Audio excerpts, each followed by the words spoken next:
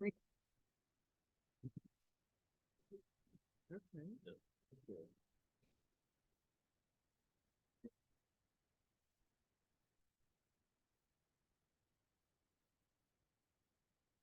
ahead and get started.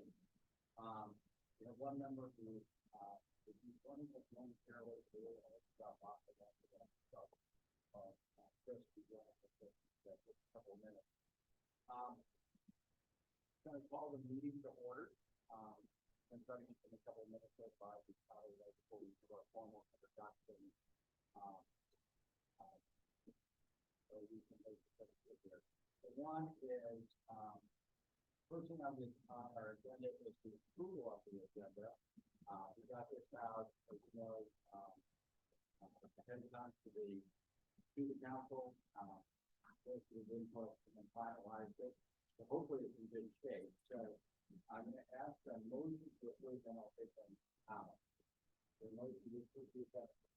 So moved. For a second. Second.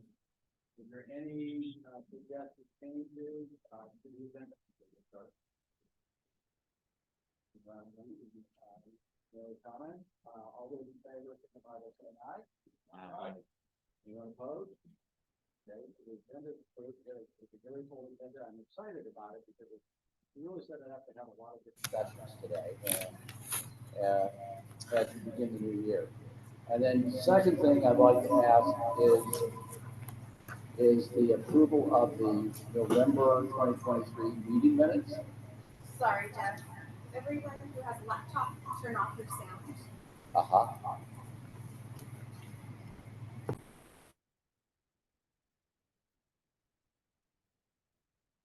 That take care of it? Okay, and the second thing here is the approval of the 2023 minutes. The motion to approve. So moved. There's a second. Second. Okay, any comments or edits to the minutes? Mr. Chair, I have one recommended edit. My last name is spelled incorrectly, so if we could just fix that, please. We will have a friendly amendment. Yes. We will take care of our apologies. So that's so is there a motion? Okay, so the motion to approve the friendly amendment is going to change on that amendment. Any other comments? Hearing none, all those in favor, signify by saying aye. Aye. Anyone opposed? Minutes are approved. Now we're going to go around and do introductions. We have some welcome comments from our host around everything here. So first and foremost, I'm Jeff Vincent. I am the chair of the Washington City Human Council, member of the Washington Roundtable. I'm just recently retired as CEO of the company. Never mind. Time flying by. So with that, I'm going to turn it to Ruben. Hi, good morning. My name is Ruben Flores. I'm the Executive Director of the Council of Presidents, the Association of the 6 Public Baccalaureate Institutions. Paul. Good morning, everyone. My name is Paul Francis. I am the Executive Director of the State Board for Community and Technical Colleges here, representing your 34 community and technical colleges. I do have to leave a little bit early today. My apologies, but I need to testify in our State House on a bill. Thank you. Yeah. Good morning, Jeff Charbonneau, Vice Chair, Citizen Member, and my day job is Principal of Zilla High School. And Paul, my request is when you leave, slam something down, storm out. Okay. You got it. Flip the table. Flip the table. Good morning, everybody. My name is Mustafa Samate. I am a former student at the University of Washington, Seattle campus, and I was one of the student appointees.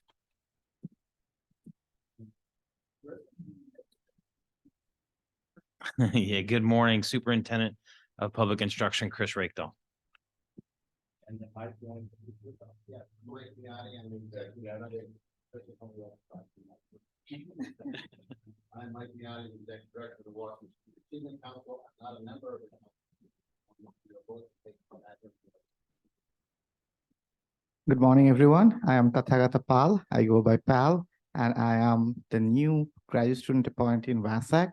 I am from Washington State University, Pullman. Thank you.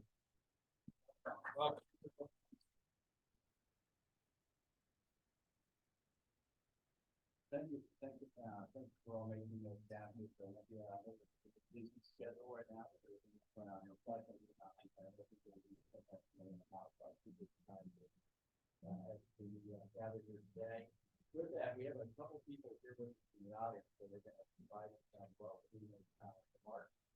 First is Dr. Roy Henry, who is the president of St. Martin's University. So, Roy, you like to speak? Great, thank you. And indeed, welcome to St. Martin's University. We're very pleased to host your quarterly meeting here for WSAC.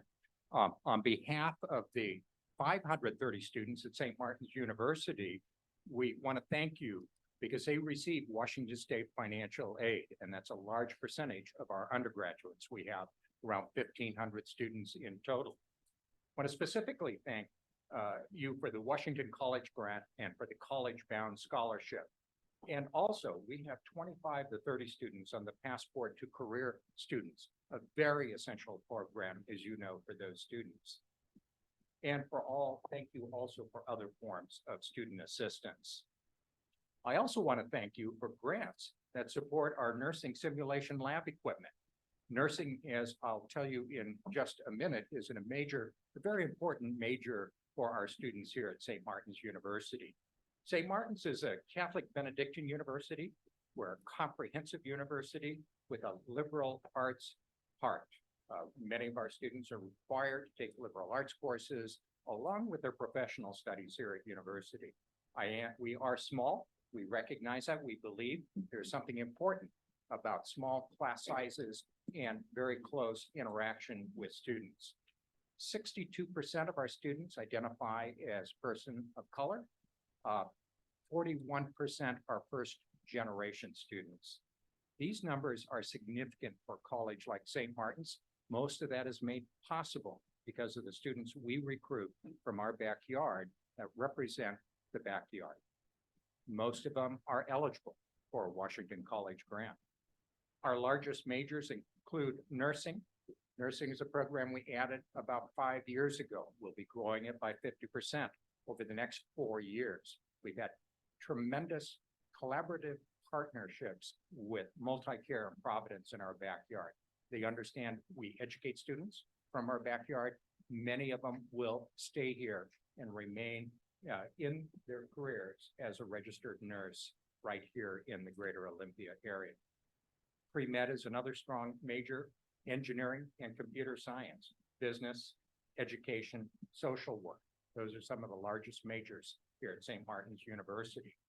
We are designated as a military-friendly school and have a Purple Heart designation as a university. We helped open the education centers at JBLM over 50 years ago.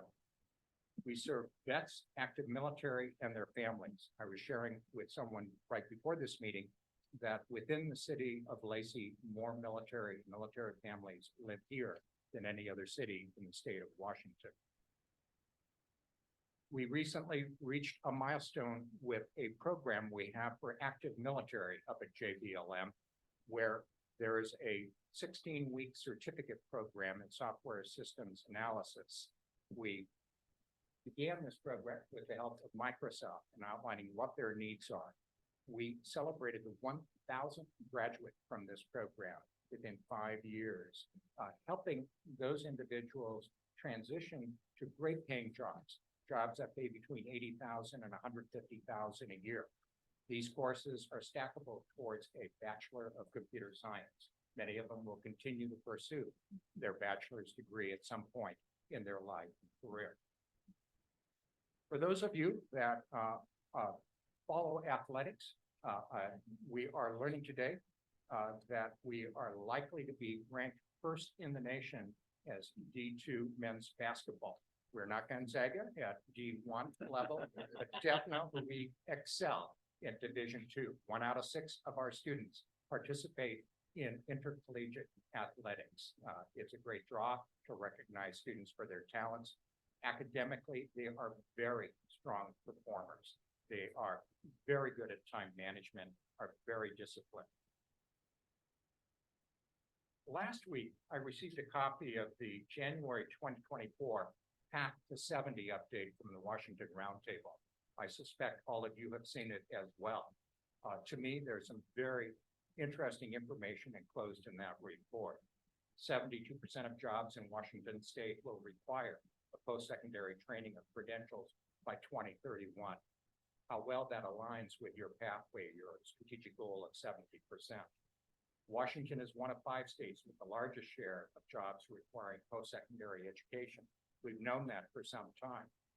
What concerns me of the report is that they identify 64,000 fewer students enrolled than before the pandemic. I hope you are giving serious consideration on how to re-engage adults in the state of Washington that will be actively trying to re-engage in post-secondary education. We have our work cut out for us, both all of us in post-secondary education and WSAC. I applaud the work of the council. St. Martin's is poised to help educate Washington residents to meet workforce needs. We want and we are part of the solution for the state of Washington. Again, thank you for joining us here on our campus. I hope you get a few minutes to walk around and enjoy the beauty of the campus and possibly even meet a few of our students. Thank you. Thank you very much. I really do. Thank you for hosting us here on your wonderful campus. And I think some people got an unexpected tour of your campus today and have a chance to appreciate it. So, so next we have Dr. John Carmichael, who is the president of Evergreen State College. Thank you, and Roy, congratulations on the basketball performance. I think we should have turned on the stadium echo for that moment, but Seeing the students practicing. Yeah. This morning. yeah, I think it's our role to welcome you all to Thurston County and the Olympia community as you hold your meeting here. And yet the gravitational pull of state government is such that I think you're probably very well familiar with Olympia at this point, most of you. And so really what I want to do is just thank the council and thank the staff for your stewardship of the state's higher education system as a lifelong Washingtonian, a product of the Federal Way public school system. I'm really proud of the education system in Washington state and higher education in particular. It's appropriate in settings like this that the council often spends its time focused on what's not working and what needs to be improved and what could be better. But college presidents are often professional optimists. And so I want to share a positive view of the system that we're all a part of here. It's I also noted the Path to 70 report from the Washington Roundtable, and I'm really grateful to the Roundtable for producing that report year after year. It is the most timely view of enrollment in the state of Washington that I know of right now. I would argue from that report that we can see green shoots rising. We can see the recovery from COVID begun, although bottom line enrollment is down across the state compared to pre-COVID times. The leading indicator of enrollment is new student enrollment, and that is up in the baccalaureate system year over year. I would be committing malpractice if I didn't say Evergreen's bottom line enrollment year over year for resident undergraduates rose more than 15% this year. For students of color, it was up more than 29% this year. So we think that we hope that we are a leading indicator for the system as a whole. I need to say as well, Evergreen is a small part of this system. We represent 1% of the state's higher education enrollment and roughly 1% of the state's investment in higher education. So we can't do it alone, but we think that we can try out things and help show the way. Zooming out, looking at the national picture, Washington State has made and continues to make really pace-setting investments in access for students across the state. And those investments in post-secondary education are possible because this state has a remarkable and resilient economy. That economy, in turn, is possible because of the post-secondary institutions, our graduates, our research, our commitments to serving communities. So it's a virtuous circle, but it's a fragile circle, especially right now as we claw our way back from COVID, as we face, at best, an uncertain national environment for higher education policy. So again, thanks to the council for holding this system and caring for it at this critical moment. The last thing I will say, just to kind of bring it back to Thurston County, I think one of the strengths of the state system of higher education is that this system has allowed and encouraged a really remarkable array of institutions, a genuine diversity of institutions. That's certainly true among the 6 public baccalaureate institutions. Evergreen may be the most distinctive of the 6 baccalaureates, but it serves students and their families really well to have 6 very different institutions to choose from.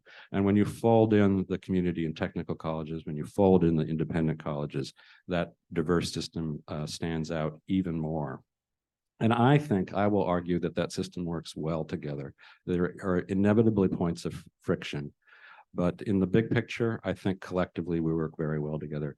He couldn't be here with us today, but the 3rd member of our group is Dr. Tim Stokes from South Puget Sound Community College. Evergreen takes more than half of the AA transfer students who leave SPSCC. So what's good for SPSCC is good for Evergreen. The 3 of us work together frequently and effectively to serve this region. And last thing I'll say is just, Roy, thanks again for hosting us today.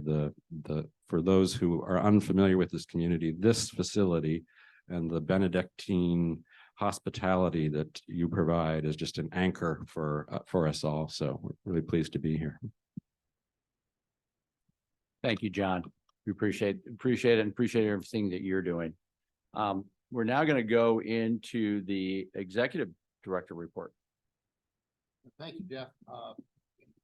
And just reminding everyone that it was before the immediately previous meeting that I was asked, hey, Mike, stop turning over your executive director update times for the rest of the agenda, and we actually want to hear more about some specific things. So I think of it as a work in progress. So feel free after the meeting or in between meetings to let me know how we're hitting the notes, because I don't want to take up a lot of time. But I'm trying to find a sweet spot as to what is the value of this report. And you know, some things are timely and, you know, otherwise might know about them. Other things I'm just sort of reminding you of things that you're aware of generally, but they're now moving forward and focusing more on, you know, sort of what I call our body of practice work, in which we're working with partners around the state to change practice. So, and I'll do it sort of quickly, but if you have a question, just, you know, interrupt. So the first item, in speaking being timely, about 10 days ago, the U.S. Department of Education asked me to join a rulemaking subcommittee. When the department changes federal regulations, there's a process by which they create committees to consider different changes, and I won't get into all that process, but they have a very ambitious set of issues they're looking at, and they created subcommittees to what's called a negotiated rulemaking committee for different issues. And they asked me to join the subcommittee on TRIO programs. And TRIO programs is these are long time federally funded programs. We have many in the state of Washington. They're somewhat similar to the GEAR Up program, which we have the state GEAR Up program. And GEAR Up focuses on the pathway to college. TRIO programs have both pathway to college and college success for enrolled college students. I think I think some of you may, you know, for many years have been familiar with the notion of upward bound programs. That's a species of TRIO programs, but there's many others out there. So the Biden administration has proposed expanding the eligibility for TRIO programs to include undocumented students. That was the sole issue for the subcommittee. They invited me a week ago Thursday and said, by the way, our first meeting's tomorrow, which was a week ago Friday. And we did that meeting, and I found out why I was invited, because they were surprised that the subcommittee was everyone on the subcommittee except me was against the change. And their primary message was one of fear. They were all from TRIO programs, even institutions or whatever involved in TRIO programs, and who had for the last couple of years supported the inclusion of undocumented students, asked the Biden administration to make this proposal. But once they got on the committee, suddenly they were fearful that this will just bring TRIO programs into the sort of the nasty political swirl on these bigger issues. You know, and I sort of I supported it because that is Washington's policy, right? I mean, there's Washington policy, it's WSAC policy, it's institutional policies that we embrace this community. We embrace all residents of Washington. Our financial aid programs includes a pathway for some, not all, undocumented students. And GEAR Up, our GEAR Up program serves all students, regardless of federal status. So that's our policy. I was proud to take that position, and also able to sort of, what I've been doing is lending a voice around the notion that these programs serve students at the community level. And our experience here in Washington, including like financial aid for students to attend institutions, is that these programs do not seem to become the center of local controversy. There's sometimes a different attitude between what one sees in the national media and cable outlets and that kind of thing, and then what you see on the ground when people know a program is helping people in our neighborhood, in our communities, et cetera. So this will continue. We have another meeting coming forward because of the nature of the process. I've become the sole conduit for many, many groups, including most of the major national higher education groups, ASCU and the President's Alliance and Immigration. I become the conduit to put all their comments into the record. So I've been forwarding all kinds of emails at 6 a.m. or whatever the last few days.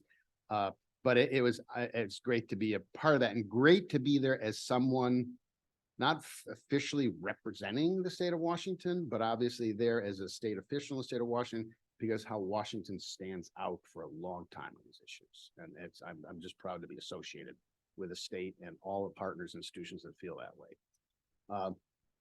In your packet, there are two items I want to draw attention to in the update. One is you do have a document that gives you the exact details on the budget proposals that you voted on in August and how they came out in terms of the governor's budget. You can see that. I won't go through them. Obviously, our two big issues, which many of you were speaking to yesterday in legislative meetings, were the idea of creating automatic eligibility for Washington College Grant if you are in a SNAP household. And the second one is to align our state's Washington College Grant rules on the duration of eligibility with federal rules, right? And obviously the status is, as everyone heard yesterday, is we're in that moment in the session when all budget asks from all sorts of agencies and issuers or whatever are in this great swirl of competition for a limited amount of money. And we continue our work and many partners are front and center on that. And we'll obviously keep you posted as things develop. The second item, which you think is very important, and you have a slide up on the screen as well as a document in your hand, is I have picked up in informal conversations with legislators and others over the last few years, a sense of like, wow, we did Washington College Grant. We thought the roof was going to blow off in terms of enrollment and all these sorts of things. And I realized that, and of course, there's always this focus on FAFSA filing and FAFSA filing numbers and comparing to other states. That my personal opinion, I think, is it's an important measure, but it's overblown. The real significance is enrollment and completion. That's what we're looking for, right? And so the other thing that just at some point dawned on us was we look at statewide, or in a sense, population level enrollment, population level FAFSA filing. So if you go onto a campus or go into a community, if you're coming from a household above median family income, which is half the state, right? You are not eligible. You're not going to get state financial aid. So state financial aid cannot possibly affect, most likely, I don't talk about spillover, but financial aid policy changes can't really affect the enrollment patterns or the FAFSA filing patterns of people above median family income. And the other thing that clearly is a common, conventional wisdom in the state is to think that only lower income people fill out the FAFSA because that's a form to get the Pell Grant, Washington College Grant, that only, the bottom third or bottom 20% of the state's household would be eligible for. And anyone who's been involved in college, higher education enrollment, admissions, whatever, for years knows that every single college advisor out there who serves high-end, affluent, suburban communities will tell people everybody should file the FAFSA. All sorts of higher income people file the FAFSA for all sorts of reasons, depending upon the nature of the institution they're going to, whether, and particularly if you're going out of state and other types of things. And so it is a real serious misconception to look at total FAFSA filing rates and think that is influenced by financial aid policies. So what we've done, for the first time, and this is not, interestingly enough, this is not done around the country. There's no way to put this in a 50-state comparison. People don't tend to look at these behaviors based on whether or not a student is getting financial aid or likely to be eligible. So the most important one we think on FAFSA filing, and probably we'll talk more about this in the future as a key indicator, that maybe this really is the right FAFSA filing measure when you're thinking of financial aid as a public policy, is that we looked at the FAFSA filing behaviors of students in the free and reduced price lunch population in high schools. And since Washington College Grant started, what you see is the FERPL eligible high school populations has gained 6 percentage points in FAFSA filing. The non-FERPL eligible, the higher income, and generally it's statewide, it's about 40% of high school seniors are probably in FERPL, are FERPL eligible, 60-40 roughly, it varies obviously from high school to high school. So what you see is the high school students who are affected and supported by financial aid are growing more significantly than the rest of the high school population in filing FAFSAs in the last 3 years. We're not saying pure causation here, you know, we'll be, you know, our research team will be looking into things going forward. It's always hard to really get that causation link there, but we think that's a compelling number, and we've been sharing it more and more and want to put more focus on this than the global FAFSA filing number. And then the other issue on enrollment, which is particularly compelling. I know, do we have a slide? Do we have a slide for enrollment? Can we go to that? Okay, so there what you see is we looked at enrollment patterns based on your financial aid status. And so we were looking primarily at this point at public 4-year and 2-year, the two-year community technical colleges. What you see there over the last 3 years is a significant difference in enrollment patterns based on whether or not you're a financial aid recipient. This is all financial aid. This is not just Washington College Grant. But Washington College Grant is more generous than Pell, so it's probably, you know, there's much more connection there than one might think. So in the public 4 years, in the last 3 years, enrollment has actually grown. Undergraduate enrollment has grown based on the financial aid population, where it's declined in those who do not receive aid. You know, many layers, many factors to this, but overall a significant. To me, this was an eye-popping data point to think that there was a significant population of students that we've actually been seeing enrollment growth, and that's coming from the most financially, you know, vulnerable populations. And if you look at on the 2-year side, where there's obviously then all across the country, there's been much more significant enrollment decline in the 2-year community colleges across the country. The rate of decline is significantly different and much better for those on financial aid. So we think as we go forward, we're going to make clearer and clearer and clearer that if you want to look at the impact of financial aid policy on enrollment and access to financial aid and success, there are ways to do that more closely measure, you know, the outcomes. So I will, in the interest of time, I'm going to sort of quickly buzz through a couple of other things here. I thought it was worthwhile to share with you that an area you may not know about, you know, that one of the things that goes on almost every legislative session is state agencies get assigned a number of little, you know, sort of I would call small grant programs, right? And they're wonderful, you know, but they're small, right? And sometimes they're in areas that it's like, well, we don't normally get involved in those types of issues, but it's a higher education issue, so, you know, give it to WSAC, right? And so our staff, some of whom are around the table, you know, do have to spend a meaningful amount of time during the year managing these small grant programs that you don't know, you know, you won't know much about, and all the rest. And so I wanted to, and have varying degrees of connection to our educational attainment agenda. So I was going to rattle off a few examples of what's the staff has been doing, you know, over the last 6 to 9 months in this.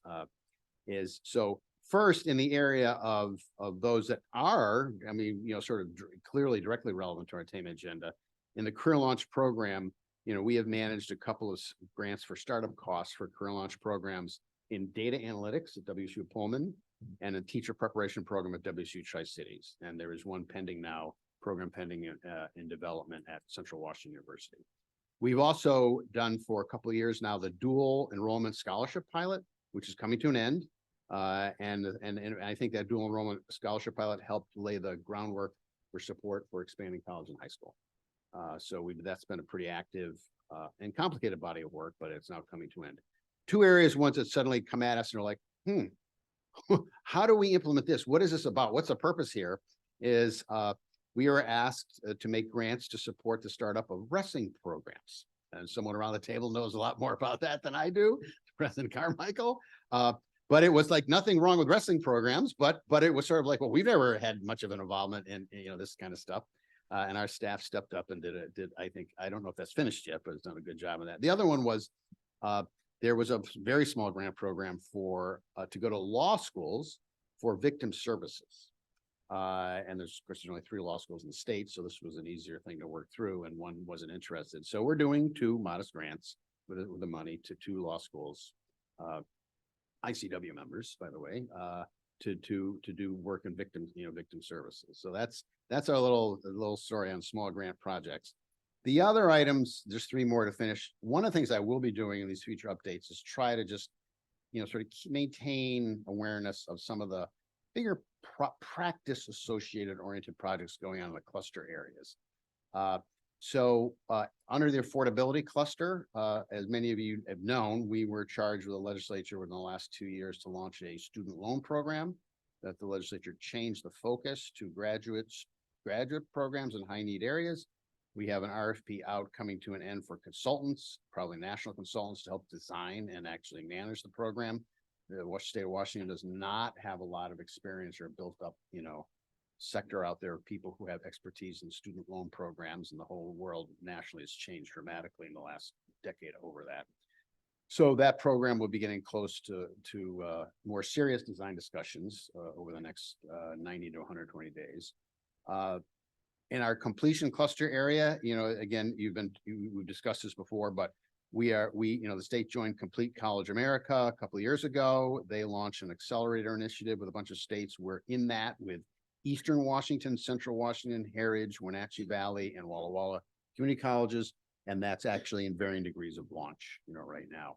And then finally on student supports, as we continue to work with our sister agency, DSHS, and others on using data to better focus on how to support lower income students, we were able to take a sort of a new approach to break the logjam of the government agencies, as many organizations and people love to sort of hold on to their information. And so we have, fortunately, in the education world, very clear written guidance from the Secretary of Education issued in the last year, encouraging all institutions and state agencies that play in this world to share data in order to help students on financial aid receive other public assistance benefits such as SNAP food benefits and childcare and others. And so we've been working with campuses to figure out a way that they can target outreach to those who appear likely to be eligible for those programs but aren't enrolled in them. And we can use financial aid status as the basis of that. So what we have done as a starter is we're in the middle of this, is we propose to the department, we would give you rosters of who's on financial aid, and you would give back to us the names that do not show up in your SNAP database.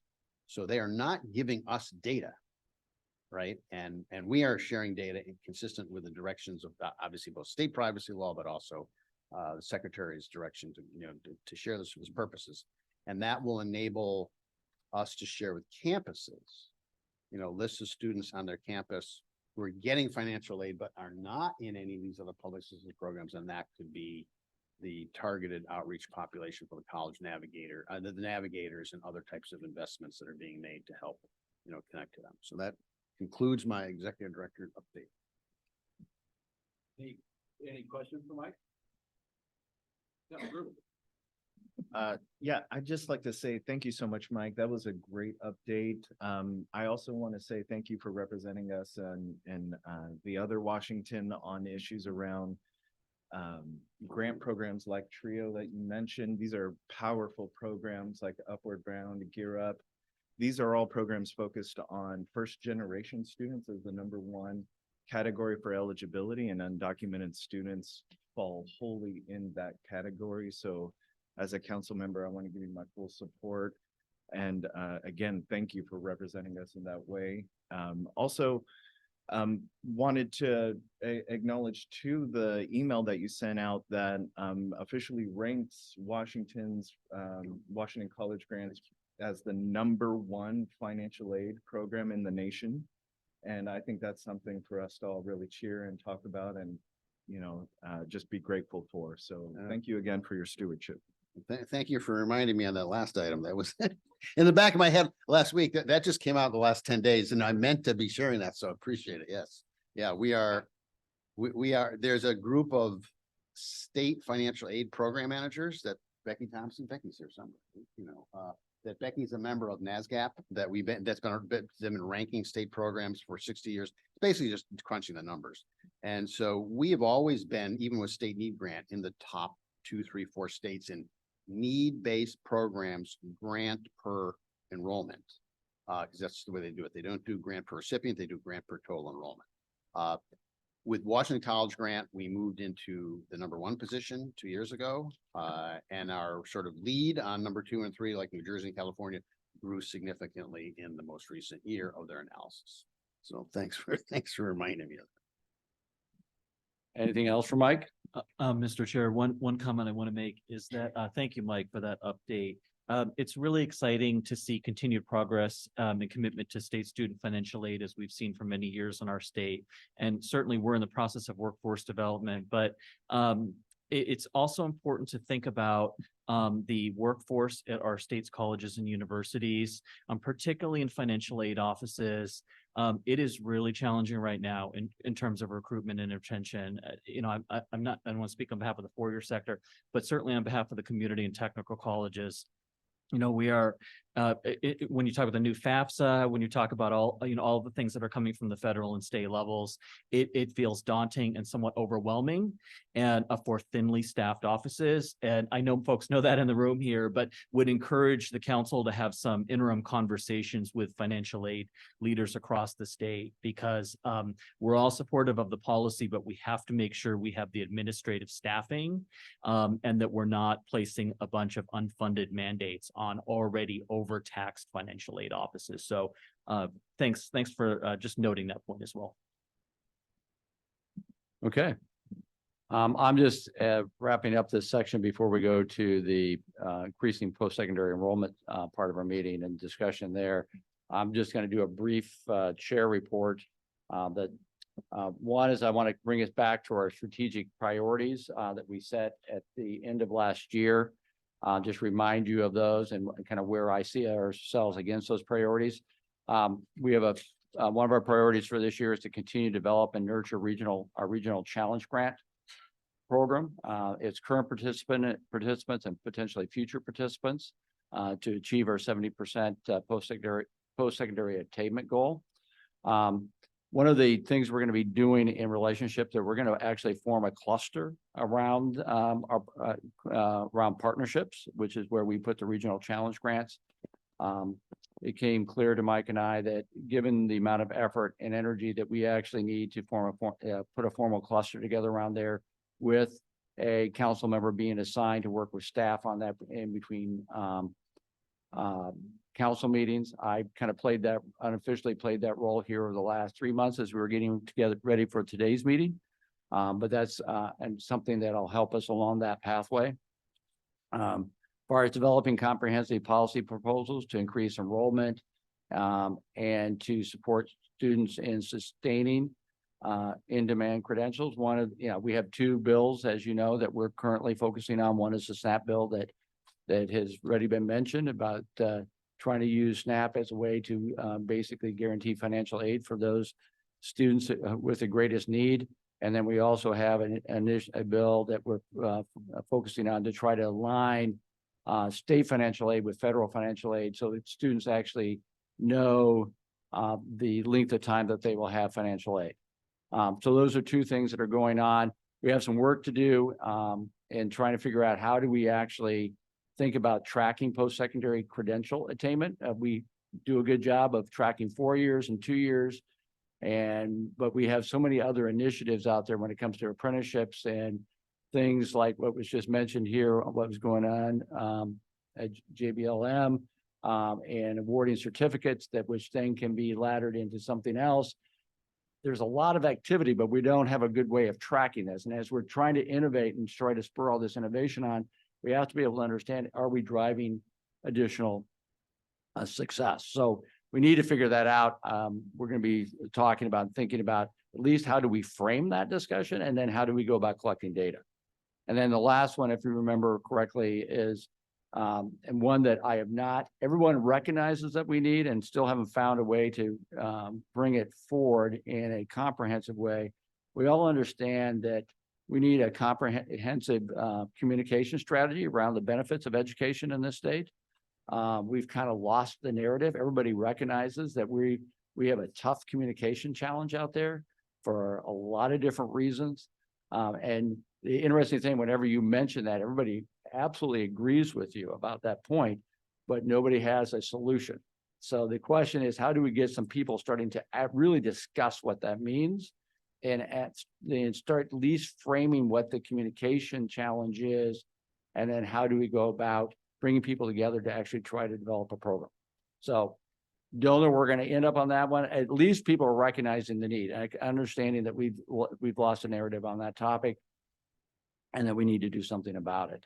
I will just be continually bringing up our priorities at every meeting. My last one I just want to focus on is that we spent some time. We went through a board or council evaluation process here in the fall. And I'm just going to go through. I think we're making good progress against those. The council mentioned that they would like to see draft agendas 3 to 4 weeks prior to council meetings. I think we accomplished that. Again, we try to get those out ahead of time. Would love your feedback, and then we finalize the agenda based on if we receive any comments and kind of further information that's again gathered from the time we initially meet and discuss it about 6 weeks out to when we actually publish it, which is about 3 to 4 weeks out. Reserve 15 minutes for executive director update. Mike did that very well today. That was one of the things the council requested. Materials requiring approval, marked as draft. I don't think we have anything in this meeting that's needing approval, so we didn't have anything that had to be marked as draft, but that is something we're keeping in mind. Hold quarterly meetings, but longer meetings. As you know, today, we're targeting 4 meetings, but we'll talk about a potential retreat. But you notice it's going to 3 o'clock today, so we have adequate time for discussion, and we're not just going from task to task. Establish more formal onboarding process for new council members. Pal, you're our newest member, so we're going to put this one to practice. So we're going to start talking about how we officially onboard you, and also we're also going to be looking at signing you a mentor from the council. So we'll get that done over the next couple of weeks. And then my last 2 things associated with this is we wanted to create more transparency associated with the executive committee. So we added a 4th member. Paul, you're a member of that now. So we now, again, to try to provide additional transparency.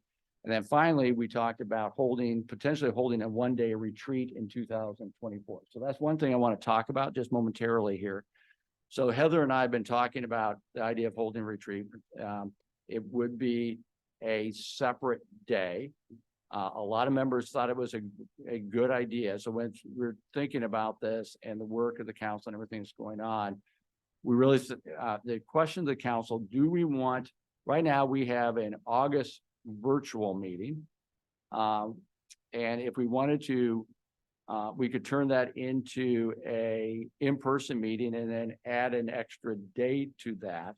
And so we could be, because I think a retreat needs to be in person. Or we could do that at our November meeting and add an extra day, or we could do it totally separately, a 1-day retreat, and potentially have it toward the end of September. And so we really kind of, Heather and I have been talking about this, and just knowing how people's schedules are. The question is, would you like to add it on to a council meeting, or would you like to have it as a standalone meeting? So I'm looking for comments. So Ruben, Paul, Jeff,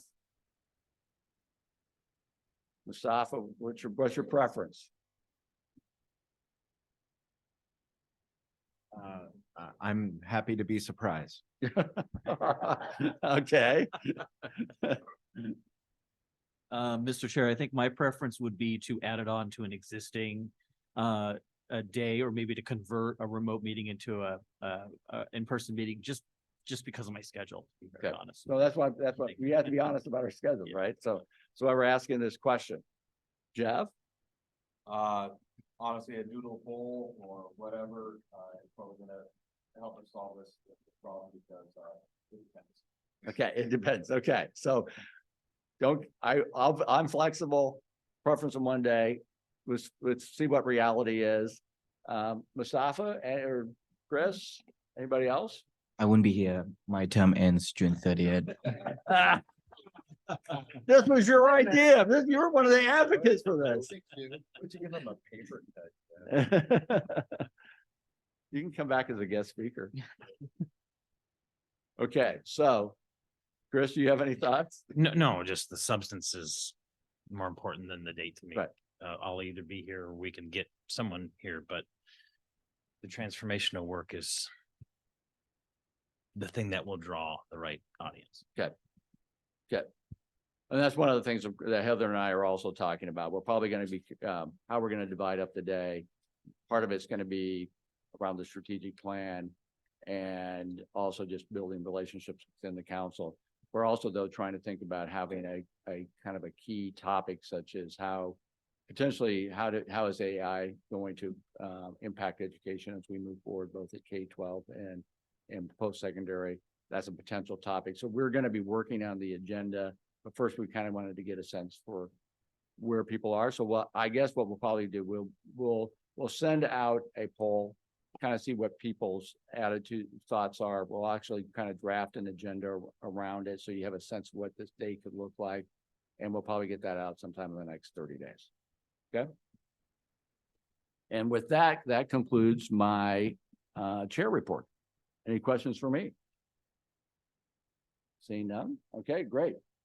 So we're going to go to increasing post-secondary enrollment. Mike, I was told that you're going to be kicking this off. Yes, I think the first item, well, there's two items there. And the first item, introduction to caters, I think that Ruben wanted to sort of lead with he has shared materials with the council members. And it's really, I think the intention is to have a background conversation about role, purpose, et cetera, of what caters are, what they're used for, what they mean. And so unless I don't think you need any more context from me. I think you can just go with it, right? I'm ready. Yeah, sorry. Okay, Ruben, go ahead.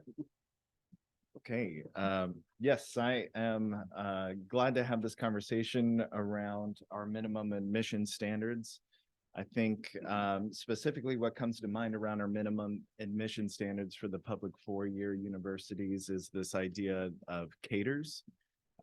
Today, we're going to be talking about minimum admission standards as a whole, which is well beyond just caters. We're talking about eligibility requirements for freshmen in that caters kind of aspect, but also transfers included, and other admissions areas are all encapsulated under what is Washington State minimum admissions. So the objectives, again, are to provide a background and context for the minimum admission standards, hopefully increase some awareness about it, and then let you know some next steps about the development of minimum admission standards in our state. Can we go to the next and then one more? Okay, so we're gonna take a leap back in time. In 1985 is when our minimum admission standards were first kind of addressed. Back in those times, it was all kind of wrapped up in legislative and budgetary practices. We began to adopt minimum admission requirements, or at least legislation was passed for the adoption to begin in 1988. In 1987, the HEC board develops the Washington Master Plan for Higher Education, where we again developed standards for access to admissions in post-secondary sector. The HEC board adopted the minimum requirements in 1988. And then from 1991 to 1994, high school course approval process to meet core requirements was established and modified, and then eliminated to make way for 2001 to present, a series of reviews and revisions for minimum admission standards to clarify language. So that has been the practice. I want you to know that along with the documentation that you all received, there is a summary of minimum admission standards provided as an appendix. I think this summary is really valuable because in the second page, for those who have this information in front of them, you will see a 50-state comparison on how Washington stacks up to all of the states who have an established system of minimum emission standards. And you can see kind of how we rank and where we are on the idea of course requirements per category, and those kinds of issues, including GPA. But moving along in the next slide, we have a bit of a just more clean background of what minimum admission standards are. So they establish the minimum admission requirements for undergraduate and graduate students. So two very different components there. It identifies requirements for first-year students, transfer students, and graduate and professional students. The minimum admissions requirements only apply to Washington's public baccalaureate institutions. So this is not a same requirement for our friends at the independent colleges of Washington, nor is it the same requirement for our friends at the community and technical colleges. This is a unique public four-year system of standards. Next slide, please. Okay, so looking a little more in depth for the categories of first-year student admission requirements, part and parcel of those requirements is a minimum of a 2.0 unweighted cumulative GPA, a completion of the CATERS requirements, college academic distribution requirements. So if you hear somebody saying CATERS, and are thinking, what is that? You're not alone.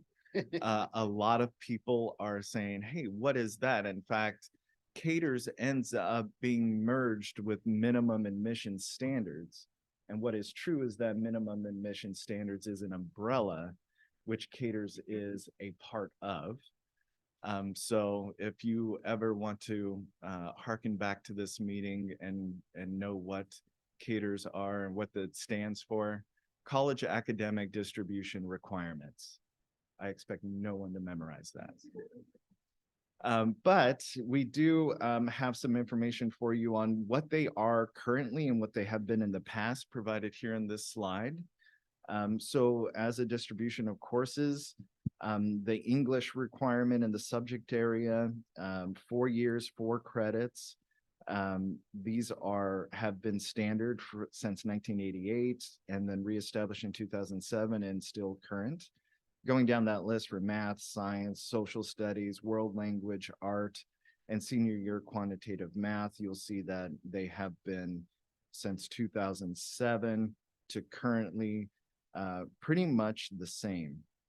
I think there was some adjustment in legislation back in 2007 that augmented the requirements for, I want to say world language, but we'll have some more information on that in a minute. Again, first-year students and CATERS are just a part, so pivoting over into transfer student admissions requirements, you'll see the credit requirements for meeting the transfer criteria for a transfer student, including 40 quarter or 26 semester credits, a 2.0 GPA, which is pretty standard, fewer than 40 credits or 26 semester credits of transferable college level coursework, and then the distribution that's required for that. I don't think greatly burning on anybody's mind is the graduate and professional student requirements, yet here they are. So happy to provide that information for you. We also, again, I know I'm moving swiftly through all of these.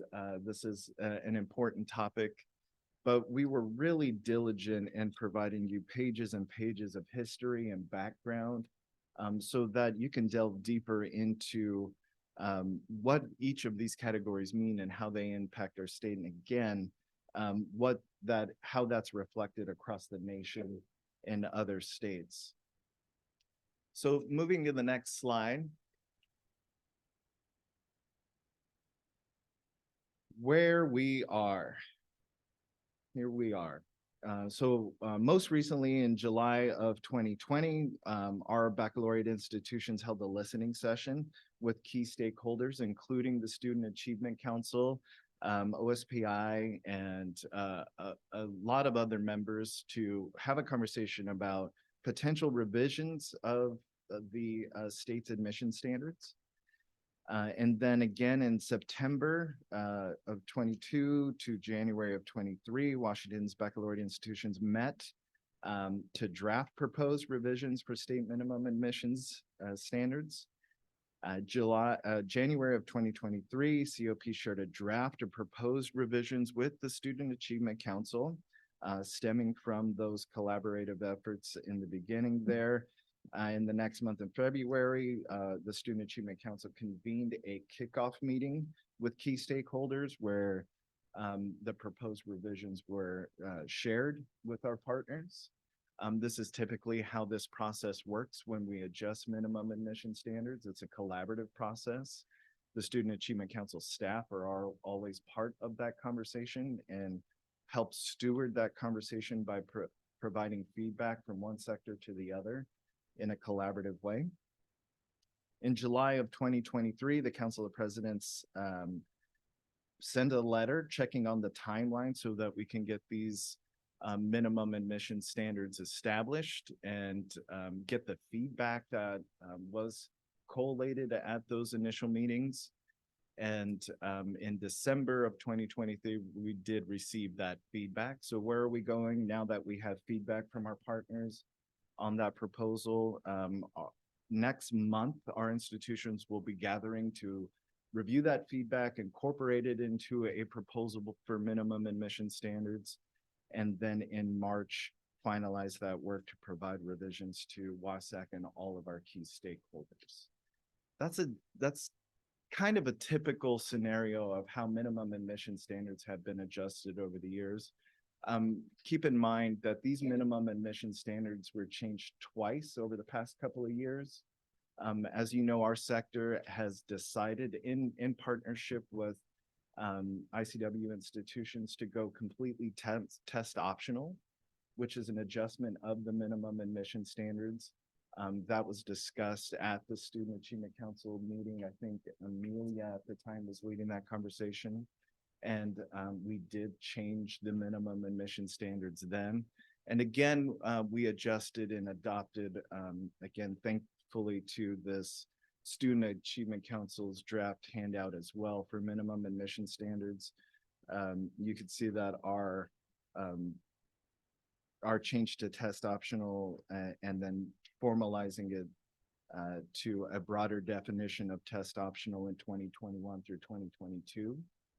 So there have been revisions recently, and we are excited to continue the collaboration with all of our partners, get that feedback and establish the understanding and importance of those and meet important timelines for our sector to adopt and incorporate into student catalogs. So there is a criteria for timeline on this one. Unfortunately, through the process you have on your screen there, we did miss an academic year. So we have a little bit of time before the next academic year and are glad that we have this time to discuss minimum admission standards with you all. Thank you, Ruben. Let's open this up to questions. The idea here was at this meeting was this caters is not something we talk about frequently in this room. And it was really to get people to start thinking, the council start thinking about it, understand the background context, understand that we're likely to see something coming forth that we'll be asked to consider and our questions and input. So today's a good day to just kind of get your questions, but really just about caters in general. And any thoughts about that? The way Ruben and I have talked about this is that once a formal proposal is put together, which would be sometime this spring, it would likely come to the council at the May meeting. Ruben, do you have any further thoughts on that? Is May or is it later? I think with the timeline we have with our ability to get our folks together in February to discuss the feedback, stakeholder feedback that we received recently, I think May would be fine. Okay. And at that meeting, what we would do is we would go through that proposal. And my whole idea there is to, for this council to ask questions. Okay, let's, in relationship to the proposal, we'll have had a lot of different input from various stakeholders, but I want to make sure that the council has a chance to reflect on this, ask questions, and then have those questions not necessarily answered at that meeting, because it's not fair to the people presenting to actually be asked on the expected to respond on spot, but then to come back at the next council meeting, hopefully with those questions answered, and where we would then formally take any action that we're supposed to be taking. So that's kind of the process, but really today is to ask any questions you have about cater. So Chris, I see you raising your hand. Yeah, Ruben, that was a good summary and a great overview and kind of a 40-year history of where the state's been. So I have two questions, but I'll take them in order here. That's a good summary of the process. I think everyone still wants to know the why. How did the 6 baccalaureates get to this place, and what exactly is the change being sought and why?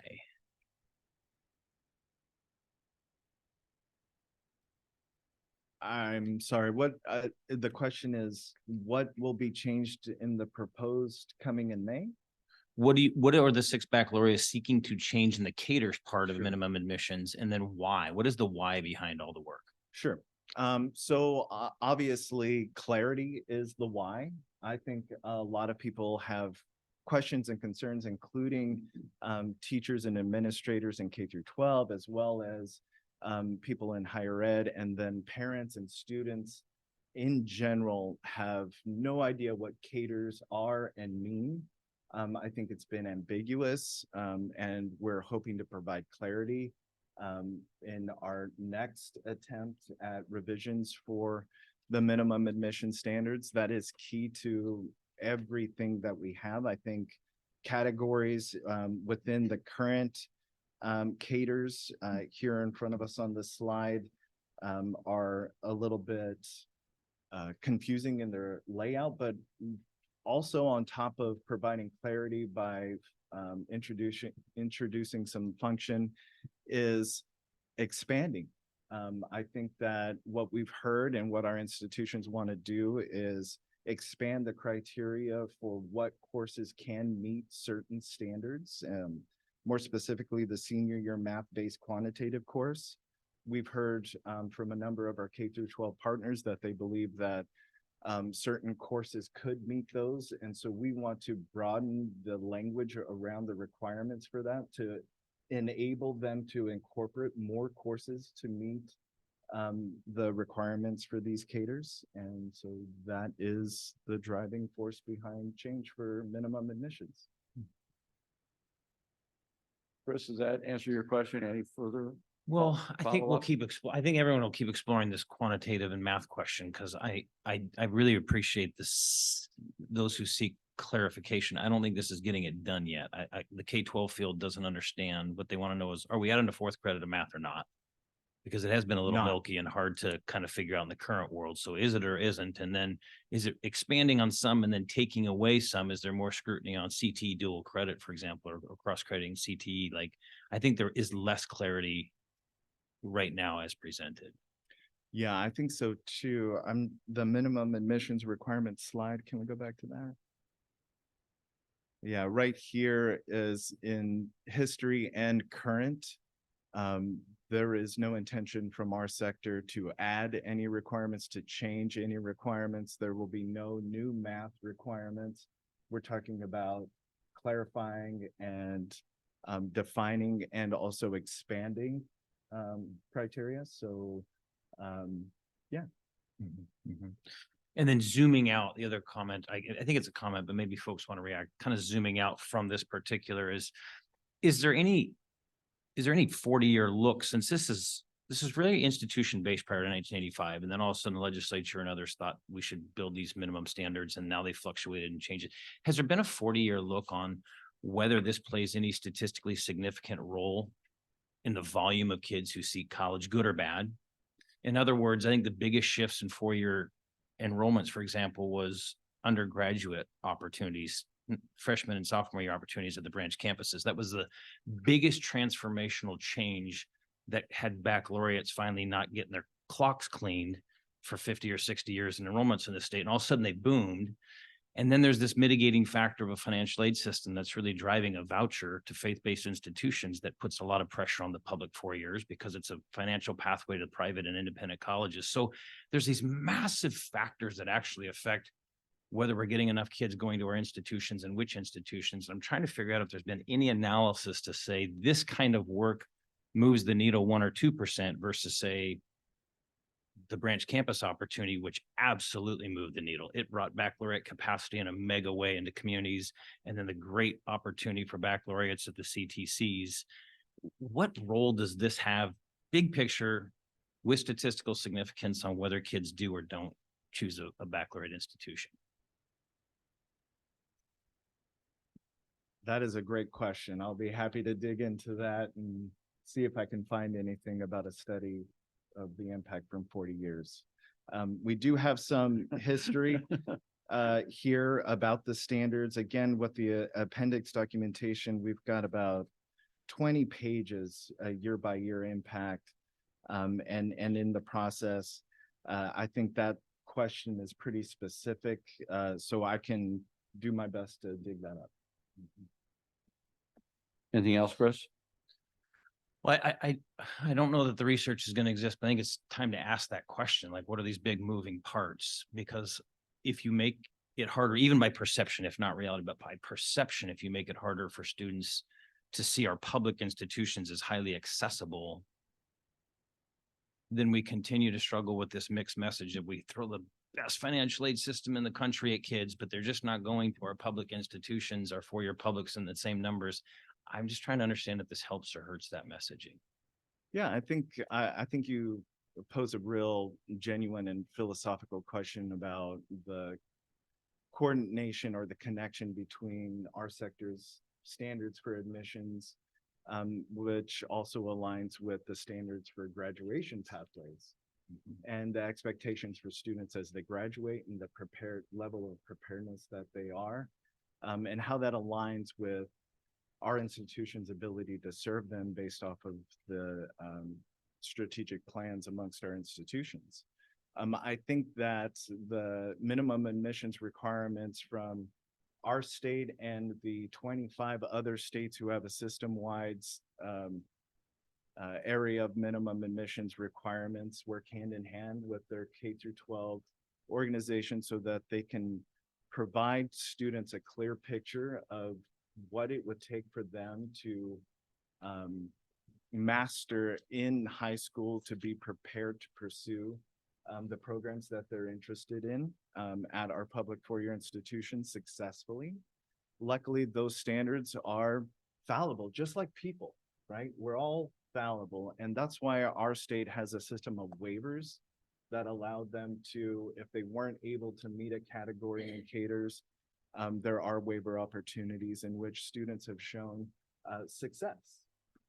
But I guess our greatest overall goal is for these students to come to public institutions of higher ed as prepared as possible and succeed and excel and then meet the demand of workforce in our state. Again, reaching that 70% goal. So I think there is definitely a hand-in-hand relationship between our requirements and K through 12's pathways to graduation. Jeff, you have a question or a comment? Yes, so I actually just want to expand on that exact same train of thought there. So back in 2015, we had a 15% cap on first-year admissions. We removed that cap for ultimate. Do you have an approximation of what percentage right now are getting those waivers from minimum requirements? I do not have that with me. You know, it seems to me that probably that was put in place because the universities were asking for that cap to be removed because they found some restriction on the requirements. then went to test options. If we are actually looking for clarity for students and we're actually looking for clarity for parents, then I gotta look at the State Board of Education's website and I gotta look at the Core 24 requirement. And it's big and it's bold right across the top. It's titled Career and College Ready Graduation Requirements. So if our high school diploma is called a Career and College Ready Diploma, and yet we're gonna come back and say, oh, well, but it's not because we gotta meet these minimum requirements. That's the problem that we have going on. So I would really encourage us to take a look at, is Core 24 a career and college ready diploma? And if it is, then that's the minimum requirements to get in college. And that clears everything for students and for parents. So if we're gonna be serious about making a change to this, then I would really push for an alignment between the high school graduation requirements and the minimum requirements for college and make them one in the same. That provides clarity for parents and students.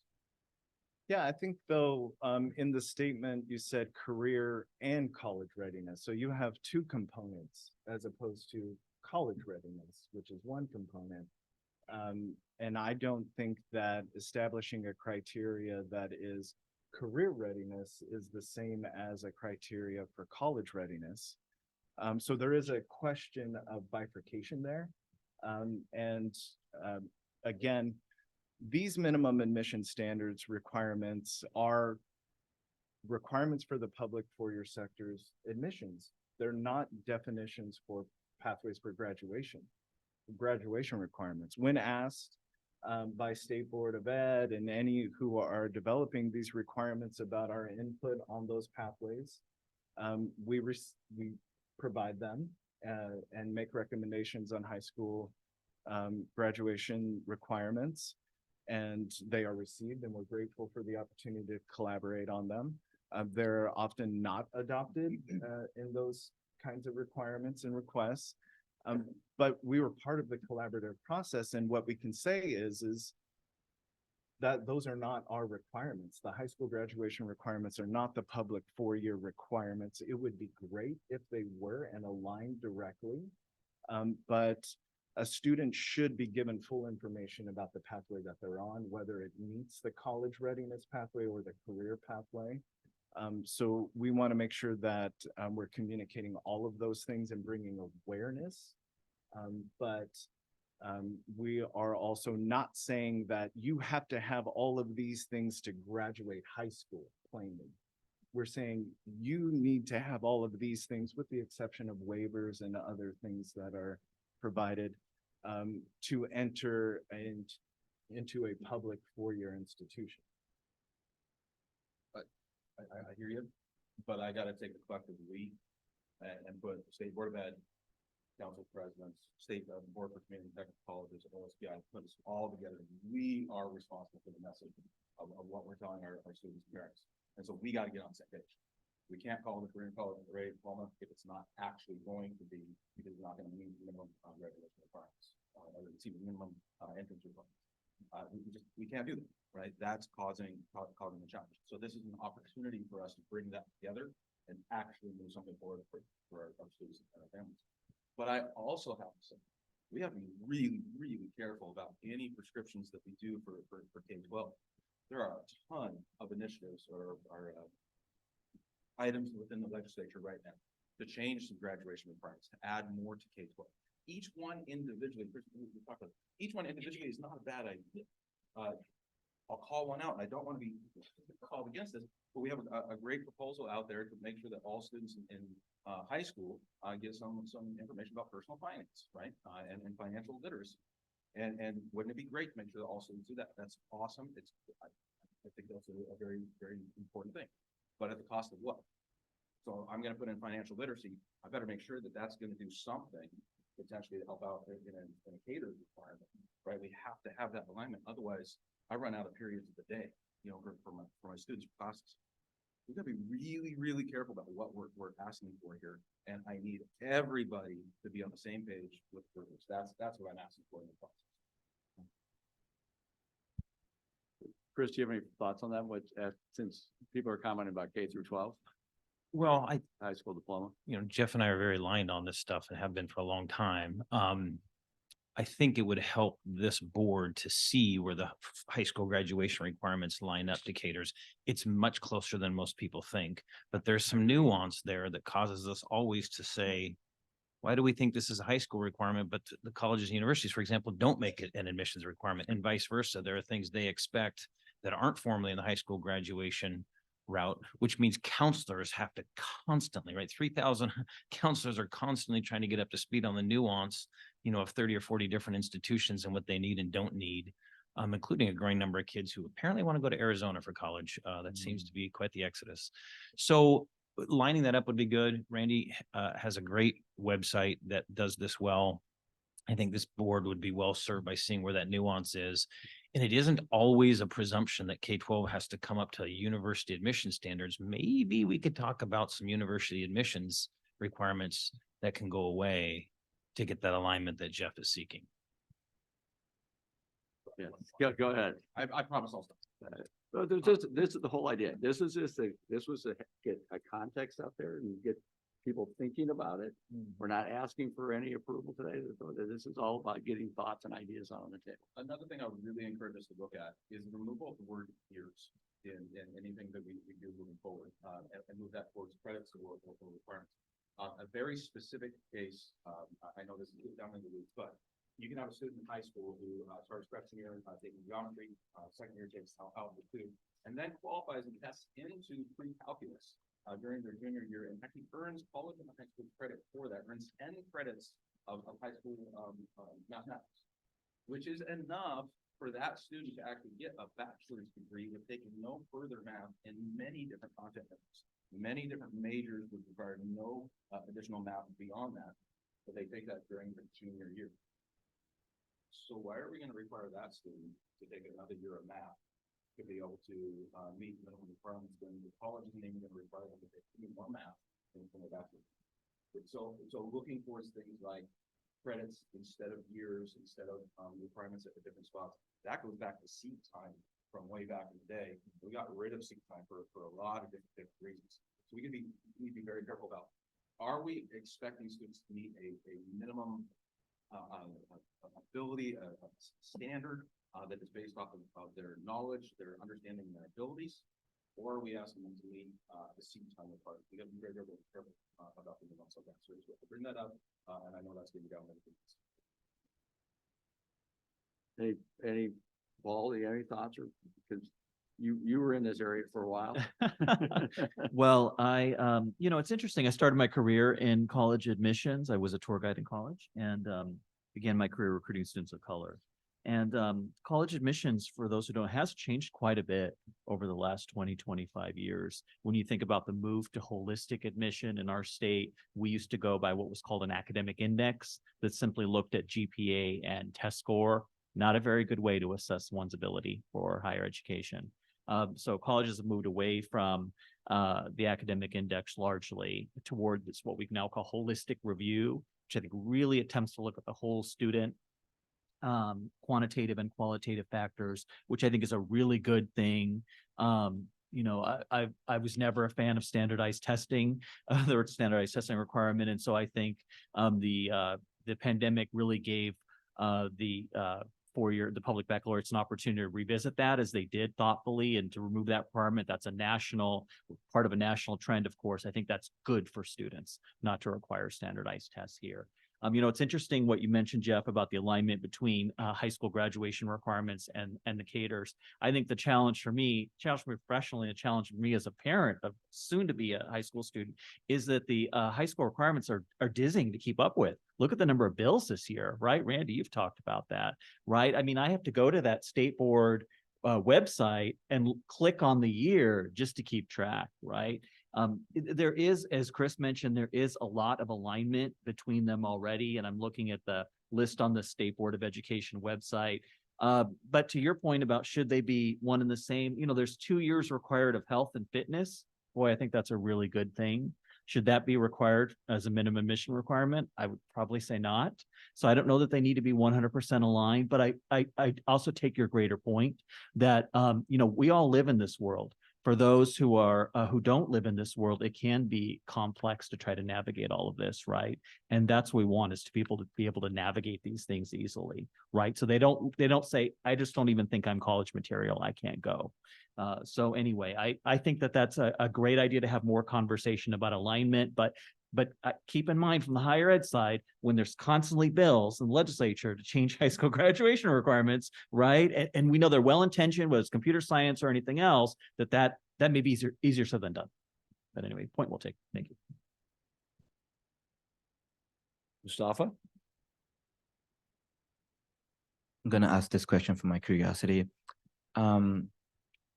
This information is very helpful for students, and I remember that when I was applying to UW to transfer from community college, it was very confusing, but like also made sense. So I guess my question is, what has been the reaction or feedback from students with these requirements? And has there been any engagement with students? Because at the end of the day, the information is for us as students to figure out what is the best part for us when it comes to like applying to schools and getting admitted.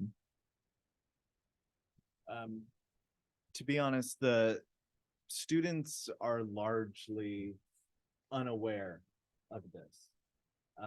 I think what happens is a communication in their high school career where they talk about pathways, where are your aspirations, where are your goals, and those great folks in the K-12 offices and counselors out there make time to use items like the High School and Beyond plan and other methods for engaging students and kind of set them on a path.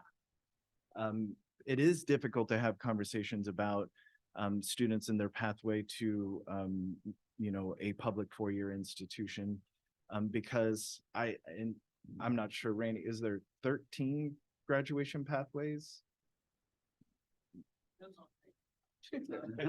Yeah. 9, okay.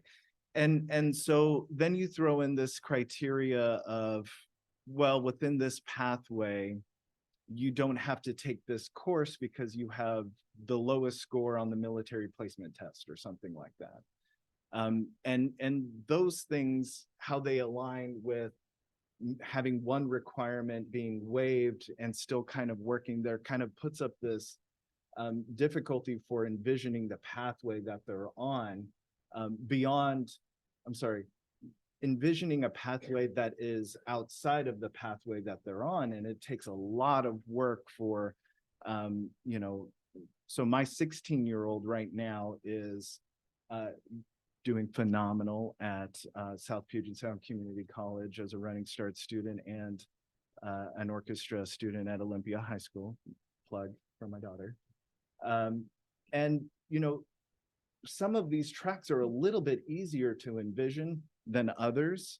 And it takes a lot of time, I think, for us to find engagement opportunities with these students to get that clarity and that feedback.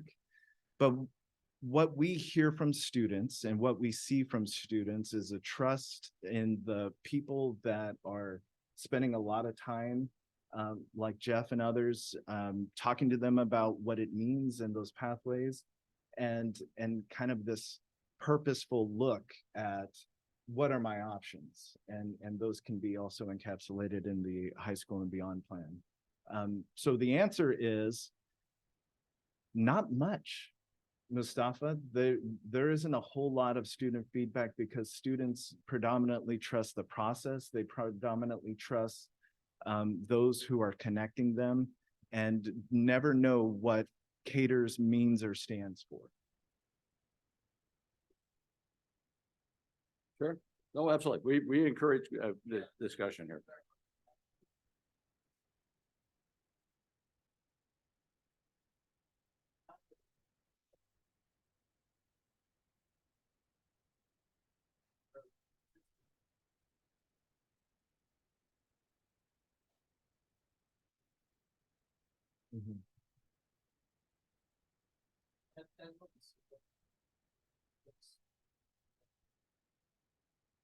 Mm-hmm. That's right. That's right. What the core is standing.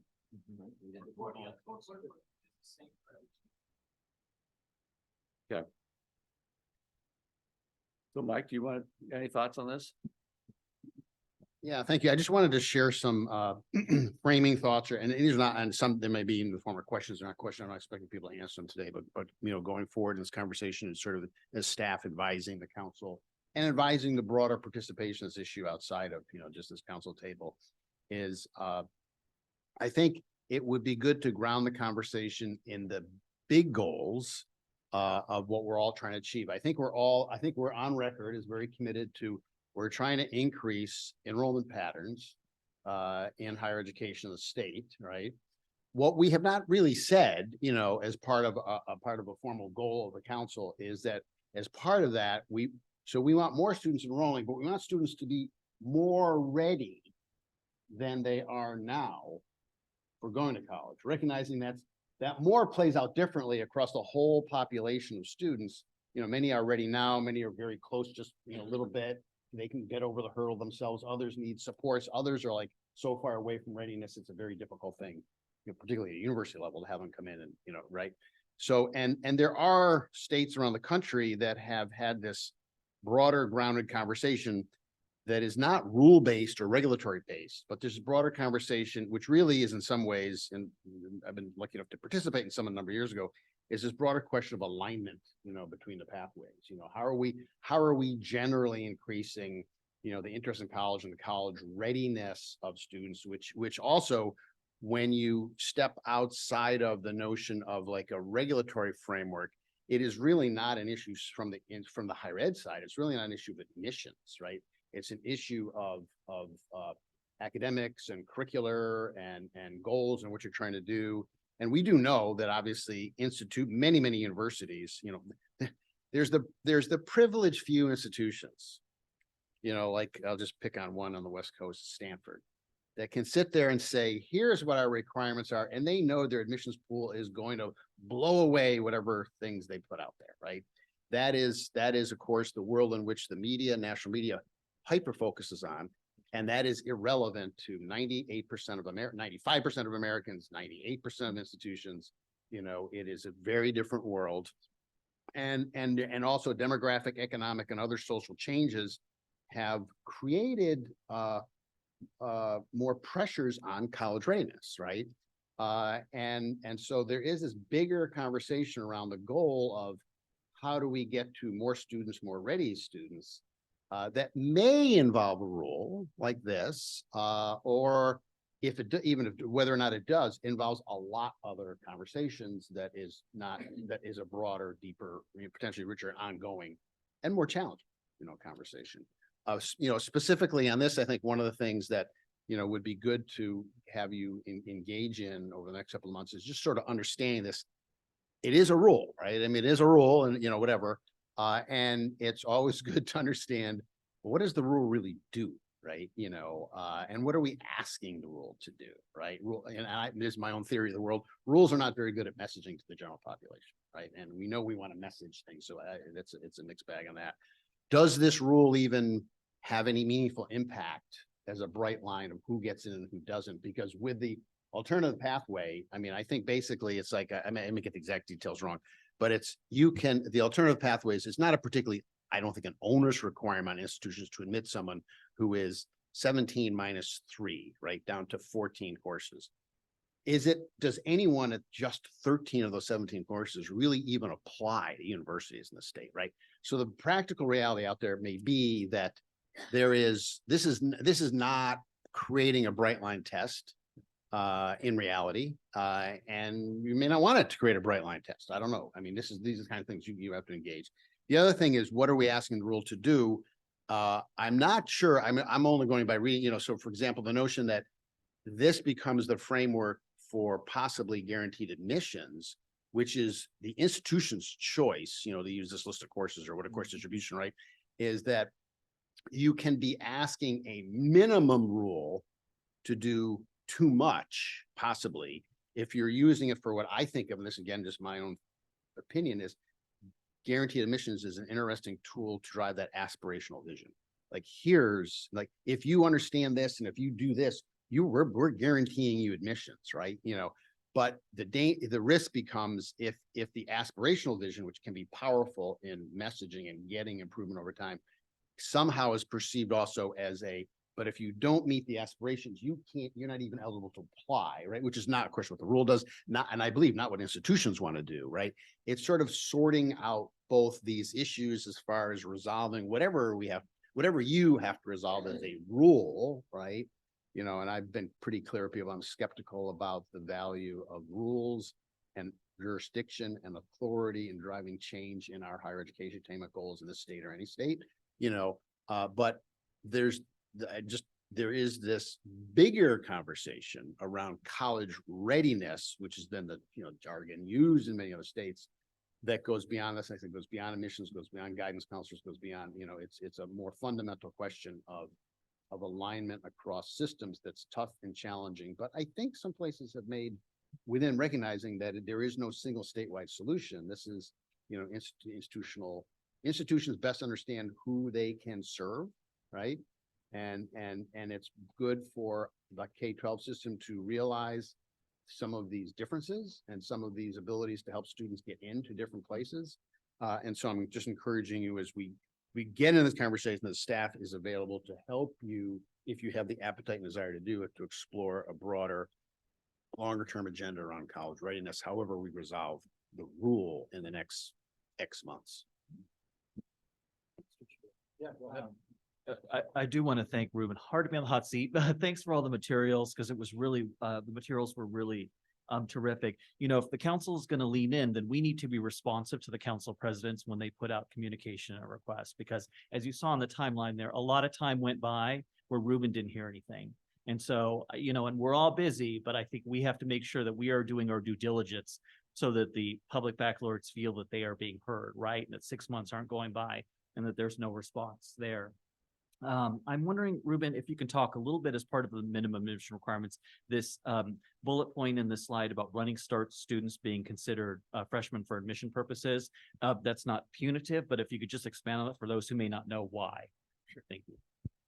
So running start students, like my daughter, for background, I like to consider Running Start as Washington's first higher ed guarantee program or promise program.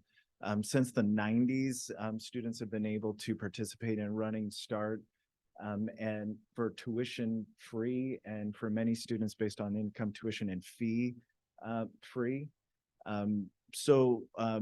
What happens is a student begins their higher education portfolio while pursuing high school programs. They graduate their high school with a spectrum of credits. I think everybody assumes that all Running Start students get an associate's degree, and that's not majoritively true. They get great college experience, and then they transfer on to either continuing their education at that public 2-year institution, or they use those credits and their graduation diploma to move into a public 4-year institution or any other institution. What is true about these students, though, is that we hope that they have the same access to freshman benefits that are available to all new incoming students. Those are mostly larger in assistance for scholarships, assistance through on-campus work study programs, on-campus services, freshman orientations are still required. Those success courses that typically students get in their freshman year are really important for students to have, whether they're coming in with just a basic high school diploma or a high school diploma with some Running Start credits. It is to the benefit of students that they get all of those wraparound services, access to scholarships and other types of financial aid in their first year. So Running Start students are considered freshman students. Thank you, Paul. Well, Ruben, I do appreciate you we had conversations figuring out how we tee this up. It's not an easy subject because it's one we touch every day. It's confusing. There's how it mixes in with other topics. And so I think, would see, we've at least got a contact that people are starting to think about it. We got some questions on the table, how, and so you can take that into, in consideration as you're having your discussions with, here over the coming month. And then we figure out how we then bring this forth. Okay? Yes, Randy. No, we've encouraged the discussion. State board, like.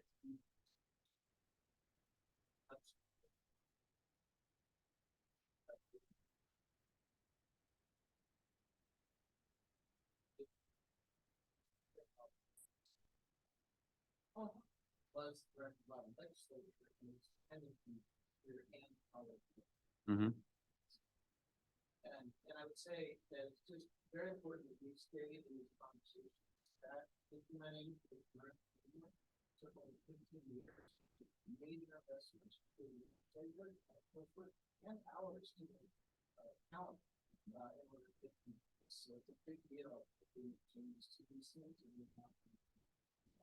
In addition, that the board is embarking on the work.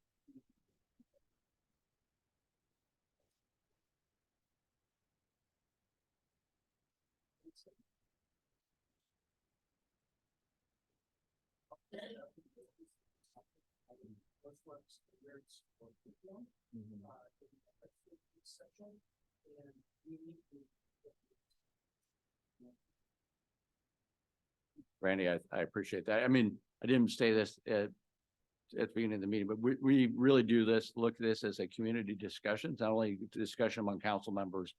And that we're not just on a stage, that this is actually a community discussion because it's good for people to hear your feedback.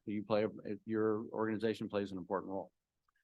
Jeff, can I just add a little bit to that as well? So I keep trying to come back to the bigger goal, right? There's the ugliness that is the bureaucracy of the education industrial complex we're all a part of, which we're doing right now. And then there's the goal.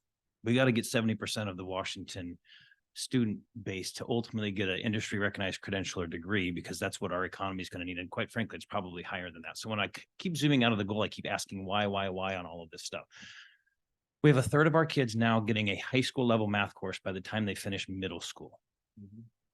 We have more math, science, and ELA taken by high school students than we've ever had in the history of the state of Washington. We've never had a more prepared student base to go to college ever. We've got 2/3 of our kids leaving high school with college credit. And even if you take out the CT dual credit, which is high volume, low credit, low credit volumes, high head counts, half our kids are in a traditional academic dual credit program when they leave. AP, running starter, college, and high school predominantly. We're kicking ass. I'm just going to be very candid about that. And it shows up, right? 6th in the world in reading. We're top 15 in the nation in reading and math in the state of Washington. But we're not moving that 70% target because I think this is the kind of stuff that's in the way. And so I want to throw out a concept that I hope gets engulfed in the larger question here. If we're serious about more kids going to college, we know the affordability issue, which this council does an excellent job elevating and working hard for. But there's also just this truth around how we fund our higher ed system. We have starved our public universities in this state for a long time under a high tuition, high aid model.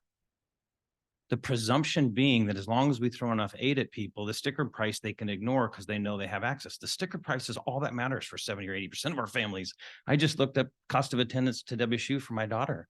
I mean, when I see a number like $36,000 for 80 or 90% of families, they can do the math and go, that's $140,000. I'm out.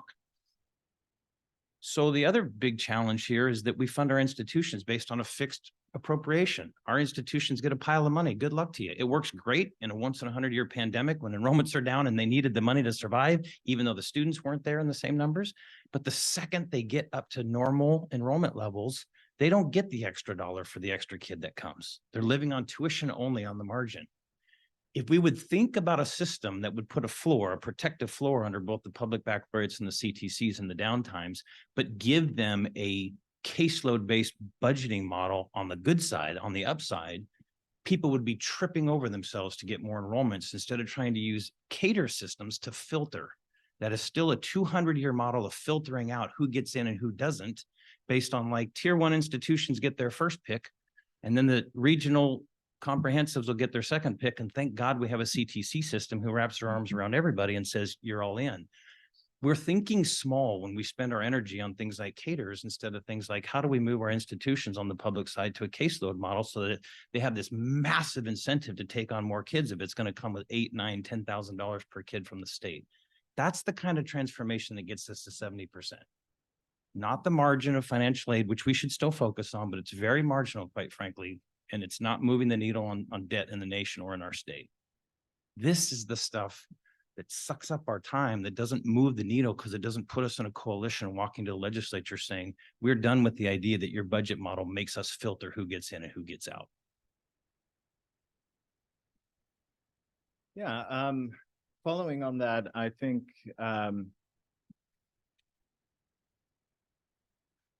that it's probably disingenuous to say that our institutions aren't currently hungry for enrollment and are actively pursuing student enrollment. So Now, I'll push. but in the best of times, it's a disincentive to add extra students at some point because you don't get state money. You're living on the tuition only.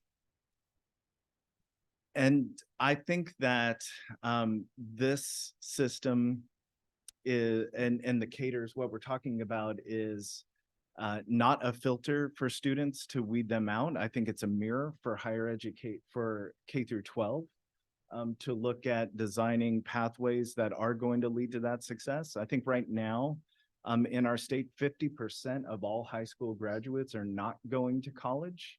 I feel like that is beyond the minimum admissions requirements from our public four-year institutions that have been intact and the same since 2007. I think it has a lot to do with confidence in the education that they have coming out of K through 12 and into a public four-year institution.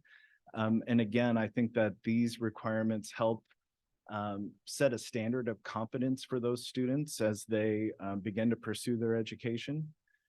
I am also grateful that we do have the community and technical colleges that do take students who do not have that confidence and every other student, right? These are not their only population of students, but every other student, including those who would like to build confidence in their education and transfer into a public four-year institution. So a system is built within our state to help those students achieve their goals and dreams in higher education and get us to the public goal of 70%, the needed goal for an educated workforce.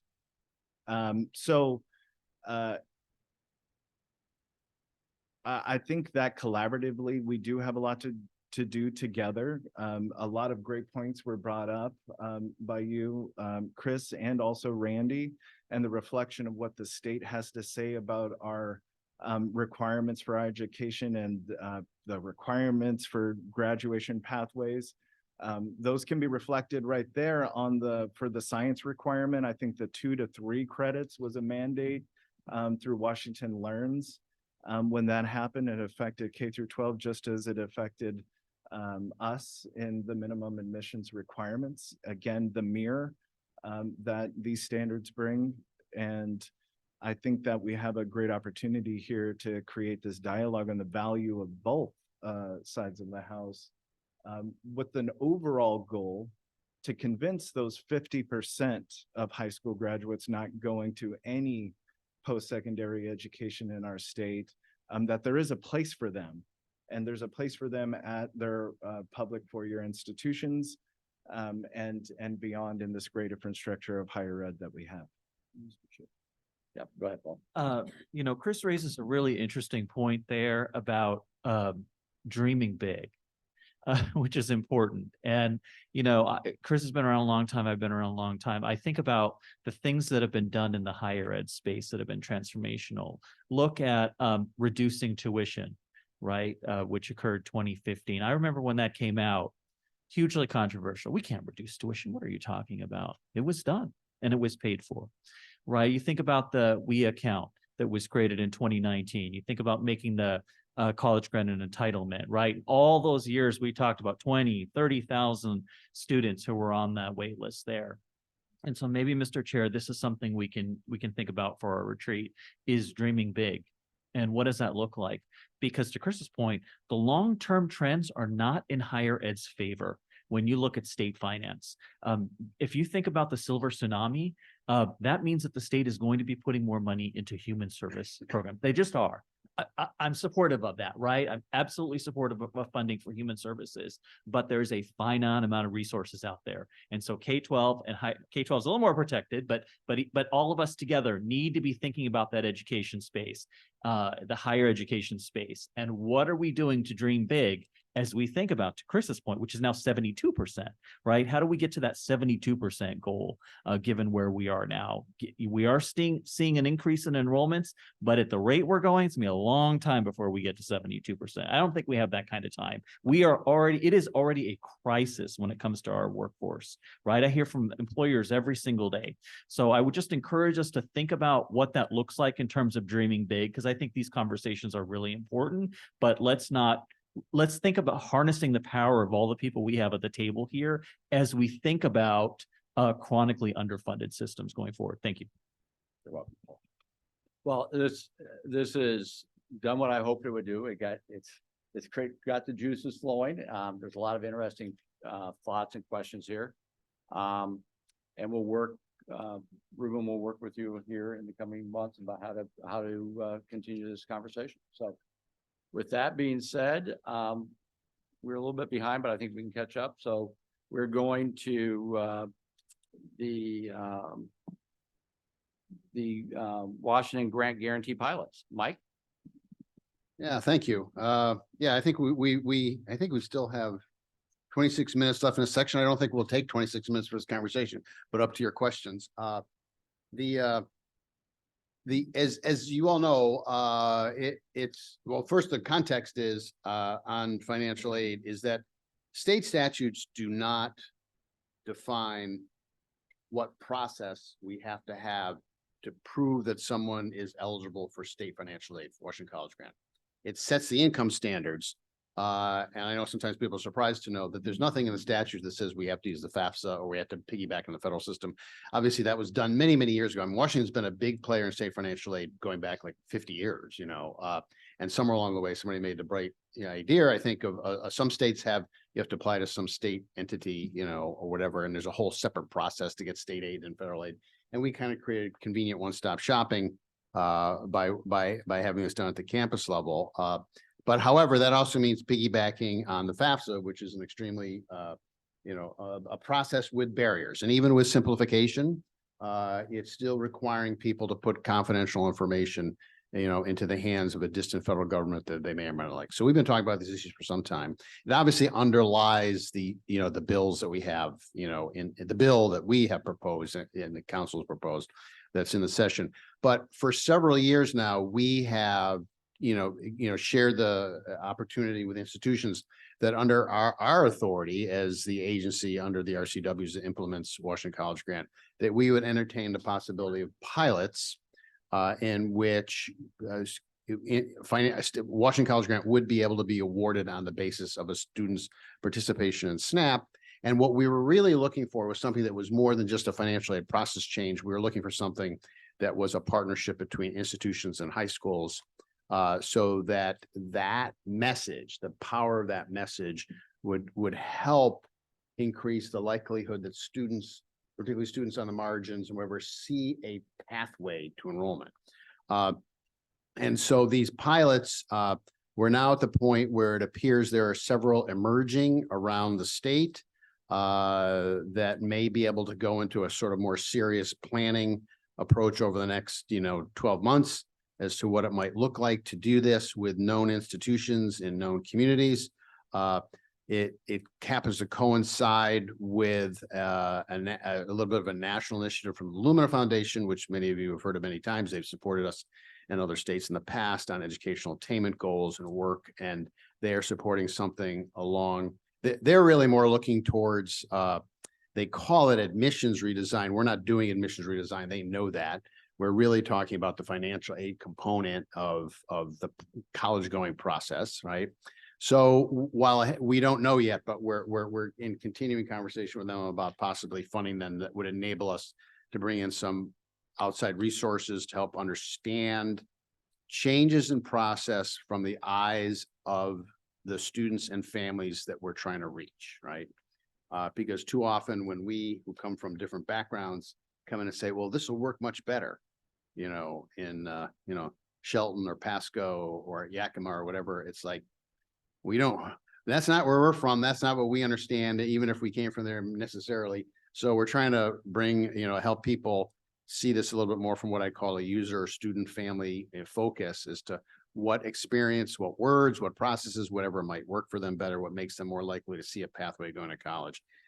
And so we are in the next 30, 60 days, we will probably know about our status with this support. It's very modest. It's basically for planning work, but we may be able to stand up partnerships with institutions who we have been talking to.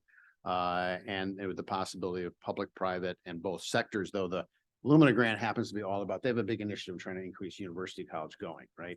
So we're not gonna draw a bright line test around that, but basically, for some of those reasons, we'll anchor this with one of the with the university partnerships in 3 or 4 places around the state, and then see to the extent that community colleges want to participate. It's all totally voluntary on the part of the institutions, obviously high school and school districts, et cetera, as well. So I just wanted to sort of share that there really isn't anything definitive or detailed information, and I don't want to get out ahead of some of our potential partners by disclosing them, at this point in this kind of a meeting. But I think we'd have very good geographic representation, around the state in doing this primarily planning work around how to make this be more successful in engaging the populations that this is all about.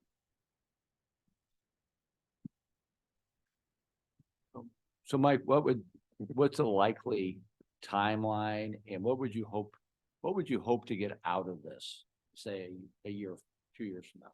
Well, we hope that we would hope that we hope we would know within 60 days.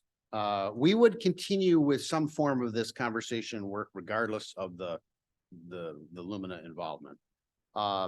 And what we're hoping to do is to know by this time next year, the sense of so just basic things like what words do you use to describe an opportunity that actually engages the population you're trying to engage, as opposed to leaves, turns them off or makes them worry about it or causes confusion.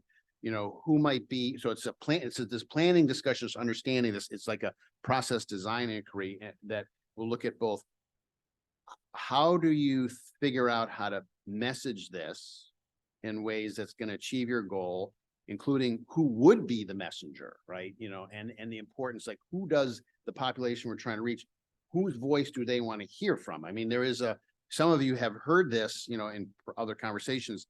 In some places around the country, they've learned that when you message, like it's a free college and talked about, when you message things in certain ways, that particularly the target population we're trying to reach is so used to being scammed by the system that they see this, sort of nameless, faceless offer, and they go like, well, that can't be for real. This is just ridiculous, right? So it's this question of how do you create a message that engages and is trusted, and who delivers, and it may not just be one, but who delivers that message and how does it engage people?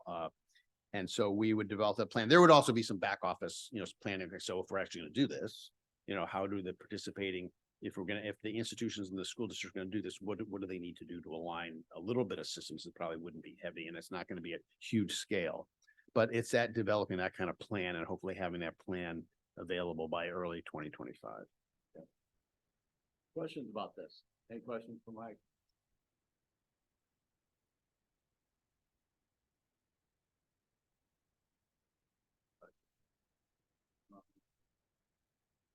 Right, it didn't take much. You guys spent all your emotion on that, earlier. Ruben, do you want to spend more time on Yeah. Gators? Can we go back to Go back. Gators? What we're gonna do, so I got a question for Heather. If we take a break now, are your participants here that we could start at 11:15 instead of 11:30?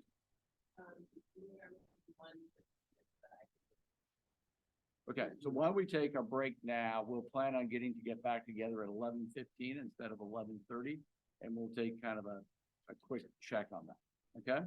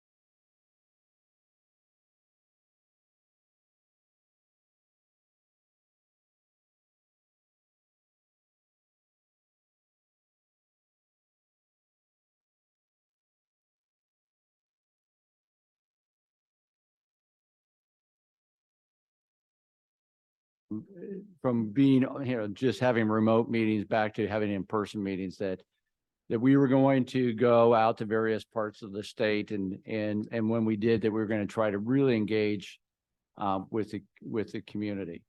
And so as we came here to Olympia, we really wanted to start highlight what's going on in this part of the state, some of the innovation that's going on, and then really just have an opportunity not only to highlight it, but also have a discussion around it. What are the lessons learned?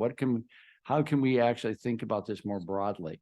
And so with that said, Heather put this section of the meeting together, Heather Hudson. And so Heather, I'm going to turn it over to you as we kick off this next hour. Great. Thank you, Jeff. Hello, everyone. Heather Hudson, staff to the council.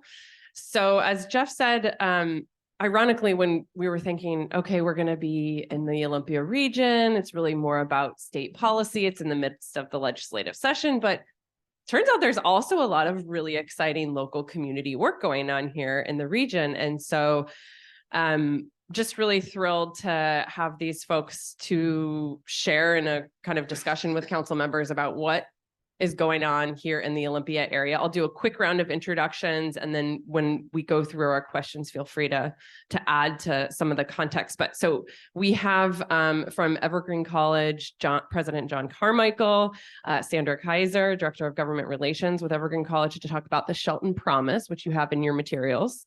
From the Yelm Community Schools, we have Dr. Lisa Cadero Smith, the Assistant Superintendent of K-12 Education, and Neha Garante, Educational and Career Planner with South Puget Sound Community College.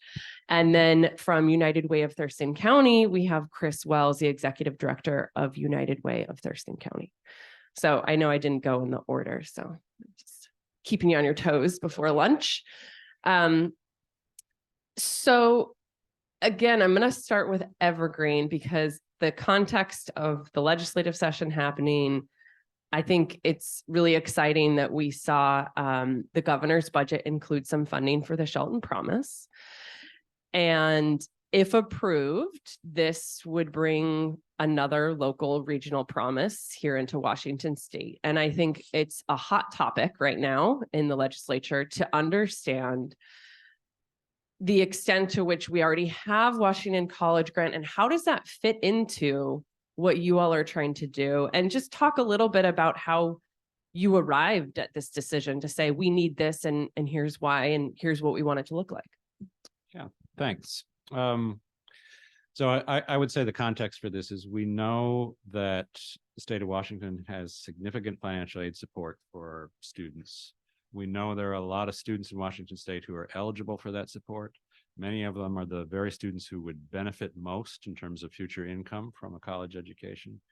And many of those students are not taking advantage of that. So that's the puzzle we're trying to solve, or the problem that we're trying to contribute a solution to. And this is all in the context of the path to 70%, which has come up several times.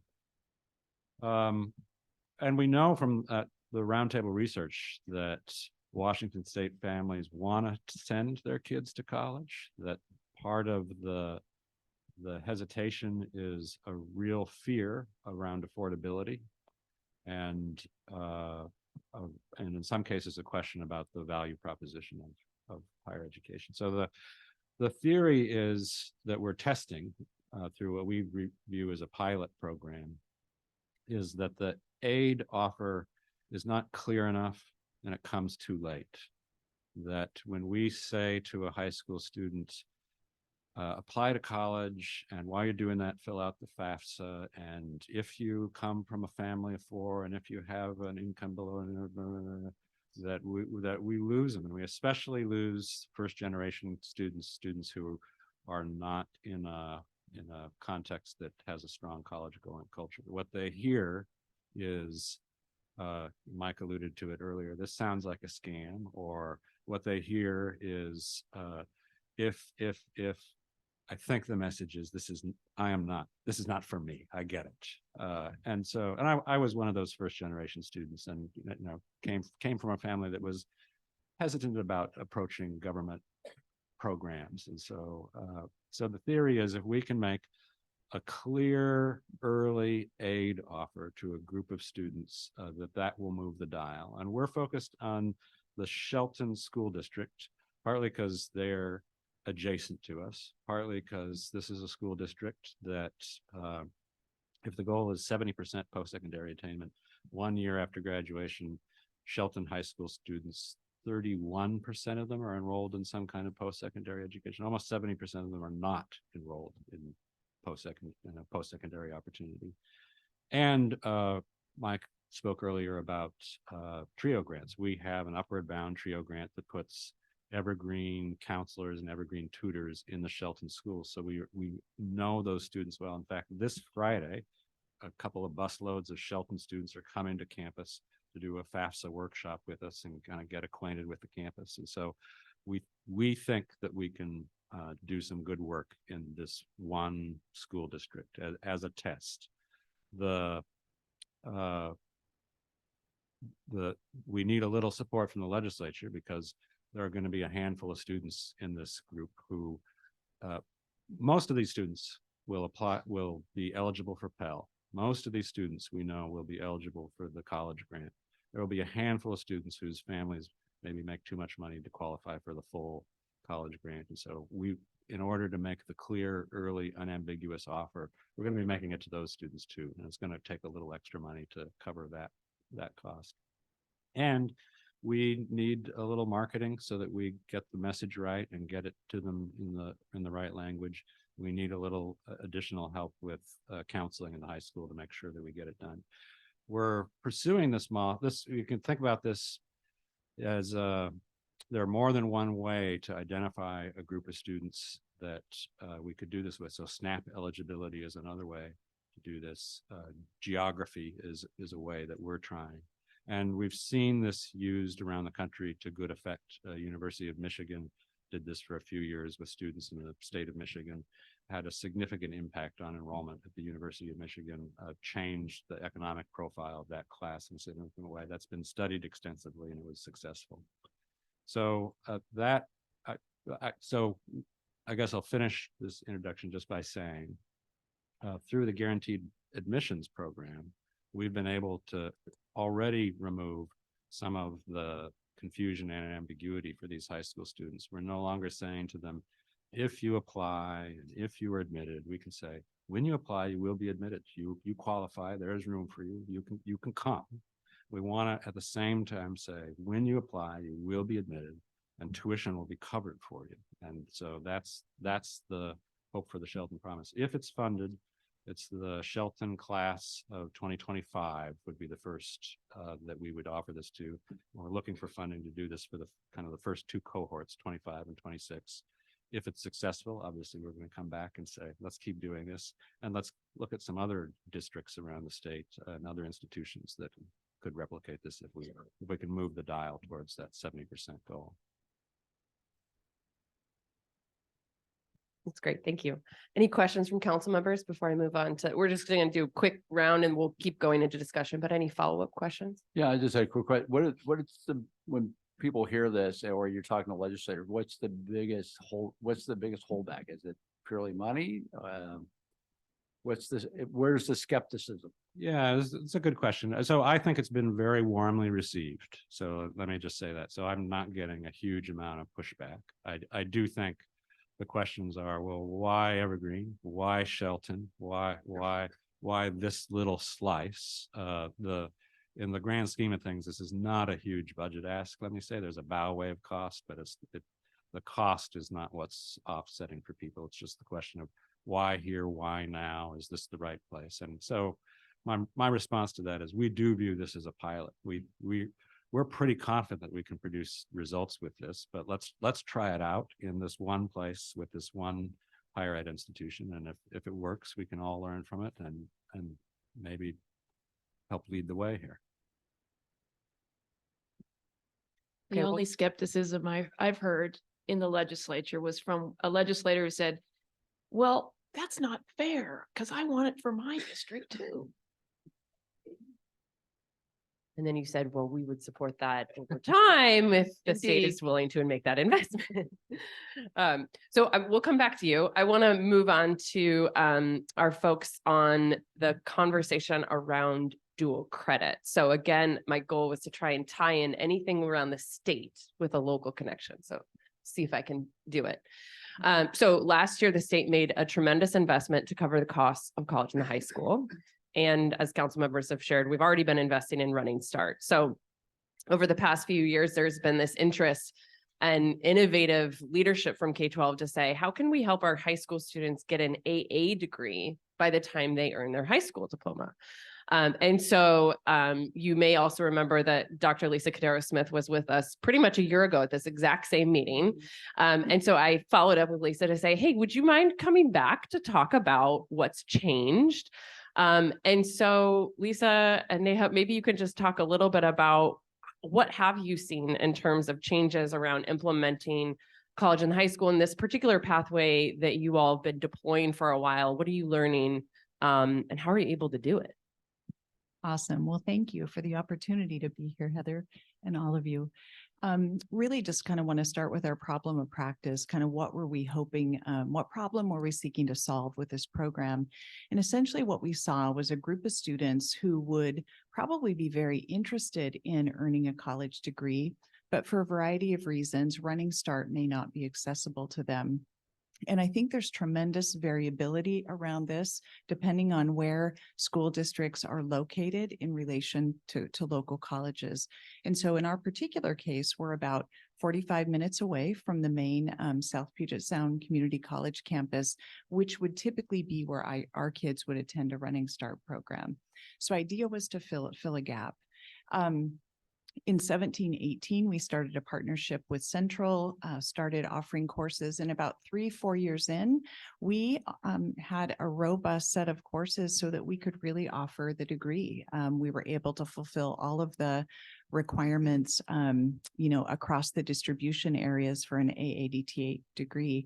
And so we reached out to our partners at South Puget Sound Community College and said, hey, are you game for this? And they were. And so we kind of went to work and I think there are a couple of really neat features about it.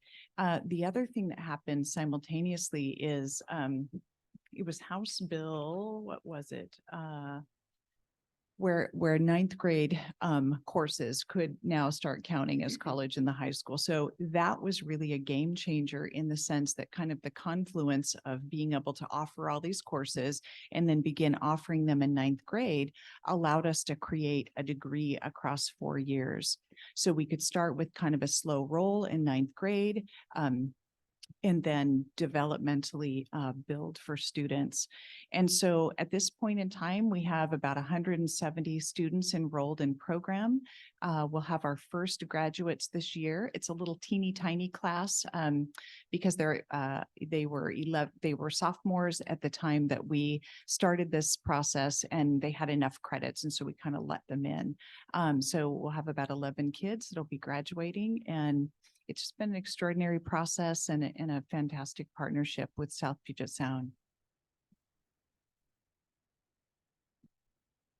Do you want to add anything from South Puget Sound? Sure. I mean, the idea of this place-based AA is such an important one. You know, we're seeing, especially in communities like Yelm, which are just a little too far from the campus to make it feasible for our high schoolers who are just learning how to drive, who we don't have a lot of public transportation opportunities to get to our main campus, you know, to give them this opportunity to not only finish their high school career with a college degree already under their belt, get the training they need to do college, the idea that I can continue on past this to get this bachelor's degree. It's way more accessible. I know I can do it in a place that has such amazing built-in supports already for them.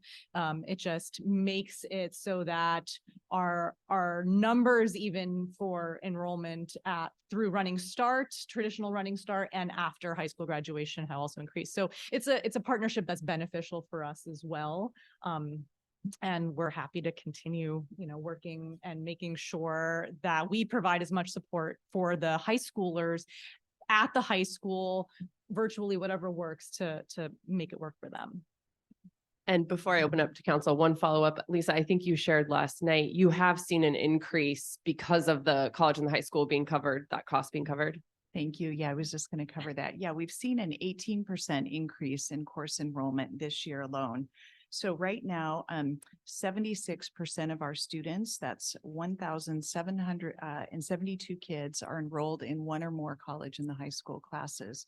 Last year, we had 58% of our students who were enrolled. So it was a really, really nice jump. And I think, Heather, you asked me about a couple of other changes this year. We've added more personnel in terms of just navigation support, which I think we may have an opportunity to talk about a little bit more. And then more robust parent outreach, engagement, student application process, things like that. Great. Any questions from council before I go into our next? Yeah. Sure. There you go.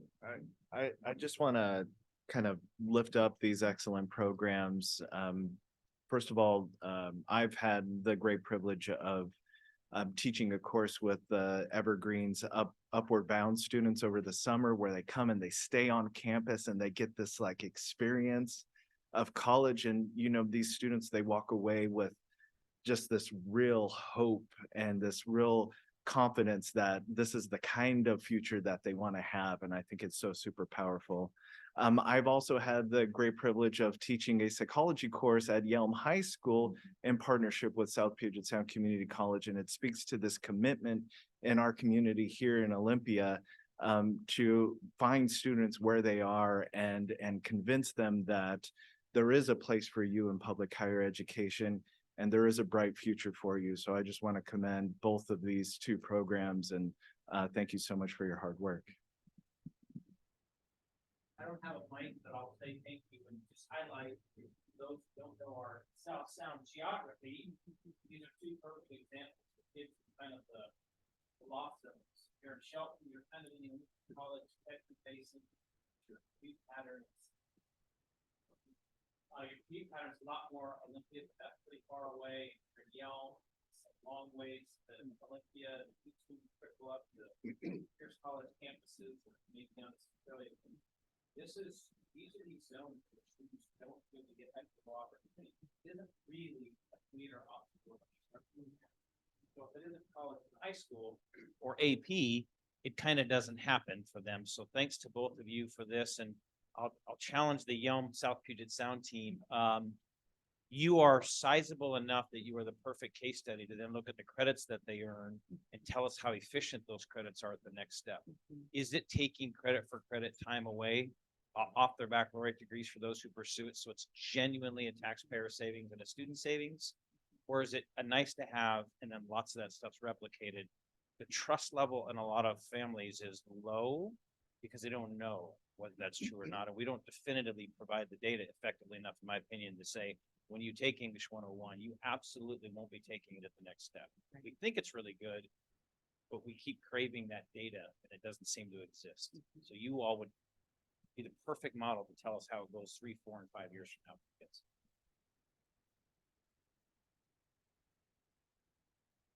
I didn't know if you wanted to respond.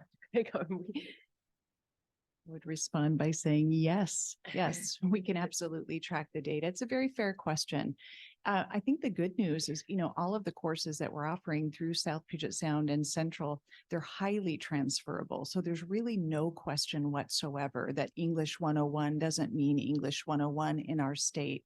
Where it sometimes becomes a challenge is when kids want to go out of state, that we can't make promises on behalf of other states. And so in those cases, we tell students that are seeking an out-of-state, you know, post-secondary experience to reach out to their college ahead of time so that they can be intentional about their course taking. But in terms of the courses that we're offering, it is duplicate to if you were attending them on a CWU or SPSCC campus. So they would transfer like any other course in that way. And I'll just tack on by highlighting the fact that what what we've worked towards is this associate in arts degree, which here in the state is a direct transfer agreement degree. So with our partners like Evergreen and other, the main colleges, universities in Washington, there is this guarantee that these credits will transfer all 90 credits as a chunk as long as they have completed that full DTA, direct transfer agreement. In some cases, it may even guarantee admission if they're doing well enough in the program.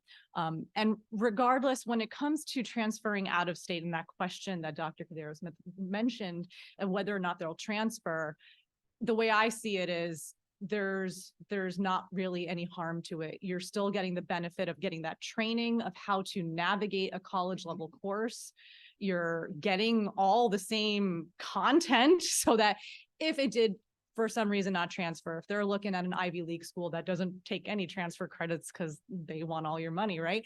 You have gotten English 101, you've gotten the training, you will be successful when you move on. It's no worse off than if they took the class in high school for high school credit. In this case, they may or may not get college credit when they transfer. They certainly will get it here in the state of Washington for most of our universities, and outside they're still getting that benefit.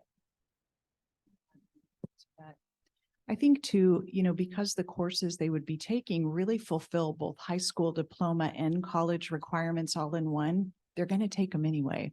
So they would take them regardless. They're now free.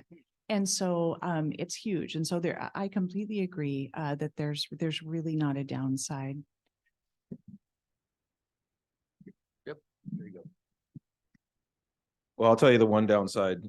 When I first saw the paper that looked very much like this, but was a couple years older. Well, I won't tell you exactly what I said, but I hit my monitor on my screen because he beat me to it. I was rushing to try to make the same thing happen in our schools, and I'm so proud of the fact that you guys did beat us and led the way on this. It's been exciting to be able to replicate your project really in the Yakima Valley. So the key here is that we got to do this everywhere. We got to make sure, because it's there's a challenge in getting it set up, but it's absolutely the right thing to do for students. And I just want to commend both Yelm and South Puget Sound Community College for making this happen. What I think is the biggest hurdle right now is that we don't have training for our high school principals, high school counselors on how to navigate these things. So the more that we can work together to get the word out on how doable this actually is, the better. So that's the next challenge. So thank you for letting me buy a new monitor on my computer. It's been exciting to watch this. That's actually a perfect segue into our last panelist. So Chris Wells, again, Executive Director of United Way of Thurston County, is representing the nonprofit realm of also focusing on post-secondary education.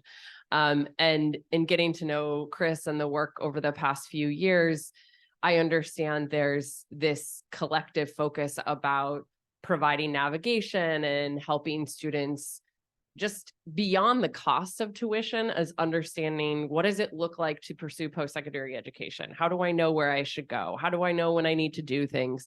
And recognizing that this is a tried and true model of other promise programs, that again, it's not just about the cost being covered, but it's about these other additional support services. So Chris, can you talk a little bit about what that looks like for United Way of Thurston County? Well, first I want to talk about kind of the genesis of the task force, which was established in 2019, in late summer of 2019. And that's really, let me back up a little bit further. United Way has 3 priority areas of focus: health, education, and economic mobility, right? So we envision a community in which all people are able to thrive with these 3 sort of intertwined elements that create successful individuals, communities, and economies. So to that end, our first job is to sort of act as a diagnostician and really understand what our condition is in Thurston County and in Washington State in those 3 areas of focus. We have a research study. It's a United Way research study that's being conducted across the country in a number of states called the ALICE study. And I'm sure most people in here have heard of ALICE, but for those of you who have not, ALICE is an acronym for Asset Limited, Income Constrained, Employed. And what that is a measure of is it's an attempt to really better quantify real poverty in the United States and in the communities that we're serving. We've had a really inadequate measure of poverty for the last 60 years. As most of you are probably familiar, the generally understood poverty level in the United States usually hovers around 10%. What Alice shows us is how flawed our calculation is for that poverty level. It hasn't changed in the last 60 years. It hasn't really been adjusted. It isn't adjusted by region. So what's considered poverty level in Washington is also considered poverty level in Kentucky. What Alice tells us is how many people are earning substantially above that federal poverty level, but are still earning incomes that are insufficient to support families and households. And I say all of that to sort of set the stage for how we began to think about establishing our task force and why, based on what our local conditions are here. So as we've talked about ad nauseum all day today, and probably for many years among all of us, we have really, really poor post-secondary completion rates. And that's important to Alice, because if you're going to have communities and economies in which people thrive, it's not going to happen by accident. We really have to design that. And what we have today is a system, multiple intersecting systems that reliably and predictably produce failure at an ever increasing rate. And so we have to really examine how those systems work, how those systems serve as to deliver products with deliverables to the people who are consuming them. And in this case, we're talking about students, right? So if we only have 50% of our students who are going on to pursue a post-secondary credential, and we know that we have a workforce that demands post-secondary credentials in at least 70 to 73% of those occupations that are going to pay those household and family supporting wage jobs, then we are going to have to design a system that is a pipeline to thriving rather than this pipeline to failure that we experience today. So all of that being said, the Education to Financial Stability Task Force was established in 2019 with partnerships throughout the state and the county, including our Chamber of Commerce, our CTE directors, our Institutes of Higher Learning, all of our local school districts, our Capital STEM Alliance, OSPI, et cetera, to really understand what the student experience is and what that education is as a product and a deliverable to the students who are receiving it. We had a goal, obviously, of increasing post-secondary enrollment and completion being key, because lots of students go on to enroll but don't complete. But early on in our examination of the data, when you think about how Washington invests in education and how willing we are to invest in that, and how little uptake there was on those financial resources that were being offered, one of the solutions that we piloted is the Navigator program that I'm going to describe to you, because we really needed to understand, if the money is out there, why aren't students taking advantage of it, and what are those barriers? The co-chair of our task force starting in 2019 was Brian Wharton from Yelm School District, and also Chris Woods, in his capacity with the Boys and Girls Clubs, was one of the founding members of the task force as well, and he is now the superintendent in Yelm. But one of the things that we talked about was this priority in the Yelm School District of really making that high school and beyond plan a robust and useful tool, rather than, just kind of a box that you check to complete your high school experience and then go on to do whatever you're going to do. But we talked about, how we could utilize the K-12 system and the high school system to really connect with students to understand why they weren't completing the FAFSA, why they weren't imagining a future for themselves. And one of the things we realized right away is there's zero real estate on a school year calendar for any extra mandates, which was alluded to earlier in the meeting. And to try to stack on something else important like financial literacy that we talked about earlier was going to be impossible. So our, the nearest and dumbest solution was, what if the school districts, the high schools, had a single staff member whose only job, the only job you have, your mandate, is to work with all of these students who aren't even asking about the FAFSA, who aren't even asking about those Washington state funds, and to talk with them about what they imagine for their future now, and maybe introduce to them all of the things that are possible, and connect them to the financial resources that would see them through. And so we call those our career and resource navigators. And we started that pilot year before last with 2 navigators serving North Thurston schools and Yelm schools to work directly with students and build trust relationships with the students and with the families and with the staff and faculty within the schools to begin to create that vision for their future and then connect them to the resources they need to get onto that educational pathway that's going to lead to, you know, their career trajectory. So we had a lot of success with that. We have seen great outcomes from the navigators in both North Thurston and Yelm. And also other schools have started asking us to fund those navigator positions in their schools as well. So at this point, we have, I want to say 3 navigators serving North Thurston, Yelm, and now Olympia School District that are funded through a combination of funds from SPSCC, United Way, and the school districts themselves. And now a 4th position that's just been hired that's funded completely with money from the Tumwater School District so that we can begin to expand that. Now in the pilot, and what we've heard from the community is that we need to get navigators in every high school. What we have now are navigators who are dividing their time between high schools to try to serve all of the students. And what we know is that we need at least 7 or 8 that will serve the entire county because those results have been so good. We are reaching the students who need to be reached. 75% of the students who are served have been BIPOC students. The navigators are working very closely in partnership with faculty and with guidance and with the students' families to coordinate the intervention with the students. And our measures right now that we're going to be using over the next several years are first and foremost FAFSA completion. And second, post-secondary enrollment. Third is fall to fall retention. And 4th is going to be completion of that post-secondary credential. But we also have to work with industry and workforce development to be intentional about identifying or establishing those education pathways to those existing and emerging sectors of opportunity that are really going to shape the economy of Washington State for the next 50 years and help students get on those pathways into those sectors and into those careers that are going to ultimately lift all of those households out of that ALICE threshold. That's a lot. I'm sorry. Great. So one of the follow-up questions that I'll offer for everybody, and you can kind of fight over who wants to go first, is there was a poll done by the College Promise Coalition in last year, 2023, that talked about the message that resonates with students. And so there were 2 things to this. One was that just talking about college on its own didn't resonate as much as talking about the various different pathways of 4-year, 2-year, private, registered apprenticeship. So that was part 1.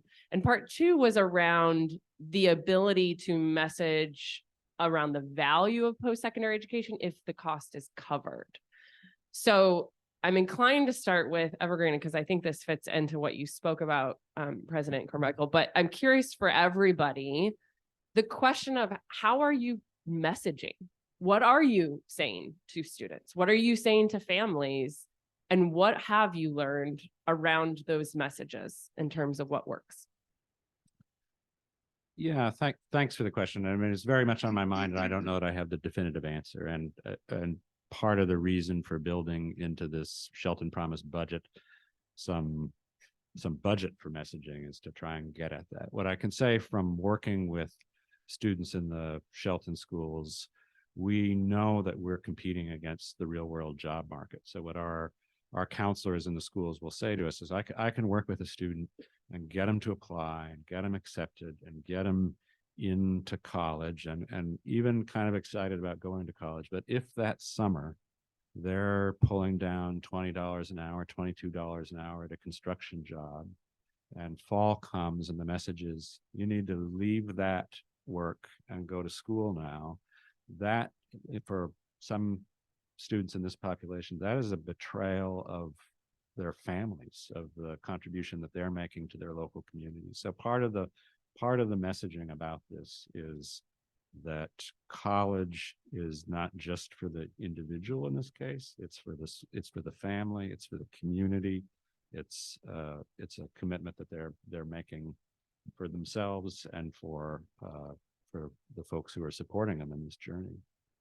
And I would just add that we've seen some success with you're in, it's paid for, and will help you get to the 4-year degree. Very simple, very direct. And we're saying that not only to the students, but we're saying it to their families, and we're saying it to the community. And in doing the work toward, trying to get this initiative funded, we've been talking to the Mason County Commissioners. We've been talking to local nonprofits working with homeless youth in Shelton. We've been talking to all kind of community organizations, Rotary, et cetera, with that message, because it's not only the offer, it's also overcoming some prejudices against post-secondary education that we've been talking about earlier today.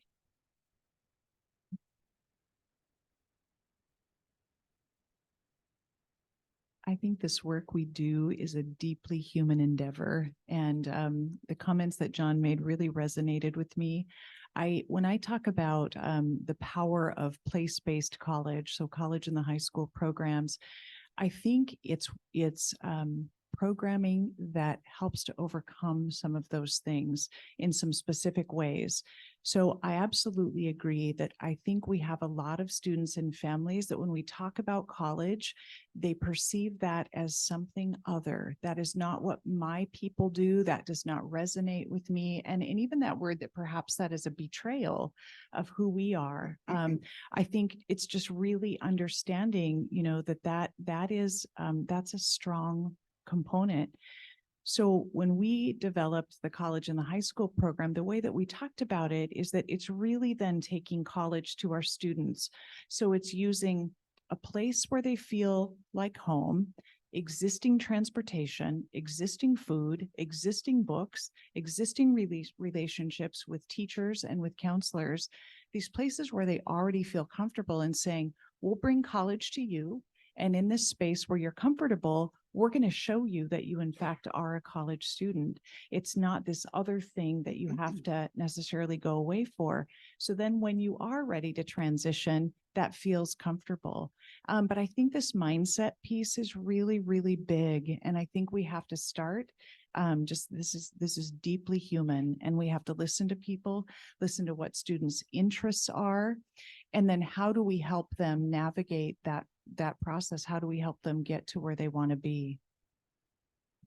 I'd like to echo that, what you just said. And I think a lot of the times, in conversations with students, and of course, in conversations with teachers and superintendents and CTE specialists, there are a lot of students who, for a variety of reasons, don't imagine college for themselves in the way that we have typically thought of it and defined it for the last 40 plus years. And I think one of the education disservices that we've done to students is that we've messaged so stridently that college is the way to go. And that anything aside from that could be considered a failure. We're paying a pretty steep economic price for that now today, when we look at these other sector opportunities that are on the verge of failure or collapse when we desperately need them the most, because we haven't messaged all of the different opportunities that are available to students. And the key to what you said just a moment ago was, what do you imagine for yourself? In many cases, the students have imagined nothing for themselves, or worse, because of the way they think about themselves and their backgrounds and their futures. I actually had one student who told me, well, I figure I'll just finish high school, do whatever I have to do to get out, and then I'm going to work at McDonald's like my family does. And that's it. That's what she saw for herself. And she hadn't heard anything really different from that, because she didn't see herself as being college bound.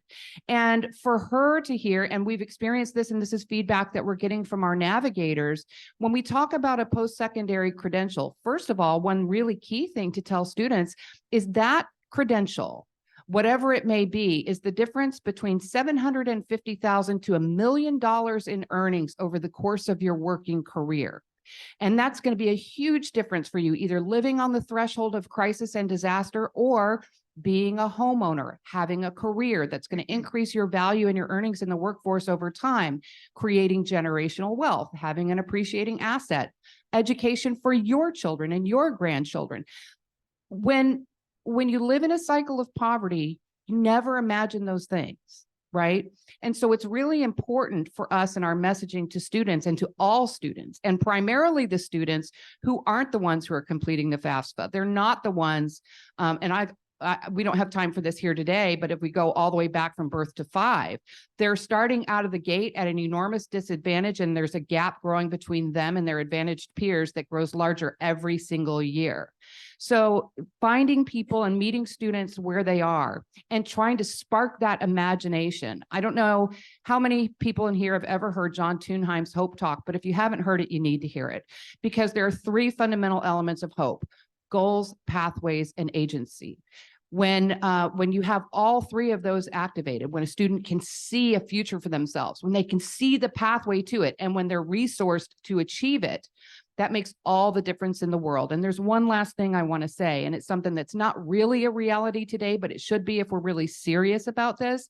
And that is not just, back to your point, Chris, earlier, not just thinking about covering the cost of education and tuition and materials, books and supplies, but also in this climate today, with what it costs to live in Washington State, with what people are really scrambling to get by.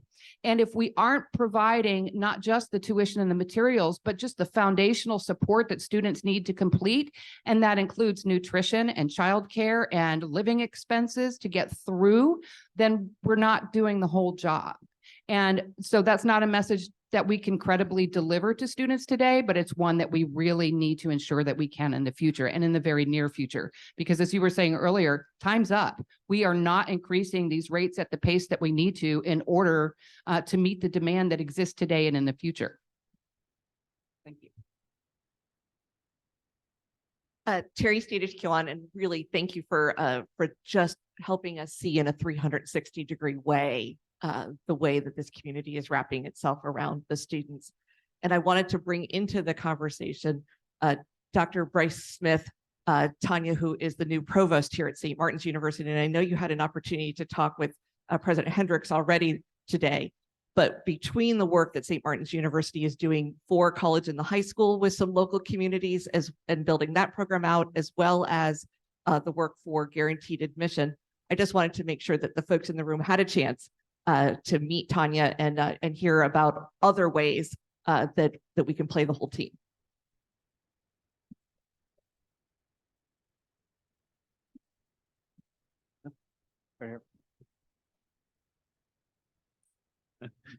This is great. Thank you all for your work and for the passion behind your work. It's really inspirational. I have 2 questions. Number one, regarding the AA program at Yelm High School, I'm wondering, has that led to an increase in counseling, advising, kind of your support structure? Have you had to build that up a little bit? Could you talk about that, please? We have had to build that up, and to some degree, we've built it parallel to our counseling staff. I think our counseling staff right now are feeling quite tapped.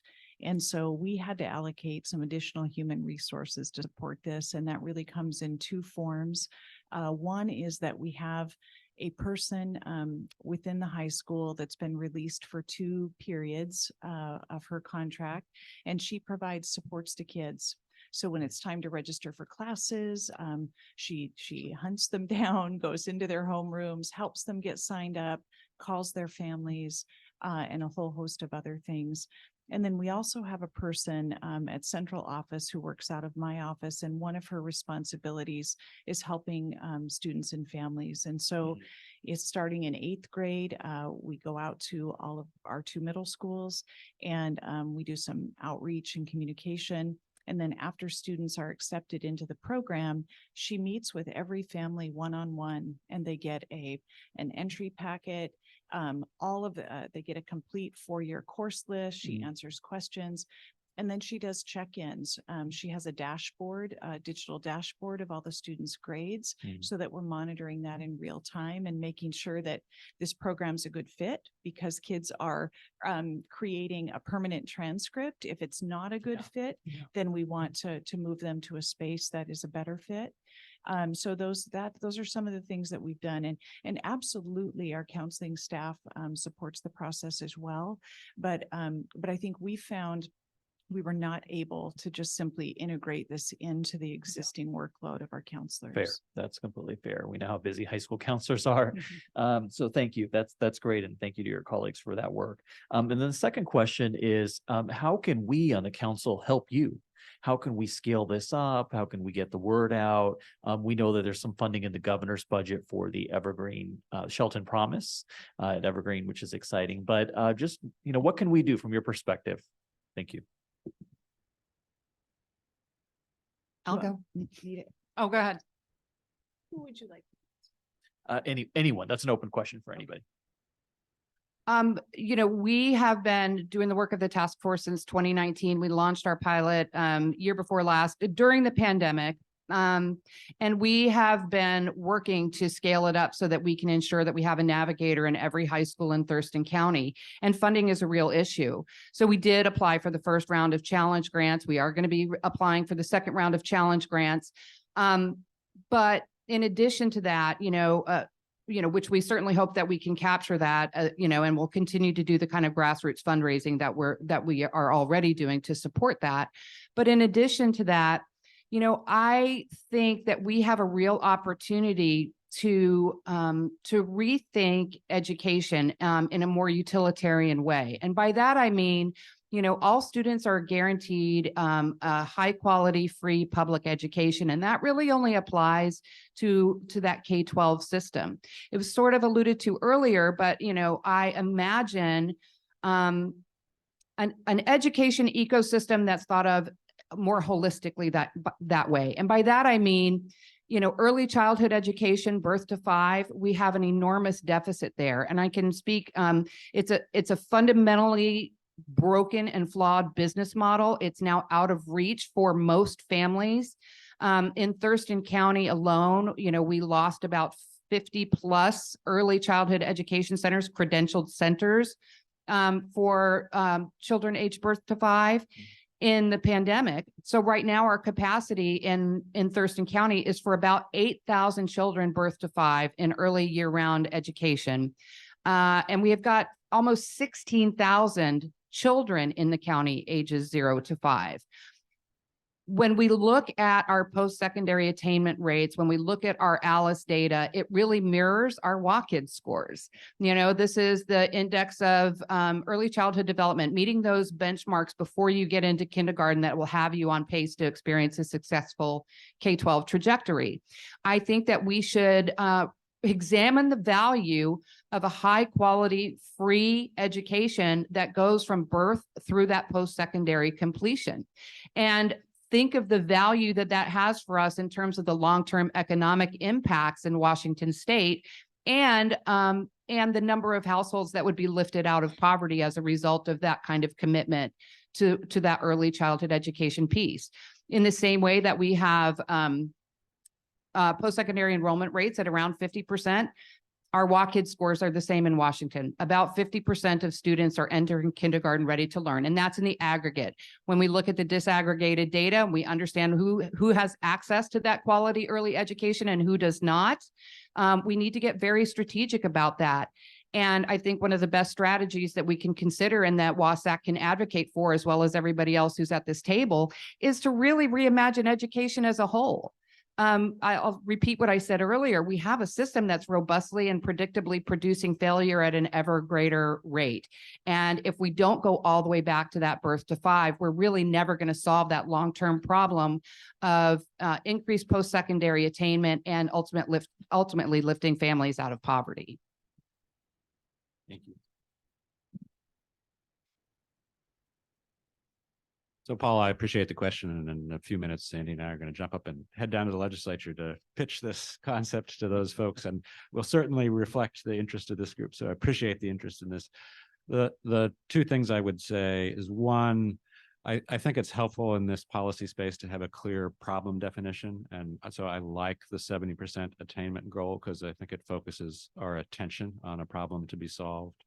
And two, when Evergreen was founded a little more than 50 years ago, it was seized as an opportunity to not build an institution based on old templates. The history of higher education was not weighed very heavily in there. The sole question that the designers of this institution had in their minds was, does this help learning? And so that led to a founding mantra of we're trying to clear away obstacles to learning. That is what the institution is here to do. And as we talked earlier about how chaotic and overfull the policymaking space can get with good ideas, lots and lots of good ideas, but that focus, can we clear away some obstacles so that folks can advance their learning goals? I think that that's what I'm looking to from policymakers right now. Thank you.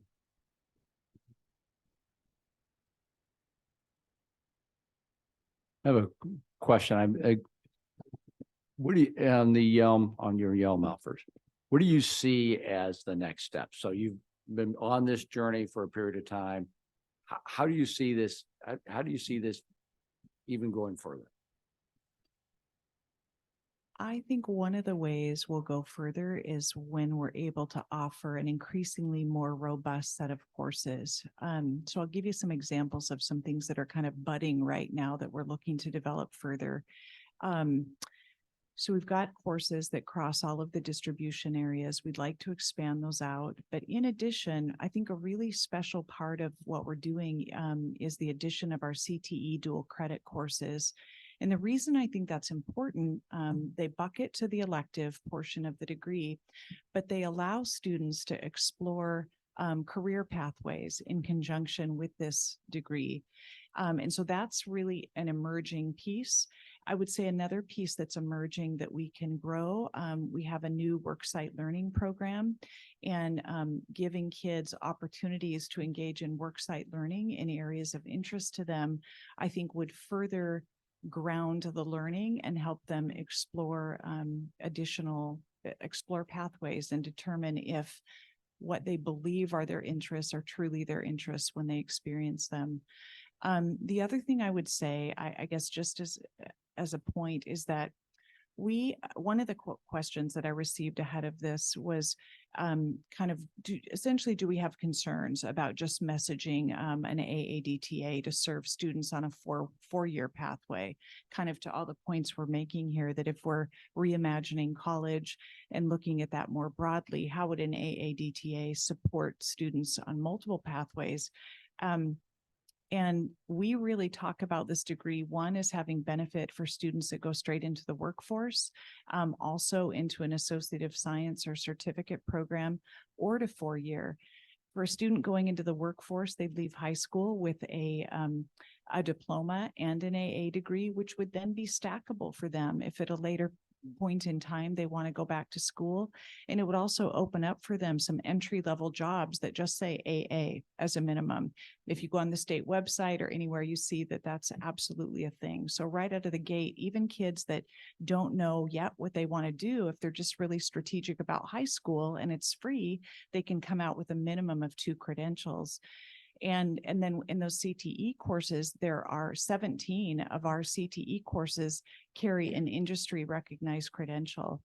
So I think those are all areas that we can continue expanding, but we don't message this as it's just for kids going to four-year. That's kind of a given, that's the default, but it really has applicability on all pathways. And for an associate, what it would do is it would allow, it makes that degree, if it's a terminal associate of science degree, by completing the GURs in high school, if they wanted to turn that into a bachelor's opportunity at a later time, completely stackable. They won't have to go back and complete English and math and some of those other prereqs. So I think continuing our messaging across all of those and building out those pieces that I shared that were kind of budding at this point. I have a follow-up question for the community college. So let's say the Yelm experiment grows into other school districts around your area. How do you see this impacting the role of the community college in this area? How do you see your strategy shifting? Well, I mean, especially if we're focusing on this AA degree, which is what we call a general degree, in that there are not a lot of specific requirements to the degree, so you can tailor it as much as possible within the electives and the choices that students make for the kinds of maths and sciences and whatnot that they're taking. And so even with students who are working on this general degree, they might be looking to transfer at some point to complete a science pathway, which isn't a typical AA general degree pathway, but we are strategic in the advising that we do, and we work with the high school counselors. Well, let's say, you know, if this student is thinking they want to transfer to St. Martin's for their excellent engineering program, they're going to need a heck of a lot of maths and sciences. Let's not stick with the liberal arts math and statistics. Let's go with the STEM math, the pre-calcs and the calculuses. And so if we're seeing this grow to other districts, which would absolutely be our hope, because again, we're seeing a benefit at SPSCC in terms of wraparound enrollment. So like, you know, these students are finishing an AA and then they might decide, you know what, I got a taste of it. I want to transfer on and get an engineering degree, or I want to go on and get a business degree from Foster or UW. I need these certain courses. They're already on their way. They've gotten a lot of those general courses out of the way. They can continue with us maybe a year to get those extra business or science prereqs engineering courses before they transfer on. So, you know, we're that stepping stone, and we'd like to be that stepping stone for every district to lead to any college, any four-year university in town and beyond. Yeah. Okay, Mike, here you go. Yeah, I mean, this conversation has been so powerful. And it's like what desire, which I'll close with a thought about how to distill it so that it actually has some impact with the key decision makers of the state. And I would say that what across everything you were talking about, it struck me that first, we still live in this country, and this is nationwide. This is not, there's nothing going on here that's all that distinct to Washington. That's what I would just say from, you know, and that we live in a world in which in the 50s, 60s, and 70s, this country led the world in creating the notion of open post-secondary education opportunities at a much larger scale than just a tiny elite, right? But that happened during a period of time when this country was also leading the world in showing them how a country, a society, an economy creates at scale a middle class, right? So it created people who it was creating households and families in which you didn't have to sit there and tell your 17, 18-year-old, I need you to stay here and now work 40 hours a week to contribute to subsistence of this household. I don't need you to stay here to take care of your younger siblings like you've been doing. So I can work 60 hours a week, right? So it created this massive opportunity while at the same time was creating massive higher education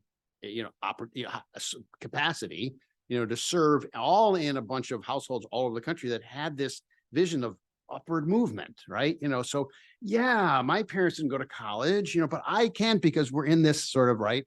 And instead now America's changed. We're in a world in which people, instead of being in this engine of the middle class, we are quite frankly trapped in a world in which the families are trapped in a world of subsistence, right? It is like, can we just pay the rent, right? Can we just, make it through, right? And I think the problem is when we get in the public policy world, there's still too much of a thinking that magic solutions will have dramatic impacts with a population that is just facing a far more complex reality than at least some of us in the room in large scale Americans did in the 50s, 60s, and 70s in doing this. So it's like, let's pass a requirement for high school beyond plan, and everyone will have a meaningful strategy how to move ahead in life. We know, well, that didn't work out, right?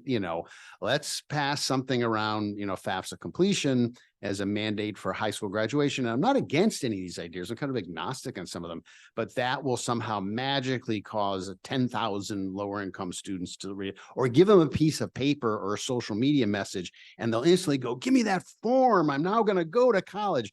It's just, your story is a story that says, that's not the way it works, right? And it takes innovation and change and commitment and work on the ground and partnerships and resources, to do all of this. And I think ultimately we're going to need, if we really want to sustain the energy over the next 5, 10, 15 years, right? We're going to need to work with College Promise Coalition, WSAC, the sector, everyone, roundtable, anyone who wants to achieve these grand goals we have for opportunity and educational to help policymakers understand that what worked in the past is not going to work in the future. And it is complex, it is difficult. And how do we actually go about on the ground starting to understand what can work and maybe what doesn't work, so we do more of what works and invest in what works rather than getting trapped in simplistic things. So thank you. And I think we need to figure out how to get back and distill this message. Yeah, we still have a few minutes. I want to open this up because this has been a very rich discussion. I really appreciate you coming and being here with us. So Jeff, do you have anything? Because you're living this experience too. You're just in a different part of the state. Different part of the state, but living the experience. I think it's really important that we don't miss out on highlighting the use of multiple programs and multiple agencies between CTE, dual credit, formerly tech prep, college and the high school, running start, the transition to the 2-year universities, the transition from there, or two-year colleges to the universities. It takes all of us working together. And I know that there are some folks out there that are sometimes hesitant to change, and we need to make sure that we lift up these stories tremendously to make sure that they continue. One of the key parts about the Yelm project, and even the Zillow one, is that we have a fallback idea in our back corner, because sometimes we can lose a college and the high school instructor. So we need to be able to fall back to a running start scenario or an online class or something like that. So we need to continue to think about how to support college and the high school, to continue to support CTE dual credit. I think CTE dual credit still has a long history, but some huge opportunities to expand in very thought-provoking ways that are aligned to pathways, aligned with a Core 24 diploma and the things that we want to do there. So I'm excited. I just want to make sure that everybody continues to sing the praises of all of these programs, and that we don't lose that in the shuffle, because I don't know, anybody else have those nightmares where you middle of the night, the House or the Senate or somebody passed something that deleted a program that you relied on and you forgot to advocate for it. So I don't know if you've had that or not, but I'm like, I haven't talked about CTE dual credit. I need to talk about that. So please continue to talk about these programs. That's my point. I just wanted to say one other quick thing as well. And that is, when we're thinking about the people that we are serving, that we think about our own mindset in that. I think there is a tendency at times for us to perceive ourselves. I will count myself here. I've had to really, I think, look at this in myself and my own motivations, but look at ourselves as the great protectors. And I think the truth is, the communities that we're trying to serve have tremendous assets, extraordinary resilience. And so I think part of the work is really drawing on the strengths of the people that we are seeking to serve, and being very, very careful that we're not seeing people, even when they don't have enough money or have other challenges, through any sort of deficit mindset. I will just simply tell you, I remind myself of that all the time, because I think it's easy for that to happen. And I think one of the ways we get away from that is by talking directly to people and asking them what they need, talking to kids. What do you need? What are your goals? And I think that's how we learn, how we need to help and support them. Okay, we are moments away from lunch, so I'm going to take liberty of doing a wrap-up rapid fire final question for everybody. Okay. I know it wasn't on the list, so hope you're ready. Hypothetical, it is a year from now, it is January of 2025, and you get a call from me or somebody at WSAC that says, "Hi, would you like to come to our council meeting?"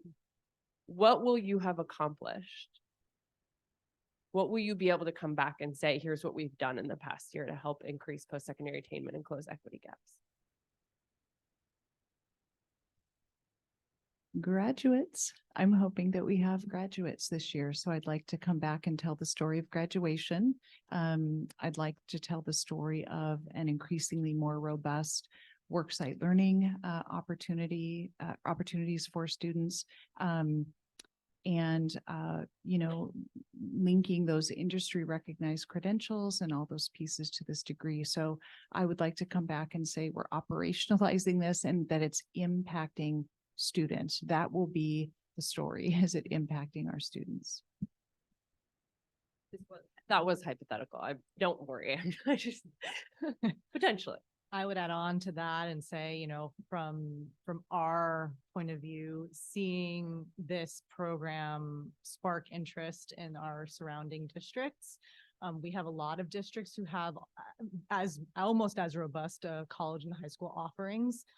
So to see this happen in Tumwater School District would be fantastic and continuing on.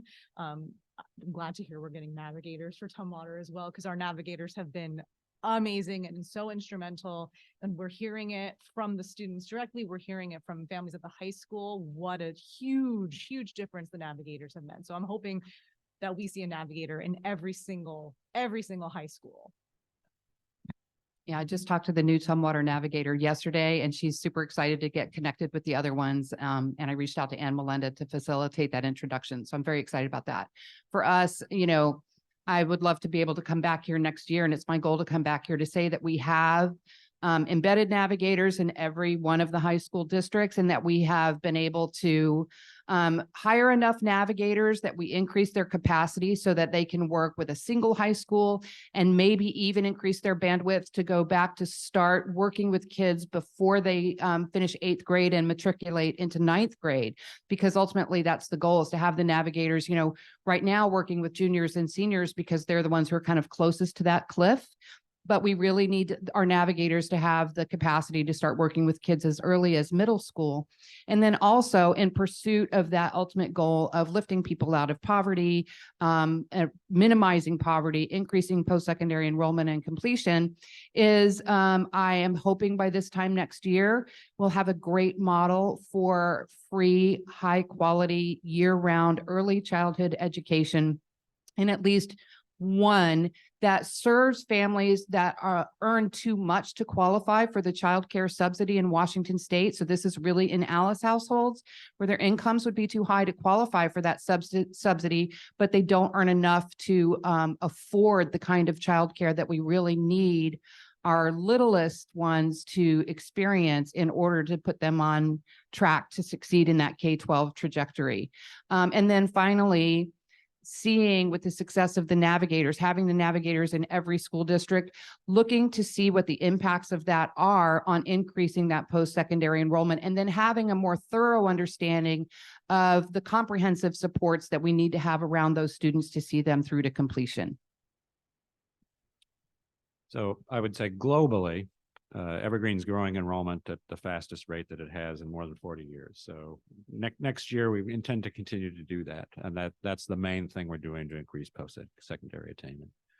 Specific to this program, to Shelton Promise, if it's funded by this time next year, all the seniors in the Shelton schools will, and juniors as well, actually, will have received the good news. And our hope would be that the Shelton graduating class of 2025, that we would have a 5-fold increase in the number of those students who are coming to Evergreen.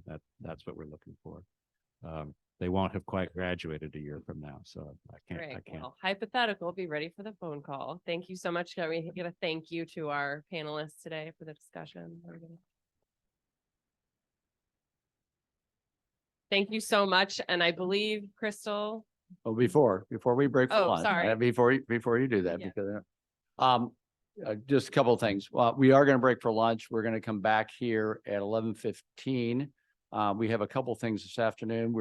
We have some guests coming in to, again, continue this discussion. We have the Washington Roundtable coming in. We have College Promise Coalition talk about what they're trying, in other groups, what they're trying to accomplish, what their agenda looks like.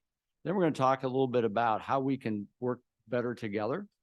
And then also explore what are some of the other big ideas that we're not focused on yet today. And then we'll go into the Regional Challenge Grant, and we'll finish out the meeting. So if you can stay, we encourage you to do that. We're gonna have lunch. We have plenty of lunch here. So everybody in here is welcome to join us for a community lunch and continue the discussions. And And, but again, if you can't stay with us, I appreciate you being with us here this morning. And we'll continue this on in the afternoon. Okay, thank you.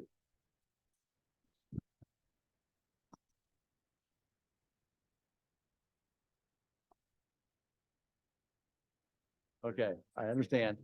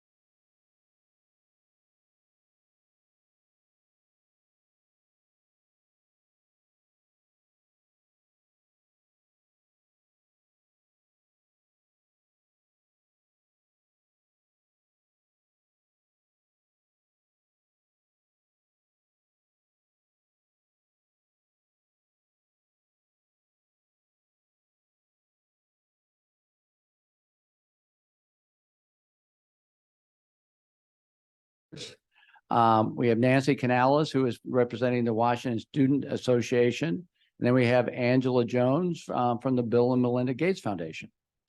So thank you for being here with us this afternoon. I know you have busy schedules, so I appreciate you taking the time. I'd like to start this part out by each of you kind of taking 2 to 3 minutes just to talk about your organizations. What are you currently focusing on to try to improve post-secondary education? And what are your kind of key priorities for 2024? And we're going to start with Bill. Okay, thank you. Thank you, Jeff. Well, so I'm here representing the College Promise Coalition. The College Promise Coalition actually began a long time ago, and we should give a huge shout out to 2 regents, one from WSU and one from UW, who were the people who actually brought this coalition together back in 2008. And another huge shout out to Kelly Evans, who is one of the people who runs the coalition and has been in on the ground floor from the beginning. When the bottom fell out of the economy in 2008, in higher ed, we got half of our state support cut. We discovered that we do a very bad job of working together, or we did a very bad job of working together in higher ed across sectors, across institutions, across employee categories.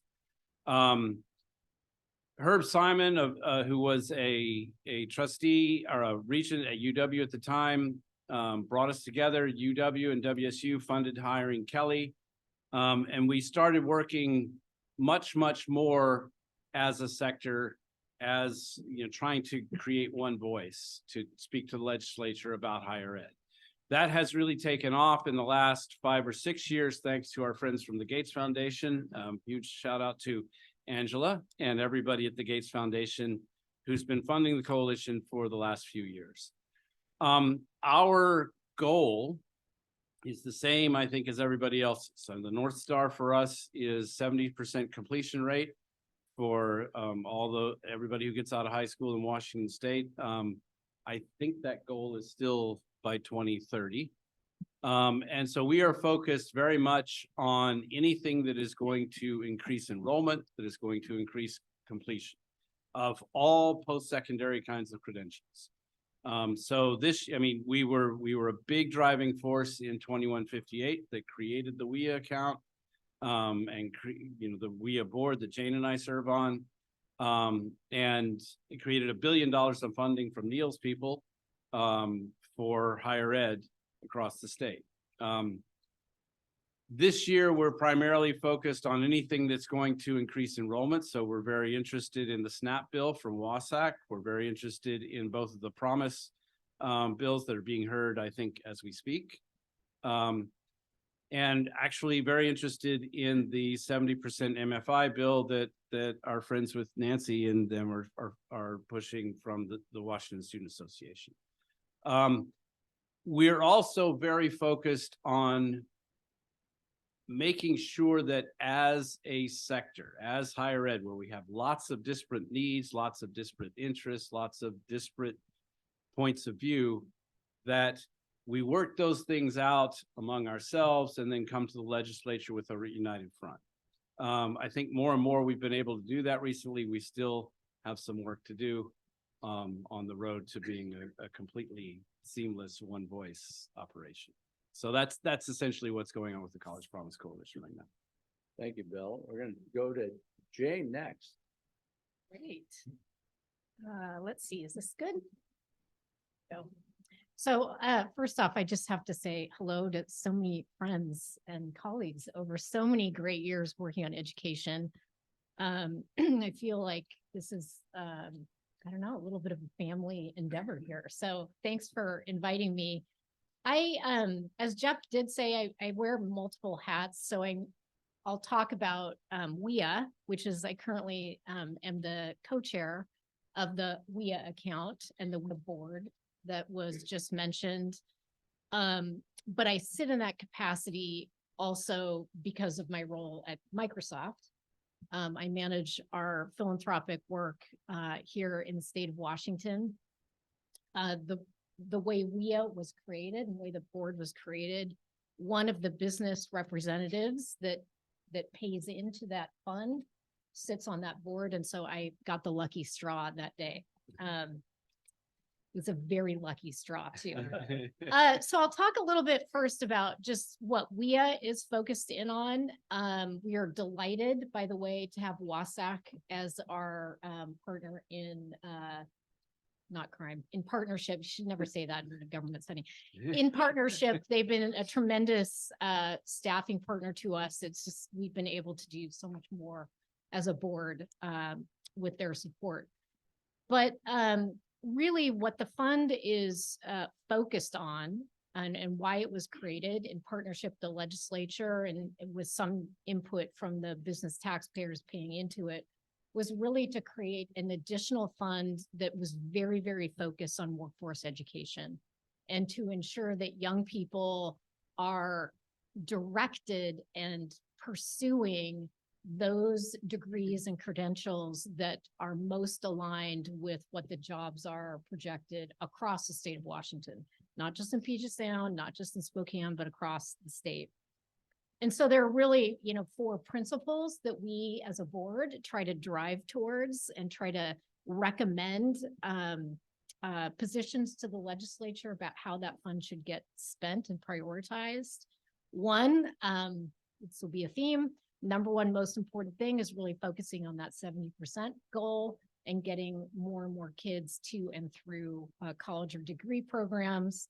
The second thing, and closely aligned to that, is the support, helping to ensure that we're creating the right support and wraparound services, particularly for students that are first generation or have, other issues that they have in their towns and their communities with their work, et cetera. Making sure they have the supports to keep them going through education.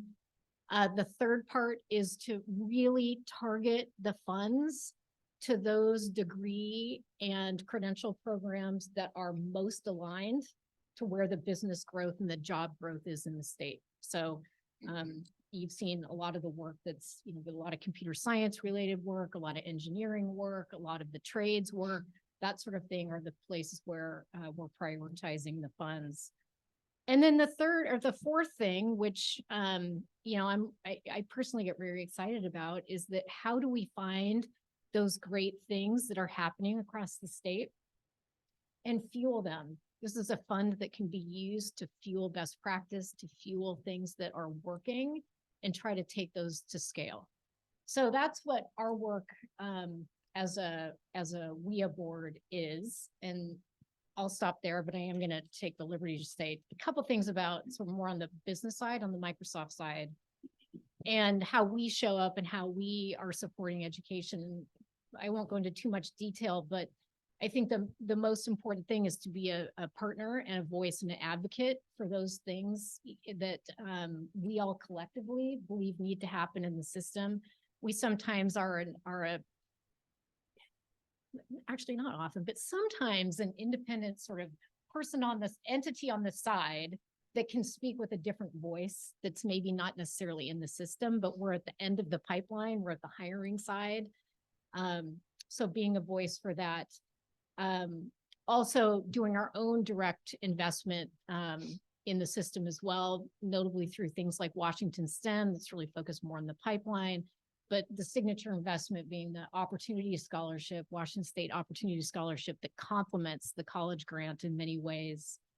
And then the last thing I'll say, and Superintendent Rakedale did a great series of announcements on this in the last couple of weeks, which is all about AI. And, you know, ready or not, like it or not, AI is here. And what is the role of AI in education for students, for teachers? How do we help navigate that very complicated scenario that a lot of folks are facing? And then the second part of it, and where I get even more excited, is how can AI actually be used itself to help drive some of these things? How can we have it be, you know, help kids with FAFSA, WAFSA completion? How can it, like, those sorts of things I think are really interesting ideas that, you know, if we can do it in a responsible way, could help drive some of the improvements and innovations as well. So that's that. Great. I'm going to go to, I put this in an order for some reason. I can't remember. I did this last night, but we're going to Nancy. Hi, everyone. Thank you for having me here. I'm the director or executive director at the Washington Student Association. And so the Washington Student Association is a student-led and run coalition of student governments from across the state. We represent the student interest of over 200,000 students statewide. Our legislative agenda is comprised of the input of these students. We draft it every 6 months, and our student governments run state or student-wide or university-wide surveys to get feedback on our agenda. So our mission is to make our campuses as accessible as possible through legislative advocacy and encouraging all of our students to get involved in the legislative process to ensure that students have their voice heard in every aspect of the legislative process. So our biggest interest this session, our number one being the extension of eligibility for the Washington College Grant to the 70% MFI mark. We have been working on the Washington College Grant, it feels like, for decades, but we believe that increasing eligibility is our one way to get to free college and to accessible post-secondary credentials. We believe that students should be able to access any credential they need or want, such as AAs, bachelor's, apprenticeships, and so forth. So this is our number one priority this session. Our number two priority is fully funding our basic needs proviso. Last session, we did not get the fully funding for this proviso. However, this boosts navigation resources and leverages existing resources for our students on campus. We believe that with the changing demographics on our campus comes a change in needs for our students, and we should be getting at the forefront of those issues to ensure that not only are these new first generation and marginalized students entering our campuses, but they're also walking out with degrees as well. So we want to tear down any barrier they might have. Our number three is just very broadly making our workforce more accessible. We have a few bills on this currently going through the legislature. One of them would make it so post-secondary credentials, certifications are accessible through the registration of an ITIN instead of a social security number. This would make it so our undocumented students are not only able to obtain a degree, but also the certification they need for that degree to be able to create their own small business or LLC and work legally and taxable in this state. I know earlier folks kind of touched on AI. We are also keeping our eye on AI. this session. We believe, our students believe that folks in the workforce won't get replaced by AI, but they'll get replaced by folks who know how to use AI. And so we want to make sure that we are preparing our students to enter this new landscape and that they understand how to use these resources to their full potential and in a positive way that'll help them complete their studies effectively and complete great research for us to use. So those are our biggest priorities this session. Thank you for having me. Thank you, Nancy. Angela, I'm going to ask you to comment next. I don't want to go after Nancy. She was good. Hi, everybody. And like Jane said, it's so good to see so many of you that I've been meeting with on a screen for the last several years. So as Jeff mentioned, I'm Angela Jones. I have the privilege of leading the Gates Foundation's work here in Washington State, where I've done most of my career as an educator. So about 25 years in education and 2 years in philanthropy. So I tell people I'm an educator who just happens to be working in philanthropy right now, trying to figure out what I'm doing. But about 2 years ago, when I took on the role, the Gates Foundation asked me to establish how we would show up. Prior to the creation of my team, we were more of a responsive granting team who was focused on a variety of issues and primarily on the I-5 corridor. I was charged with expanding our reach across the state of Washington and really serving the entire state, and then also focusing on education. So where we landed after talking with about 300 folks from across the state was in that transition space between high school and post-secondary. And so while there's that overarching goal of 70%, we landed on trying to help drive folks into post-secondary so that we could achieve that goal of credential attainment as well. So still trying to support on a different end of the continuum towards the overarching goal. And so we focus on a few things. And one big thing for me as the leader of that team is how we connect the dots. And Jeff and I have spent a lot of time talking about this. There are so many good things happening in our state. How do we connect the work and not reinvent the wheel? And so as we were creating our strategy, we spent time talking with Mike Miotti and his team, especially as you look at the regional grants that they're leading on. We've spent time talking with Chris Reichel's team at OSPI, with Council of Presidents, with SBCTC, as well as with our CBOs and our district leaders, because we did not come out with a solution. Gates is often known for saying, we have a solution. If you like our solution, we'll give you money. And what we've said is, we think you have the solutions as community, as regions, as state leaders. How do we help fund connecting the dots on those? And so a couple of examples of where my team is leading in. Everybody loves to have data for decision-making, but nobody, people often don't think about where it comes from. And so we are working to support ERDC with their efforts around modernization. We're having conversations with OSPI to understand what they're grappling with, because they're a big source of our information, as well as trying to understand what institutions are grappling with. And so that's a large part of our work. The other part, which you are all very familiar with, is around FAFSA completion. We know that's a huge indicator. And so trying to really understand, in particular, where Mike Miotti and his team are leading and how we can come alongside. We do believe in that indicator. I'm currently a mom of a senior who is still waiting on the government to give my son his FSA ID. Just going to leave that right there. And then we also believe in dual credit and students being able to have equitable access and to be able to have those experiences. And so trying to come alongside and understand the work again, that all of you are leading in the field, and not how we make up a solution, but how we come alongside with our superpowers to help you. If there's bills, if there are certain things, if there's research you need. So that's how we're showing up. A place where we are leaning in closer to the field is regional partnerships. And so, we've been informed quite a bit by Mike and his team, Mike, Abby, Heather. We're grateful for you, Isaac. We wanted to not just always go wide, but go deep in some spaces. And so we heard from community that we have solutions, we're under-resourced. Can you just help us? It costs us to pause and figure out how we're going to work together. And so we're like, okay, we can, you help us understand what that cost is, and we'll help underwrite the cost of you gathering as regions. And so in the next couple of weeks here, we'll be announcing that we will be drilling down in 4 regions, but that we're also going wider and supporting 25 partnerships. And each of those partnerships equates to about 75 different partners across the state of Washington coming together to connect those dots to say, what have you learned? What are you doing? So we know Tacoma, did this incredible increase in their high school graduation rate. Other areas need that knowledge. What did you do? How did you do it? But people don't have time to stop and share and think about how they impart that information. We have bright spots all over the state. So we're trying to figure out how we connect that so people don't have to start at ground zero. The final thing that I'll mention is I love my state. I'm not from here, but I am at this point. I moved here when I was 13 as a military kid, and my family kept moving and I stayed.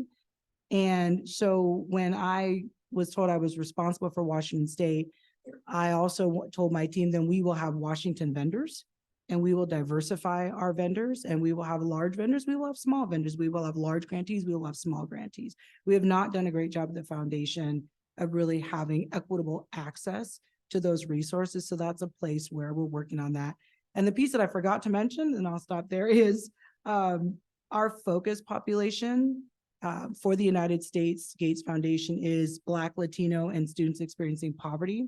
And with Washington, I've added 2 other populations and potentially a third, but we've added Indigenous and rural, and trying to learn and understand and work with folks like Kevin Jack at Rural Alliance to figure out what the needs are. And we're also working with Asian Pacific Islander with their coalition and with Aaron Akuno to understand what the needs are if you disaggregate and don't treat Asian as a monolith. So we're leaning a couple different ways, but most importantly, we're trying to understand what you all have as priorities and long-term vision and how we can help connect that work. Thank you. Thank you, Angela. And we're going to end up this part with Neil.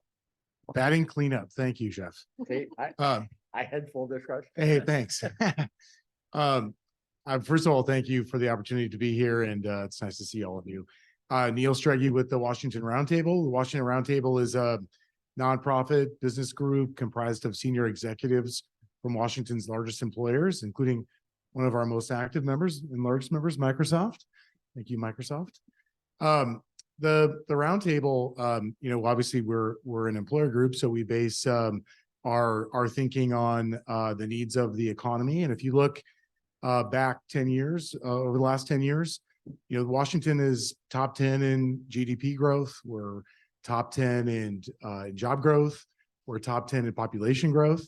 But then if you look at, the output of the education system, we're bottom 10 in degrees awarded per capita. We're bottom 10 in FAFSA completion. We're middle of the road in post-secondary graduation. And those things can't coexist for very long. You can't be a high job growth state and a low higher education state. And so that obviously leads us to the need for credentialed workers. And so what the data will tell you is that we're a top 10 state for the percentage of our jobs that require some form of post-secondary education. According to Georgetown, it's about 72%. So a few years ago, the roundtable set a goal that 70% of Washington students would achieve a post-secondary credential by the age of 26. And so that's our North Star, and like the others have adopted it, like the College Promise Coalition and many of you. We're grateful that the system sort of rallied around that as a goal. So when you start to think about, looking at how has the system changed over the last, say 15 years, what you see is that high school graduation has gone up, post-secondary graduation has gone up, but enrollment as a percentage of students has gone down. And so we really focus in on that area as the highest leverage opportunity to make progress towards that 70% credential attainment goal. And so when we think about how do we increase enrollment in the system, we really have the vision that we need to create a more inclusive higher education system that invites students to participate. And what I mean by that is that we know as a system the general idea of what you need as a student to get in. And there are people in the system who have that data, right? So high schools know what the GPA of their student is. They know what the classes are that they've taken. And if the higher education system was to know that, the higher education system could invite them to come participate. Similarly, the state of Washington, in programs like SNAP, for instance, knows, they have means tested programs. So the state knows what the income of many of its population, we could invite those people to take advantage of the college grant, which we've already made available to everyone. So if we, with a few simple tweaks to the system, we could invite students to participate in higher education and thus, sort of demystify it. What the message to students right now is, if you apply to college, you might get in. And if you fill out the FAFSA form, you might have financial aid. And I think, if we just declutter all that and say, based on what we know about you, you're guaranteed to be admitted to college and you're guaranteed financial aid. And for many students who don't believe that higher education is for them, that would be a game changer. So when you look at our 2024 agenda, we are supporting really, fundamentally two bills. One is a WSAC SNAP bill, which again, just those people are already eligible for the Washington College Grant. We're simply telling them, based on what the state already knows about you, you are automatically qualified for the college grant. And then the Council of Presidents, to its credit, is running a program called Guaranteed Admissions. And they've voluntarily created this program. They've come up with a standard by which students can get into at least one campus of every public institution in the state. And they're reaching out to students and they're partnering with school district to find out what's the GPA of those students and have they met the cadres, and then inviting those students to come and participate. But right now it's a voluntary program where school districts sign up to participate. And so a bill that Julia Reed has sponsored in the House Bill 2077 would make it mandatory for school districts to participate, and thus, expanding the pool of students that we can reach out to and tell them, hey, based on what we know about you, you're automatically qualified. You're guaranteed admission to our public institutions. And we really think that the combination of those things creates a more inclusive system that invites students to participate and sort of furthers the goal of enrollment. Obviously, the roundtable, we care about credential attainment overall. So there's work we can do in K-12. There's certainly work we can do to increase completion, but that really the highest leverage opportunity is that enrollment right now. Thank you, Neil. Well, as I just kind of listened to that, I mean, everybody's kind of in around the 70% goal. We have this, as you said, 72% of our jobs in the state and growing, right? It was 70% when that was really put together. So that's how the goal was set. It's at 72% now, probably going to increase from there. We're in the top 3 in the nation when it comes to that requirement. So we're all working around that, and we got different initiatives. And I know we're working together today, but one of the things I wanted to just talk about today is, are there ways for us to even work better together? Are there things that we can do to collaborate to finally, because even though we've had the 70% goal for let's see, that goal was started to be put in place, 2014? It's been almost a decade. And we had this goal of 2030 that we were going to be at 70%. We were starting to make some progress. COVID hit. We basically have gone back. We're kind of basically where we were before, and we're just treading water in the 40-some% range. So what can we do as a group in your minds to, how can WSAC work better with your organization? How can we work better among each other here in not only this year, but in future years to actually get that line truly tilting up toward that 70% goal? So I'm just opening this up for discussions and thoughts. Anybody have thoughts on that? Do you want to call on us each individually, or you want to? I want this to be more organic. I'm trying to put you on the spot. I'll defer to them. Okay. Hi again. So on the legislative side, I do want to give a shout out to Joel, Abby, Heather, Amy for their support. Our student, we have 13 student lobbyists who are on the ground full time tracking policy and talking to legislators. And without their data points, I don't know what we would do and without their expertise and research. So thank you. And also shout out to Christina, who always comes to train our students on how the FAFSA can help more students and such. So huge shout out to the WSAC team for always being a support to our students. And so on that note, from the legislative advocacy side, I think really reaching out more and I don't know how or in what capacity to more of the general public to know that these bills are moving forward and that our policies are really encapsulating a lot of the middle class now. And we've done a lot for lower income communities because from the public perception that I receive just at home and hometown friends, people don't know about these programs. A lot of these programs are very new in Washington State. I know we got the college grant back in 2019, which in the policy world is not that long ago. And so the public perception just has not caught up with the fact or that we've made college more affordable and more accessible in our state. So I think that's something that our students will work on getting back to our campuses, making sure they know. They should also know about the services that WSAC provides. One of the things that the WSA is working on this year is to get the OtterBot texting service funded. And so I think really branching out and having these very casual, like a texting service for folks to be able to ask questions, and not just WSA students, but any student from across Washington or any potential students, soon to be students, because I don't know if people know that they can come to these or, to our organizations, our coalitions and WSAC about certain programs.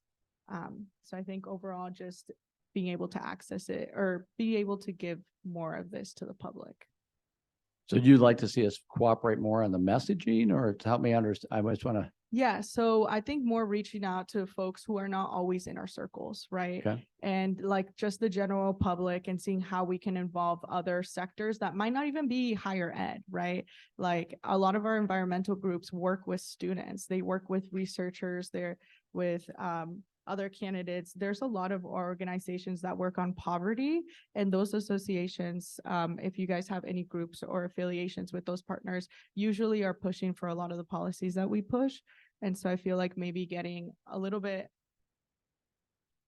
I guess not outside of the higher ed sector, but pulling in every partner that we have to these tables to make sure that we're collaborating with also groups dealing with poverty, for example. So I guess leveraging other connections we may have to bring. So it sounds like you and Angela need to talk about her connecting the dots to figure out how she can help connect some of your dots with her dots. Yeah, leverage all of our partners, not just higher ed, right? But yeah, that's just my first thought when. I heard Okay. that question. Okay. I'm happy to. I actually really like where we're going at this point. These issues take a little bit of time to get some momentum. And I feel like we've been talking about enrollment now for a couple of years, and we're building momentum around it. For the first time this legislative session, you see quite a few proposals and quite a bit of energy from leaders in the legislature acknowledging that this is an issue and pushing proposals to deal with it. I think the next step is that we as a community kind of need to take all of those ideas and filter through like what are the best ideas and what makes sense. And then I'd really like to see us think about it as a package of investments, as opposed to these, just kind of one-off things that, like Angela says, they're all connected together. All of these things work together in a system. And so thinking about it as really a package of interventions, a package of investments that we could make that would lead to greater enrollment and greater alignment among the advocates who are working on these things, to really be supportive of each other's ideas and think of it as a system approach. Okay. Thanks. I'll jump in. So as part of our work, we have set 2 tables to try to have some of those conversations come together and connect the dots. So we have an education roundtable that many of you sit on, that Dr. Tammy Campbell, formerly of Federal Way School District, is facilitating to figure out like what's our baseline and what we all know about education. And our next steps are going to be around like who's doing what's the priority where, who's pushing what policy, how can we get behind it, to Neil's point. But then some of you, of course, are definitely leaning a little bit more on policy and advocacy and how can we get behind that work. The other piece, and Jane is a part of this work with me, is I co-set a funders table with Warren Brown of College Park, Washington, so we can talk about how we are supporting the things happening in the state so that we're also not kind of doing things that are counter to each other and duplicating effort. Then also places that we might want to partner. And then also trying to figure out where are our funding deserts right now in the state of Washington. So we're in early stages as well with our conversations. And there are things that I think to Neil's point too, there are things we're already doing well, and how do we share some of those things? And so when we had our first limitless convening of our partners, we shared, for example, like, here's where you can access information from OSPI, like that thing you want is already available. And so trying to do a better job too of sharing what's already available. WSAC has some incredible reports. It's already right here that you need. So to Nancy's point of like, how can we do a better job of communicating what's available to people? And I often think about like when my kid was born, you know, they hand you this booklet, and in order for him to start public school and all these things, like it was clear what shots he had to get, right? For school. And like, can I get the little booklet on what I need to do for early learning and what I need to do for elementary school? And then for post-secondary, like, where's the little booklet or the online booklet? Because I never had to guess. Like, if you didn't get these, he wasn't going to school, and people were communicating with me about it. So what's that communications? And the final example I'll give, I'm a former alumni director. I will push my messaging out to anybody, even if you don't want to hear it. And so how do we have that idea of relationships and pushing information out to everybody, and people have the option of how they're going to receive it and use it?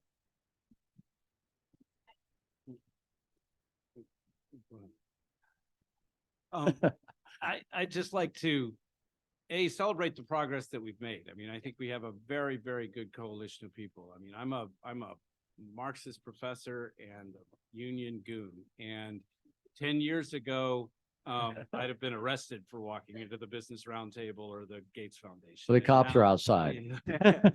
And and but now we work really, really well together. I think one of the things we need to recognize now, though, is that we still have the scars of 50 years of disinvestment and 50 years of higher educational entities being pitted against each other because the resources have been so scarce. And as resources have started to come back because of the coalition work that we've been doing, I think we need to work really hard to let go of some of those kinds of perceptions of us and them, of 4 years versus 2 years, of K-12 versus higher ed, of faculty versus administration, of students versus everybody. That more and more, I think it's incumbent for all of us who occupy specific places in the higher ed ecosystem to start to recognize goals that go beyond just our specific needs and specific goals in that particular time. And again, this is a culture that has developed over 50 years of very significant and intentional disinvestment, especially in public higher education, that drove people to start to see people who should be allies as enemies. And now we've got to work, I think, really hard, especially, and I think the opportunity we really have now is to build bridges between K-12 and higher ed. That's the place where we need to do the most work right now. And again, the more we can all get outside of our particular daily needs and see the larger project of making sure that our students get educated as the goal, I think the better off we'll be. The only thing you all said everything I was going to say. The only thing that I did anybody else see in the Seattle Times? I think it was earlier this week, the article they do. I can't remember the pollster, but they do a poll every year of Washington voters, just sort of right before the legislative session, tracking thoughts about the, politics in the state and policy. And education, which historically was the top issue every year, all the time, now is not even on the radar. And I do think that that's something that we as a body need to think about a little bit. Why is that? I mean, I do think we make the messaging very complicated. I think there's a lot of the us and them thing that sort of scares people away. But I do think that's something that we as a state need to think about. Like, that's just a real big disconnect. If it is just not popping at all with voters across the state of Washington, I think that's an issue. And I don't know what the answer is, but to me, that is like, whoa, that's a clear problem that impacts all these things that we just talked about. So I agree with you, Jan. I mean, if we don't find a way to correct that, it's not gonna, when we go in to sit down with legislators and others. But the need is still there. The need, something's wrong, right? There's something wrong. The need is there. So it's not the fact that we're making something up that it doesn't really matter. And so people don't, I don't know, somehow the story, the narrative been stolen or repositioned. And how we could come around just even changing the discussion, right? How we discuss it is critical, and how we message that to students and to their families and to the communities, which sometimes are skeptical, right? Is really critical. So I'm curious, Angela, so you're bringing together the education roundtable. So what is that? Because one of the things that, going to what Neil was saying, it probably sounds like we need to come together and even have even further deeper discussions about how we work together and how do we figure out what is the package of investments that we really need to make, which goes to build, how do we overcome some of this disinvestment or underinvestment we've had? Angela, does that fit into your education roundtable? It's a subset of it? Because I'm trying to think about how we take a group like this, who are true. I know you guys, we're all committed to this, and people in this room are all committed to this. How do we come together rather quickly and think about where do we actually connect the dots, and how do we chart this figure out the message, that type of thing? Yeah, and I want to be careful with the roundtable because it's something where I convened it, but it's not my table, if that makes sense. I want the roundtable to decide what it is. And so my hope is that, when we have our next meeting coming up, that's where we're heading. But the challenge is sort of what Bill talked about too, right? There's scars there. And even when I said that, there were people who are like, I don't want to come there because so-and-so is going to be there. And I'm like, I just need you to come anyway. I've had lots of dinners. Like, I've probably gained 50 pounds. I'm just trying to be like, please come and sit in this space together. And so that's my hope, is it becomes a place where we can be really honest with each other. Here's what's important to us. Many of us have boards, right? Or we have advisories. I happen to have 2 living donors who come to work every day, and we have constraints and we have priorities where some intersect and some don't. Can we be really honest about where they intersect, and how, to Neil's point, we come together? Can we be really honest about where they don't and what that means for each of us, but figure out how we drive forward? One thing that's really critical is students also sit on that roundtable, and they're amazing.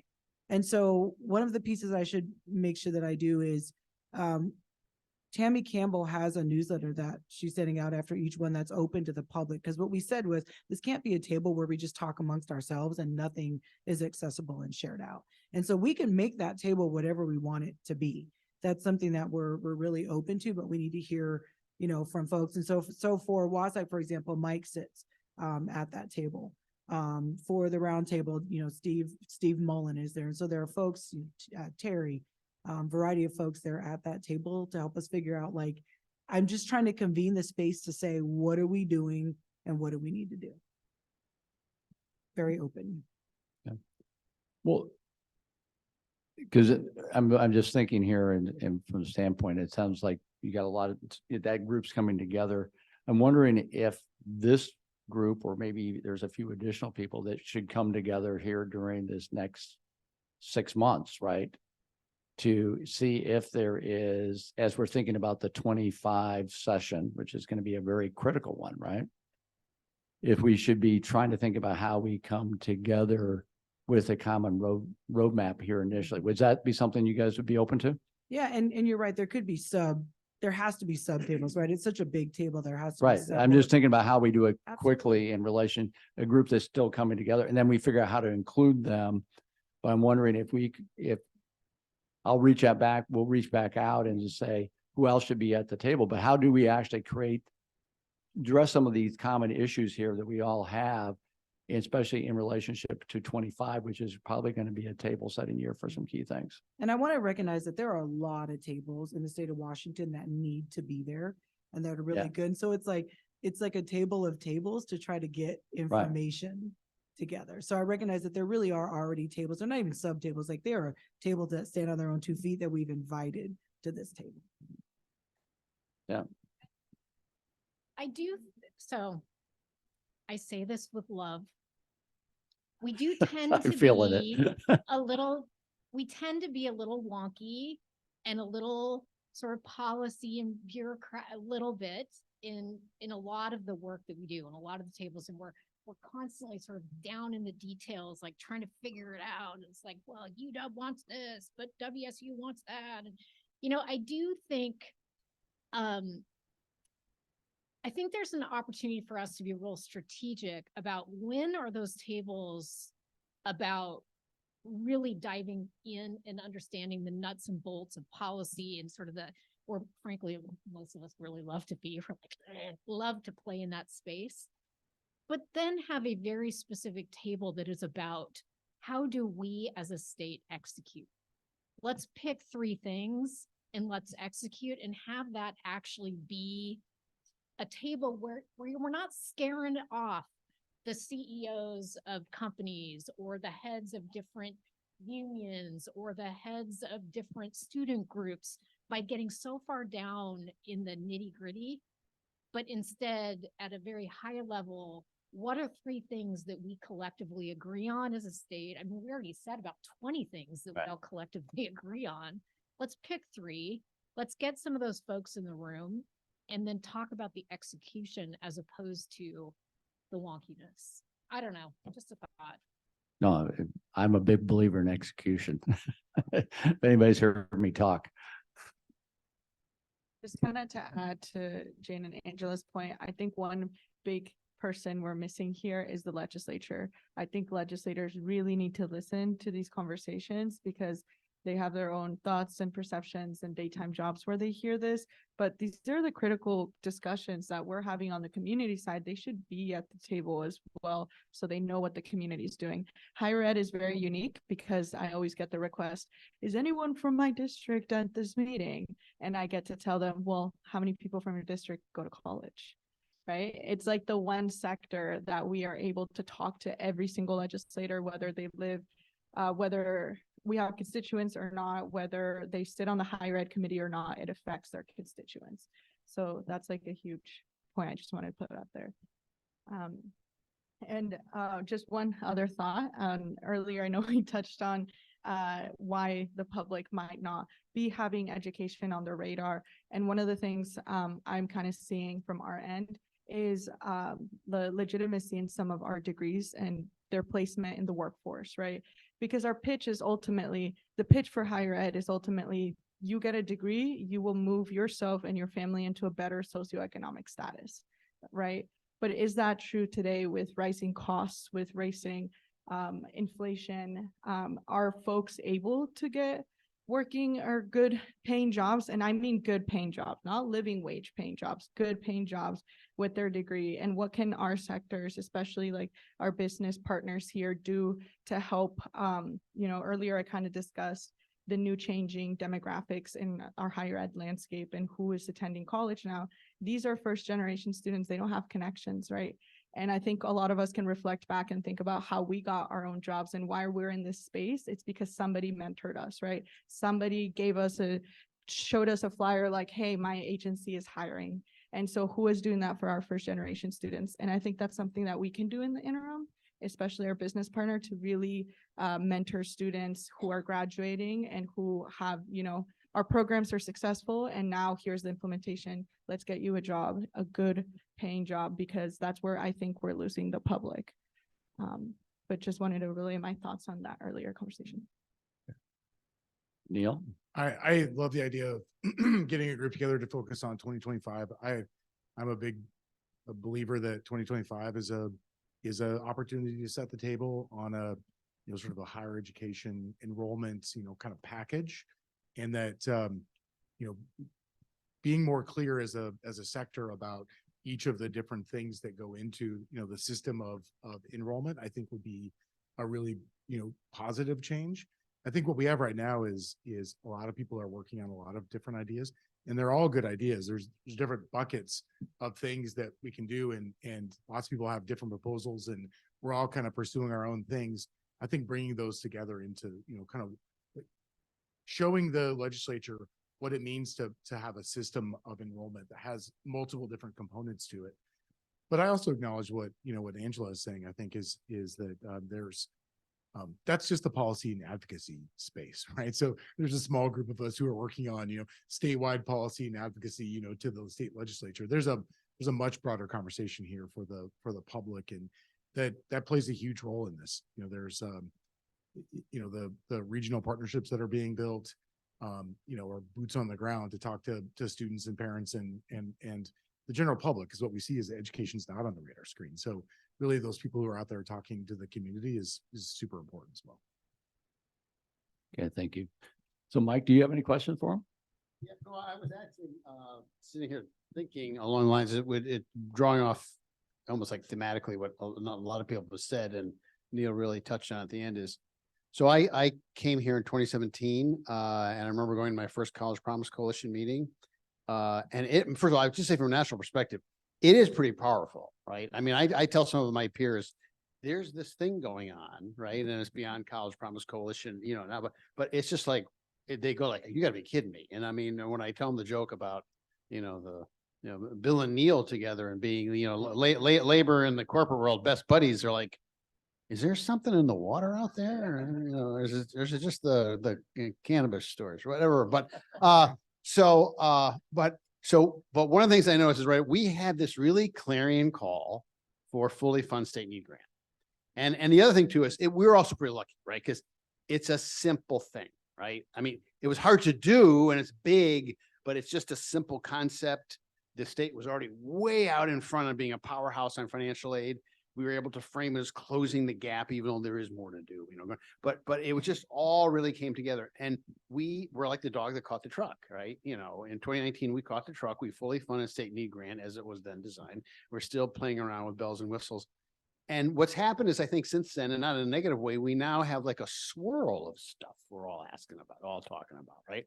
And is there a possibility? Of course, we would have to, from the WSAC perspective, we'd have to get earlier in the game in the timeline of talking with, because we've always done the stakeholder engagement. We're always out in front of practically everyone in state government, being open and transparent about what we're thinking of asking for and all the rest, and over the summer and all this. But we have to go even earlier and then figure out a way that is there a way to yield a coherent, unified ask, recognizing your people will have some additional things. We're trying to get that, and everyone's a little different. Like, a foundation has to think about the 501c limitations and that, whatever. And, and we have to think about going through the governor's office, and we'll do all those things.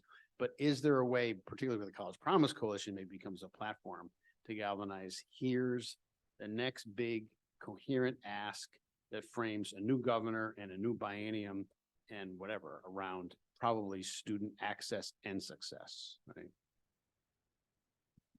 Bill?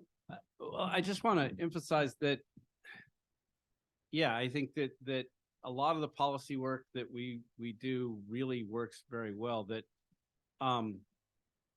politically is where we need to get more engaged. When we first created the coalition, we worked very hard to get to the place where we could pass 2158.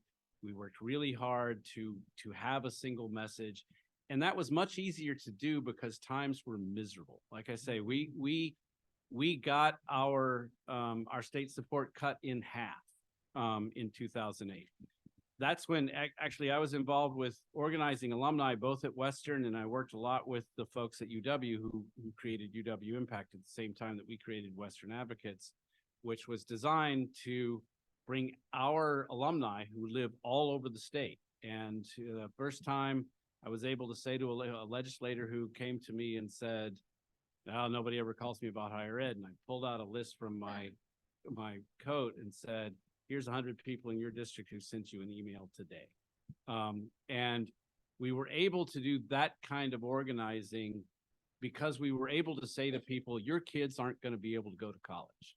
And that galvanized people a lot. I knew that we had had some success in the early 2000s when election flyers started showing up in my mailbox that had tuition and higher education on them.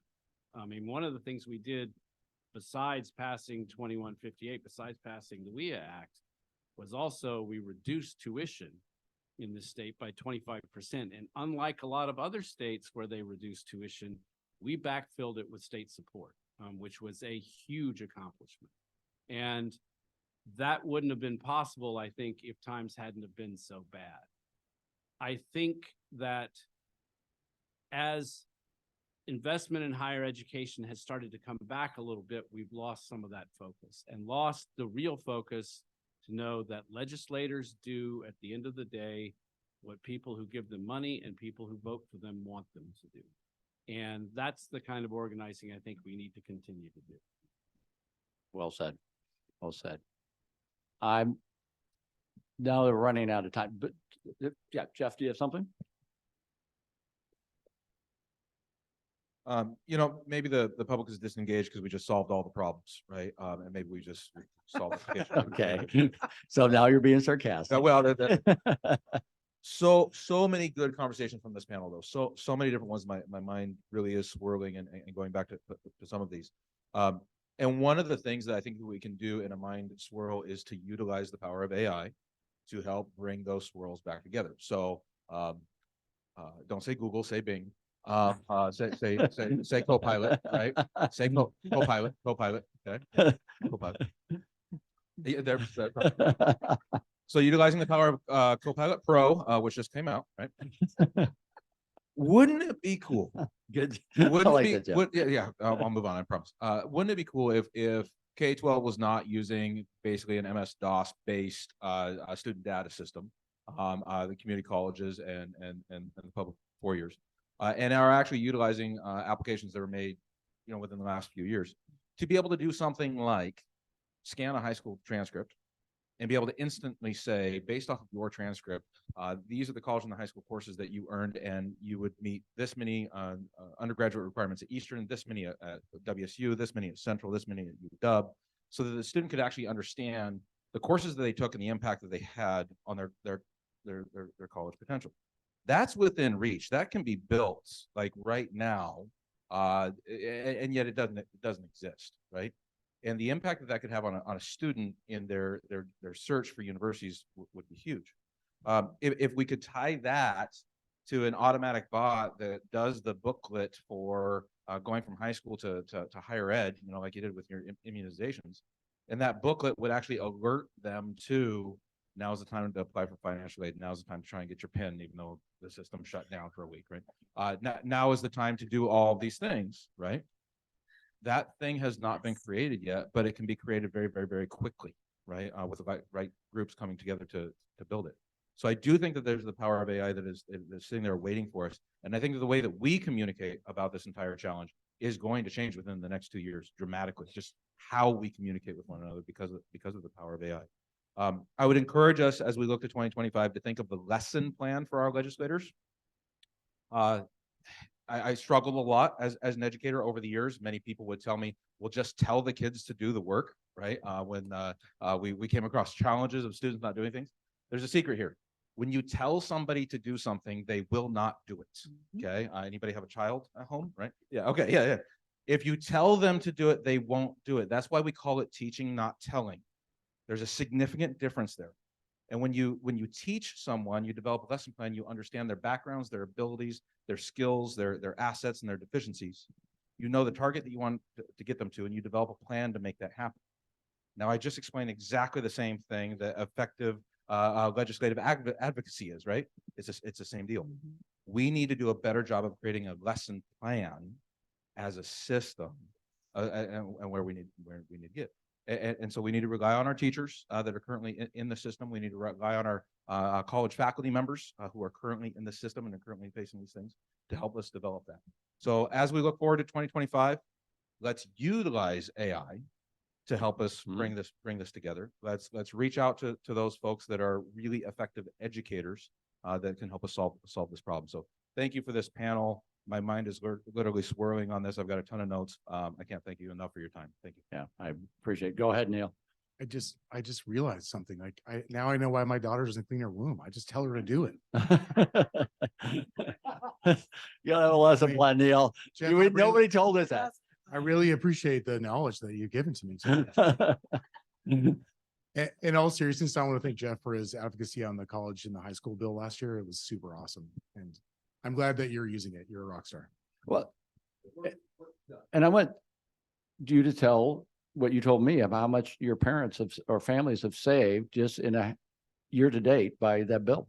Yeah, year to date, keep in mind that tomorrow, Wednesday, happens to be midterm of second trimester for us. So that's the exact halfway point of the school year.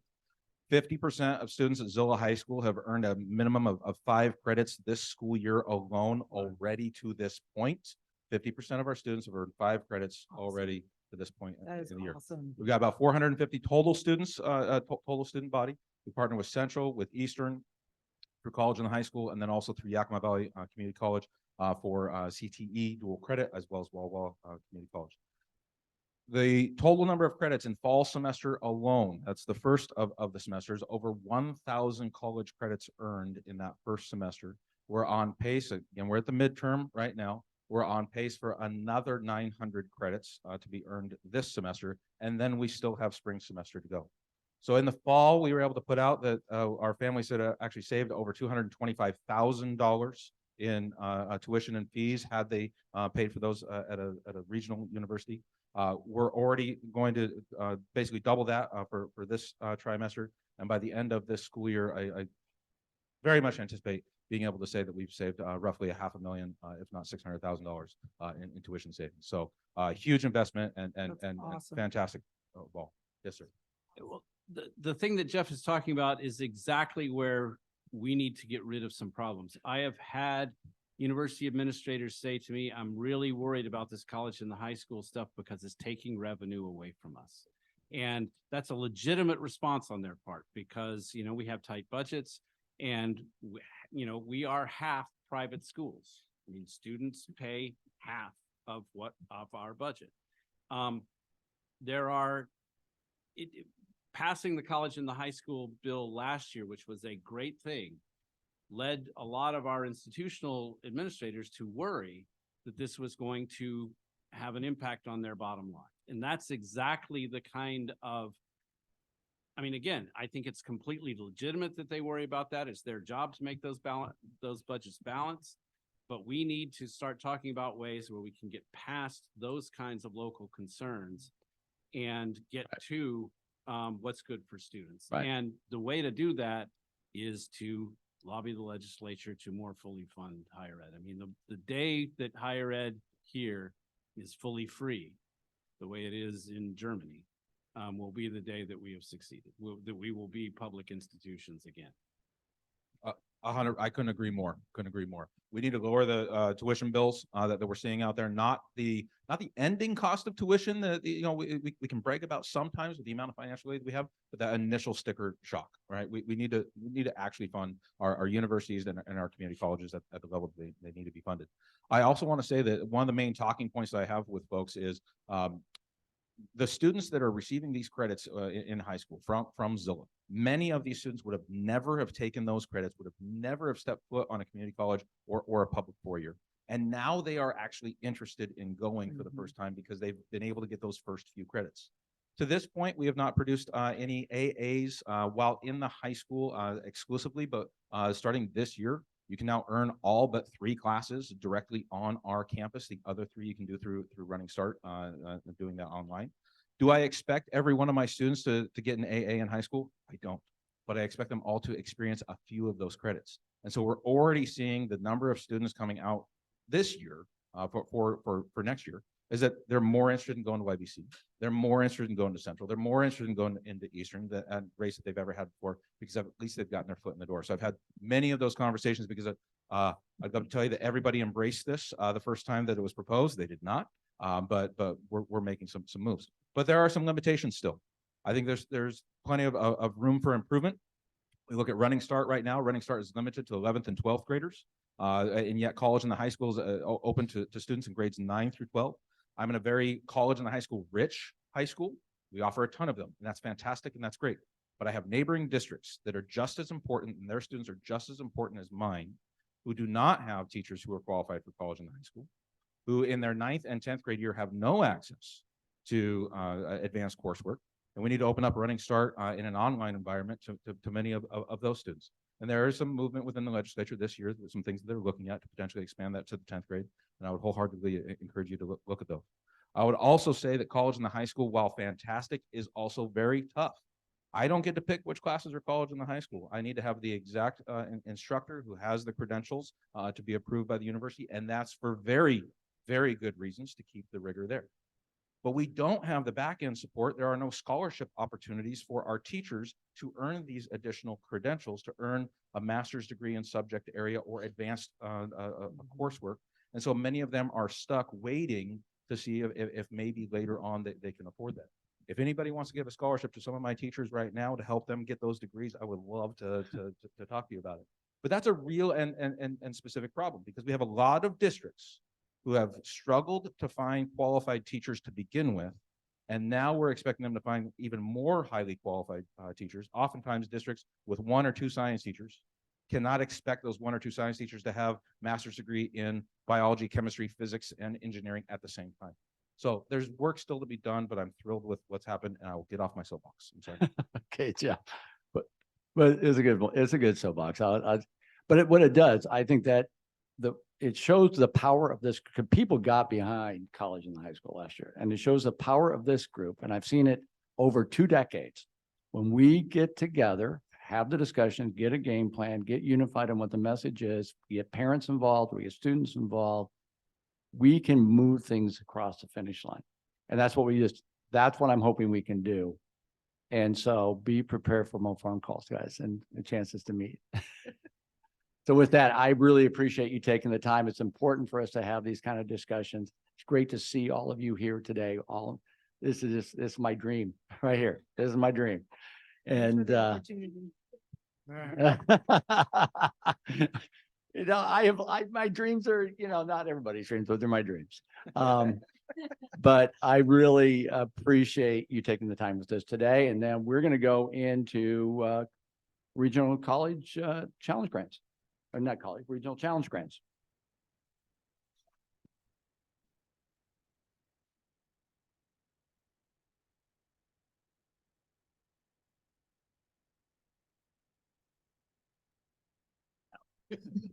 Is this microphone on? Sounds on.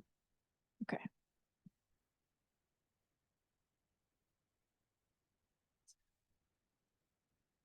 Oh yeah. Absolutely, yeah. Oh my God. WSAC meetings are open meetings. You're even able to ask Abby questions. We are a. Oh, they ask a lot of questions about it. Please, yes, and ask me more questions. We run our meetings a little bit differently. Everybody's welcome. You can, and you don't have to be a council member to ask questions. Wonderful. Well, hey, good afternoon. Thanks again to the panel. And I am our last full presentation for this meeting. So thank you all for your attention and your sticking with us through this. I am going to present a couple of items today on the regional partnership work and regional challenge grant. But I wanted to start by putting back up on the screen for everyone the guiding principles that we presented at our last council meeting in Port Angeles, because I think these help to really understand some of the announcements that I'll share later in the presentation. So we shared that some things we're thinking about in terms of this work strategically are that strong relationships with current and future partners in our regional partnership work are critical to the understanding that we will cultivate throughout this work of how partnerships grow and evolve. And we know that learning what works alongside a community will take time. So those two pieces together are really shaping a lot of what we're thinking about at this stage in the work. We're also thinking a lot about this opportunity through Regional Challenge Grant and how it can be accessible to communities across the state. So we'll speak a little bit more to that when we speak about our new request for letters of interest, which is available on our website later in the presentation. And we're thinking about how our processes continue to improve and reflect our learning in this process. Next slide, please. And so therefore, these are kind of the 3 central areas of our direction for this first chapter of 2024. We're going to continue to engage our partnerships in negotiations as we work through a negotiation process to extend that work through June 2025. We spoke a little bit about that last time, but I have some more details to share this time.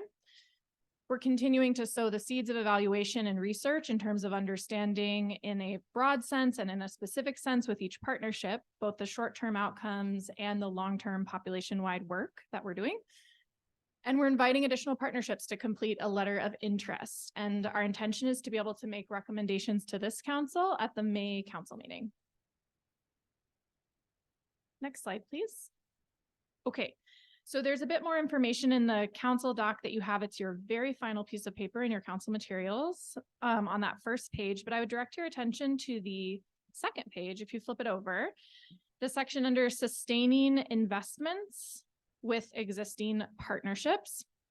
So as you know, we made the strategic decision about a year ago at the start of this work to begin with shorter initial grant periods with our initial cohort of 8 grantees and partnerships to make sure that we were starting this work in diverse areas of the state. And because we received so many initial letters of interest at a really high level of quality. And so we wanted to be able to get this work going in those different areas. But our intention is to learn from this work in a longer way, and we're only in the first academic year of implementation. And so we've talked about this negotiation process this spring. It's going to look a little different for each partnership in terms of where they're at in those conversations, but we will be starting these conversations as soon as the next couple of weeks. And the timeline of those conversations is going to depend a little bit on the original timeline of the grant agreement that we have with each partnership. Our intention is to continue this work. And so we've created a set of criteria you have on the screen here and in the council doc to share a little bit more about what's going to shape those conversations and what we're thinking about. So those criteria include that the partnership is making progress towards their goals alongside their local community and based on their ongoing learning. That the partnership's approach to their work is aligned with the vision of WSAC's Regional Challenge Grant. And in other materials and in the council doc, we like to direct folks to that first legislative report from last year, the 2023 legislative report on establishing the Regional Challenge Grant for a much deeper sort of understanding of that vision and the work that we're doing there. And that the partnership is spending funds as approved and outlined in the agreement, making sure that the work is progressing. So what you'll see there are really important indicators for us at this stage that are not things like, you know, this is the short-term outcome and this is what we know on that outcome yet. And that is important because we are still in that first academic year of implementation. And so these are the key pieces that we want to see in terms of activities and outputs in that work that are shaping kind of that first year of full implementation. And I wanted to share as well that any significant changes in funding, so if there is work that is scaling back or growing or shifting at all, that's what we're going to bring to this council as recommendations in the May and or August council meetings. So that's our plan there. Next slide, please. And finally, we're very excited to share that our new request for letters of interest is available online. Our applications are open for this next cycle of funding. Interested applicants can submit a letter of interest between now and February 16th. The full request for letters of interest, which is a document outlining the different parts of the process, what we're looking for, our priorities, guidelines, and other resources, that's all available on our website. We've also already hosted our first information session for interested folks, and we have another information session coming up in early February. We've also posted that first information session, so anyone who's interested and might have missed it can take a look online. And we have a frequently asked questions document that we're continuing to update from last year, and we're including those questions from information sessions or relevant questions we get through email and things like that. So we've shared this before. Recommended award levels will be responsive to the needs, capacity, and proposed strategies of applicants. Another way of saying that is that one of the things that we've learned from this first cycle with our cohort in this last year is that this tiered system of 2 types of grants is not necessarily always responsive to where the work is. So in terms of meeting our partners where they're at, what we want to think about is what are those things, the needs, capacity, assets of the region, and the proposed strategies, and how does that relate to the funding level, what's being requested, and that sort of thing. And how can we negotiate that within sort of what we've started to build in terms of expectations for the different kind of tiers of grantees in this past year. And our hope is that we may be able to recommend up to 6 partnerships. That's based on our strategic planning with the fund and everything else. Next slide, please. So in that full request for letters of interest, we outline both our theory of change with the Regional Challenge Grant, as well as some connected priorities based on that theory of change. And in response to what we see as areas of WSAC's work that we want to continue to grow with the cohort of partnerships that we're supporting through this opportunity.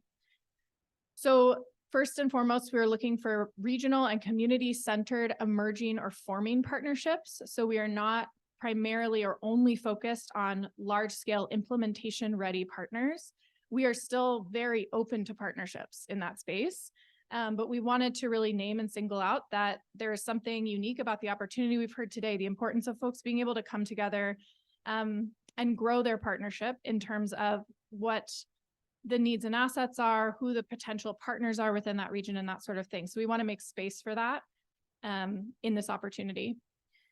We're interested in a wide range of place-based proposed activities. So we're not limiting to certain types of activities in terms of, I don't want to get too jargony as I heard earlier, but we think a lot about like implementation activities in terms of folks that are ready to do student level implementation work across an entire region.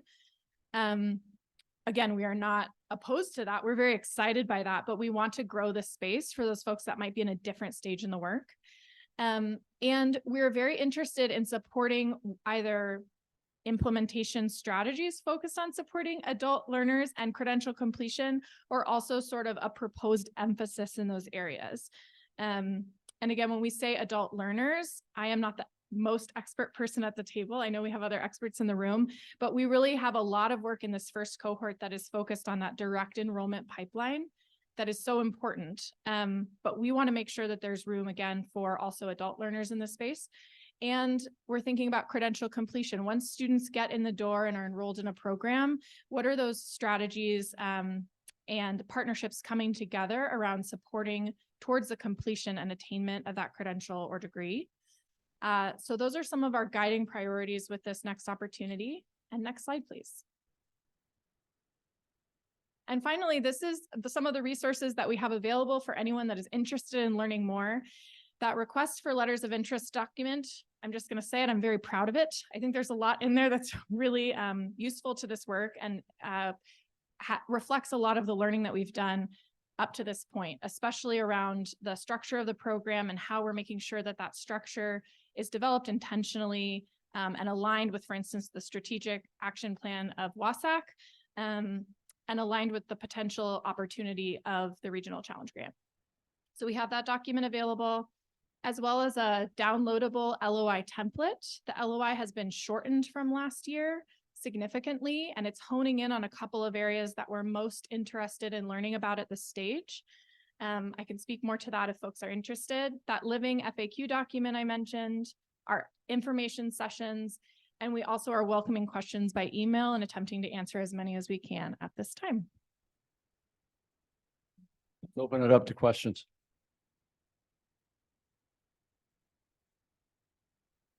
Not a question, but just a comment. I really appreciate what you just kind of underscored on the credential completion. Yeah. I think many times in this space, we're talking about getting students in, but not necessarily completing. So very much keying in on that. So thank you. Yeah, thank you. Other questions? Yes. We got a mic coming to you. Hi. Since we have the opportunity to have Abby and WSAC here as well as Angela, I know that I'm curious and others have asked, like, how do these different regional partnerships all coordinate? And are they overlapping? Are they talking? So I was wondering if you guys would comment on that. Of course, yeah. Angela, do you want to comment on that? Oh, sure. Yeah, I can start. Yeah. So I think there's two pieces to that. There's how the partnerships are talking to one another, and then there's how like we're talking to one another. I think both are important. I've had the opportunity to be in communication with Angela's team and the folks at WSI in the last year, just thinking around some of the structural elements of this work, knowing that it's happening in a similar time frame around similar goals and that kind of thing. But then there's this other piece that I think I heard at the end of your question, which is how are the partnerships engaging with one another? I think there's a number of opportunities for that to happen. Some of those are led by WSAC, some of those are led by the Gates Foundation, some are led by many, many other groups. We've talked a lot about the tables that are available. And so one of the things we're doing in terms of that coordination on our side is to make sure that we're aware or as aware as we can be of the different requests or opportunities that are going to those partnerships to make sure they're not all at the same time, or to make sure that there's not, a lot of pull on one region of the state or that kind of thing in terms of those opportunities. This on. Can you guys hear me? Okay. No, that's a great question. In fact, we slowed down our work knowing that WSAC was going to go out with their regional challenge grants because we didn't want to confuse the field. And so just, letting you guys into what happened behind closed doors. And so, I'm told like, Angela, your work's moving too slow. And I'm saying, that's cool. And if it works for community, then I'll take shots fired inside. I'm okay with that because we really did not want to confuse people on what the opportunities are. And then the other piece for us, when we started crafting what our criteria was going to be, we actually worked with WSAC to say, can you give us some input? What do you think? What did you learn out there? Are there folks out there that you may not fund that we should think about? So being able to share that information, also trying to decrease some of the burden on our partners out there. So that's one piece of it. The other is our partnerships don't look exactly alike. Some of the criteria we wanted for partnerships, it's not identical to the criteria that WSAC has for their regional challenge grants. And so there may be some overlap, but not even just with this. There's lots of things happening across the state. And so, with ours, we looked at like who's involved in what right now, because then it's also like, how do you not burden an organization? How do you not tip an organization with funding? Like there's all these things that we're thinking about with partnerships.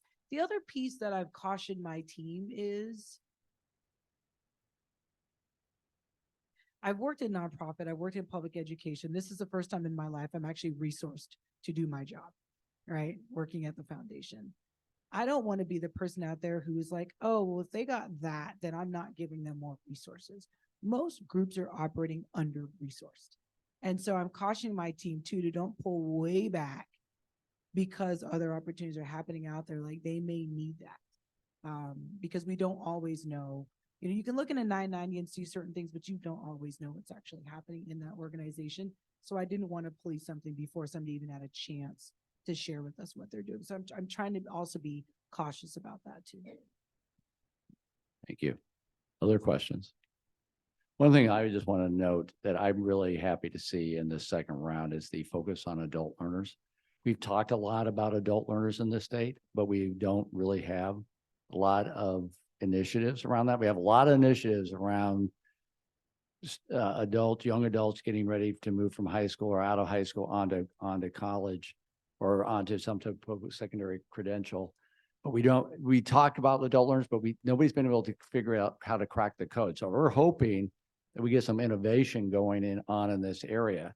And I also think what will happen out of this is as part of focusing on adult learners is also going to force us to figure out how to crack the code around support services, wraparound services, because you cannot deal with adult learners, especially given some of the challenges they have in coming back and going to school, if you don't deal with some of the support services that are going to allow them to do that. So it's going to be interesting. I think it's going to create a dual learning process. It's actually going to get us focused on this and saying, okay, what's going to work in getting people re-engaged and back into a learning environment. And it's also going to cause us to figure out how do we remove the barriers for those individuals to actually be able to do it. So I'm excited about see what kind of proposals we come up with. And then how does that also fit with how we start seeing the map of the state start filling out with some of these little centers of innovation that are going to be going on in different areas. So I'm excited about it. Other questions? Yes, did I see? Yes. You make, everybody can ask. I do, It's actually a bit more of an observation to tie in a few of the conversations because I think when we talk about going to legislators and this broader agenda, one of the things that I think we have been doing recently is these testing out of new ideas. And you can only test out and try out new ideas for so long before you get kind of bogged down in that testing phase. But I do think since we do have a strong research team at WSAC, and because I know, Angela, it's another priority for you all, I don't know if anybody wants to comment on just like what we have learned and what we're thinking about learning, what we will be able to learn out of this over the next year, and thinking about just how that fits in to picking out the 3 goals and the package of the research and the learning. I just think it's in a really important piece that we haven't touched on. So I just wanted to put that out there in case anybody wanted to comment on it. Yep, right, here we go. Yeah, so well, actually, and that and a little bit of a broader, right? So one thing is we have when we started doing this, we've been very intentional about how we've done this, and including the intent of we wanted to launch quickly in order to build, and this is initial parts, not directly response to that question, but that we wanted to launch quickly in order to whet the appetite for this very different way in which the state tries to drive change with communities, sustained over time. And so we worked really hard, and there were people here. In fact, Abby and Hannah, they weren't even here yet when we started the first round. They came in the middle of it like, oh my God, whatever. And there were Rathi and Abby Chen, who's not here, were worked with me, and we did that sort of first round. And we were very intentional about wanting to move quickly to build the momentum and whet the appetite and show the powers that be at the Capitol that we could move quickly, right? And we also made some mixture of large grants and smaller grants. And we had large, and the key is, so that was all very intentional for specific reasons, and we didn't know for sure that was the right way to do it, but it was very intentional the way we did it. So we did have this in the first cycle, a round of giving 4 sites rather large grants, right? Now, I've learned long ago from friends and working with national and state and local philanthropy that you don't give your first grant of a large size to your first time you're really working with a grant recipient. So the difference was why we could do that is the 4 recipients who got these, we knew them. We'd already been working with them for some time. They were a known quantity, and we wanted to, test that ability. So that was an intentionality around the first round. As the program has gotten its legs and we're out and we're doing this stuff, we are shifting up. So also because we only had a certain amount of money, because we just had one year's appropriation to it, we were doing this strange phenomenon of sort of 18-month commitments and other types of things. So we have intentionally shifted from a frame that was meant to drive launch to another approach towards sustainability going forward, right? And so we have slowed the pace a little bit. If we don't really know you and you never get a grant from us, you're not going to come in at the level that the 4 big ones did. All sorts of sort of just trying to be more intentional, strategic, with the understanding, with the luxury that while this is a big undertaking for us as an agency, compared to the philanthropic scale of Microsoft Philanthropies and the Gates Foundation, we are like, a tiny in terms of like, we're just working in the state of Washington.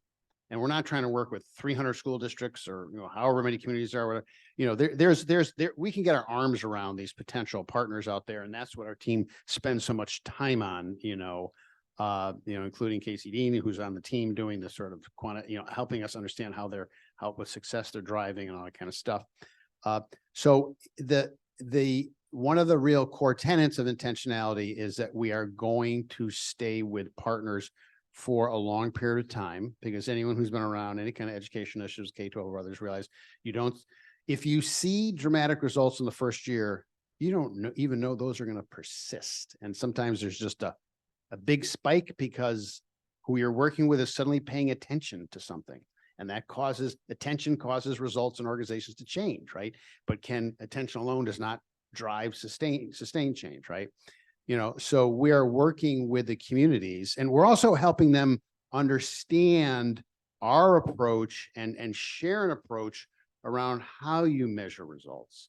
And why is this important? And this is not because we're going to beat you up over some things. This is a shared learning experience that we're going to, drive change in doing so. So yeah, in the first year or so, we have some markers of interesting things going on. I don't want to make too much out of some of those because they might be in very tiny communities with tiny populations being served, or you never know, they might be a quick spike up that doesn't sustain itself. So what we're trying to do is make this a sustained learning experience that benefits the state, benefits our partners and us, and in which we understand that really learning what works is complicated but doable, right? And it has to be over time. And we're not doing this as some free floating independent accountability engine. We are they are partnerships and we are partnering with them. And, it's the same model that Angela talked, and so we want to learn alongside them, because if we learn stuff and they don't think that was learned experience on the ground, that really devalues the benefit over the learning, is because if you know more stuff in Olympia, it's almost like, it's almost like, so what, right?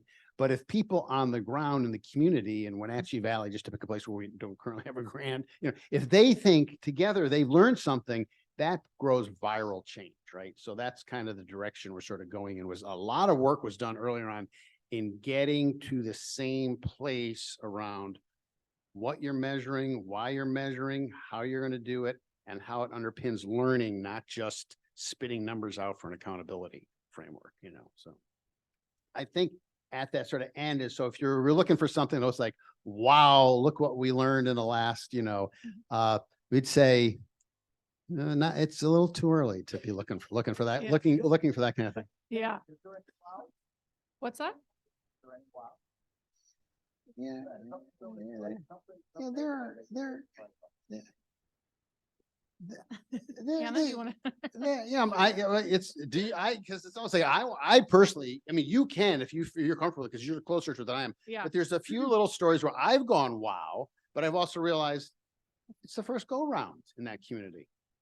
Don't presume that if you call them out as a wow now, we can tell you they're wows, but if we were to tout them as a wow to the broader world, and year 2 is not so wow, you've set them up to, Well, right? I would just want to jump in here because I think Name. one of the That's right. Yeah, that's okay. Yeah, there's wows. There's wows. Yeah. Hi. I know. Okay, No, yeah, there certainly are. And I think that, we are often really focused programmatically because that's the side we work in. How do we make this make more sense alongside the mission and vision and values of this work and the original intention from the legislation?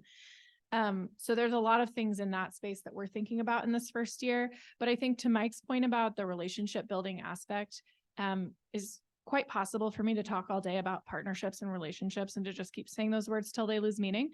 But an important piece to think about is like what that actually looks like is Hannah, Casey, and I, other members of our team are always on the phone and going out to meet with these partnerships. So we are developing the tools to learn in a structured long-term sense about what's working, but we are also always talking with these groups. And so a lot of the wows are smaller things that, might not feel appropriate to share in a space like this, but as you get to know groups, you hear about the various individuals who they've been able to hire and how dedicated those individuals are.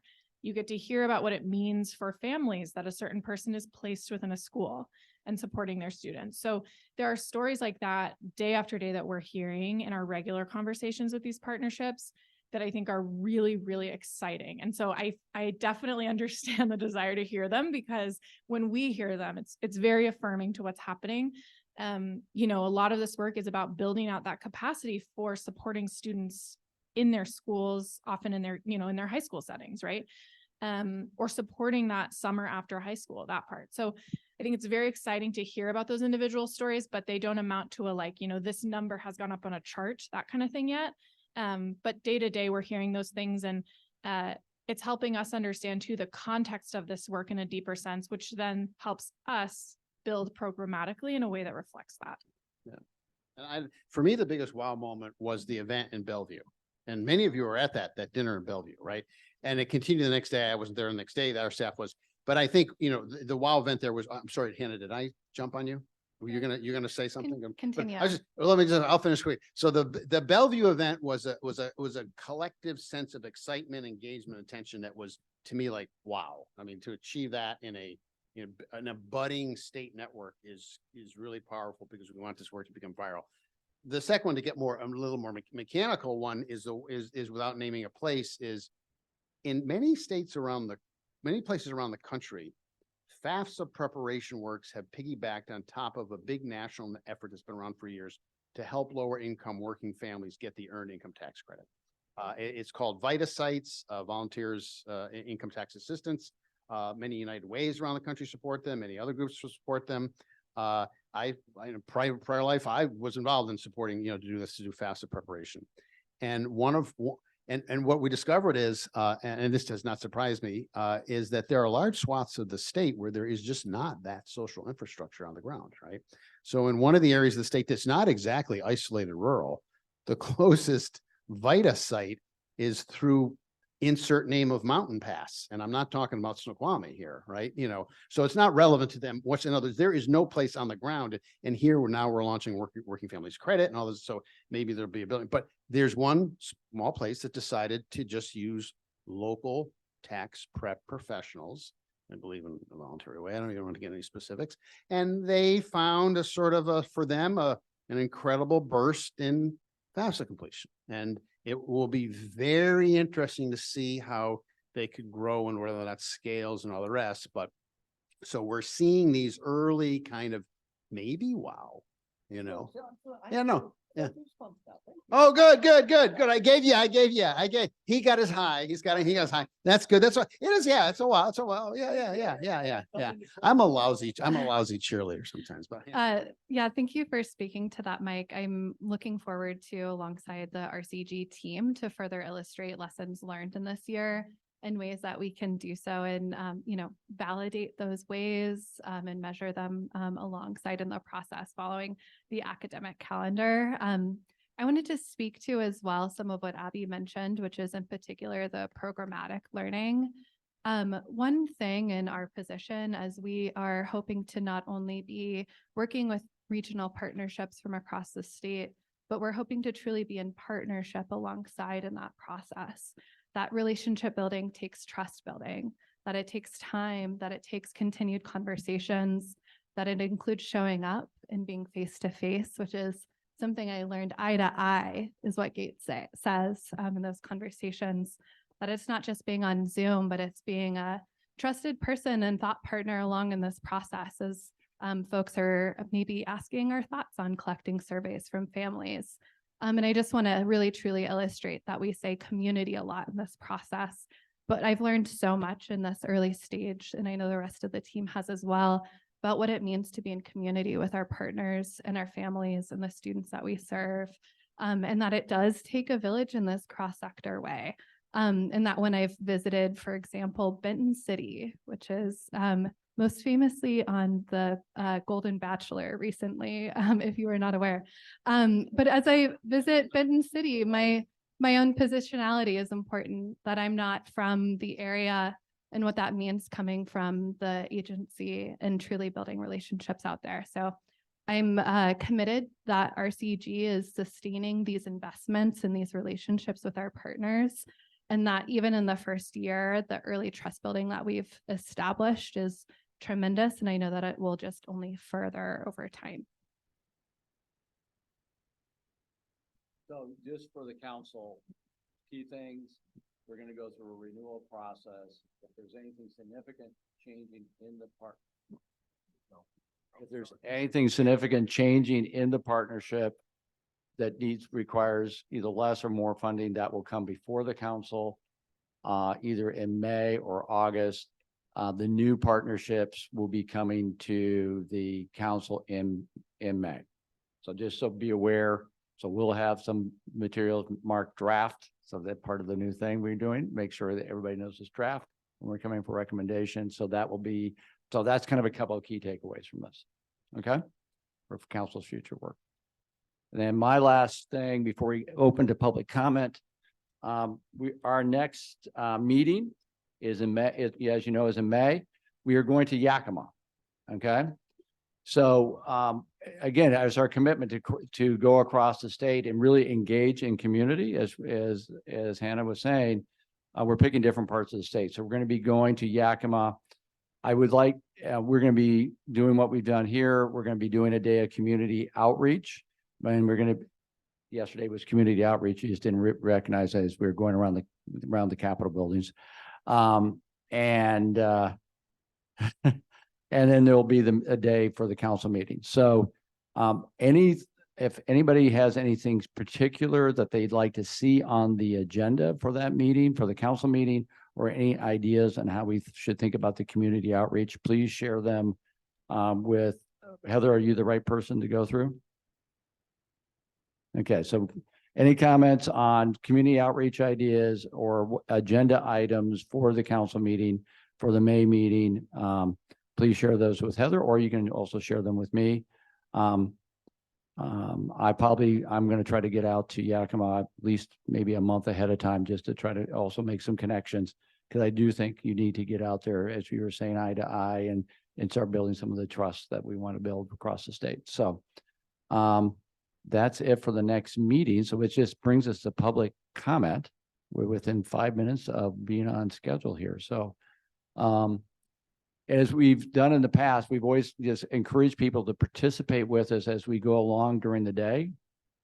That's a little bit different way that we run meetings here, but also we still always honor and reserve the tradition of having a public comment period. I also don't have a problem with no one having any public comments, but is there any public comments that are something somebody would like, didn't have a chance to say, or just thinking of now?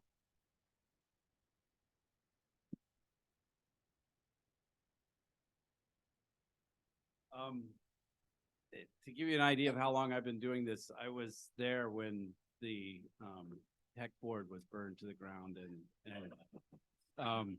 WSAC rose out of the ashes of that. And one of the things that was added to that legislation was that WSAC should be an advocate for higher ed.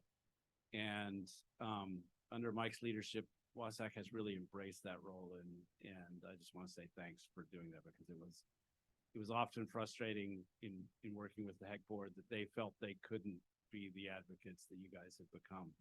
And I know that occasionally people scold you for being out of your lane, but I hope you continue to do it.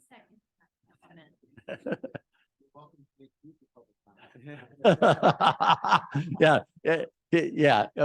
Those kind of comments are always welcome at any time, at any place, and during the meeting or outside the meeting.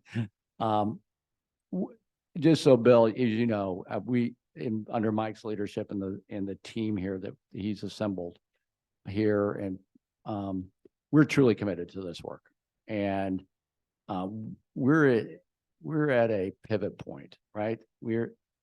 We have to do something different because we've set this 70% goal, but that needle isn't moving very much, if at all. And so that means some things have to change. And so, we're going to have to go in and roll up shirt sleeves and do the hard work and have the conversations and form the alliances and the partnerships around this. So I just look forward to working with you all as we keep moving this work forward. Any other public comments? Have you seen anything online? And it is 2 minutes until 3. We are actually adjourning the meeting early. Is there a motion to adjourn? Yeah. Come on, Jeff. Okay, Mustafa, second. Meeting is adjourned.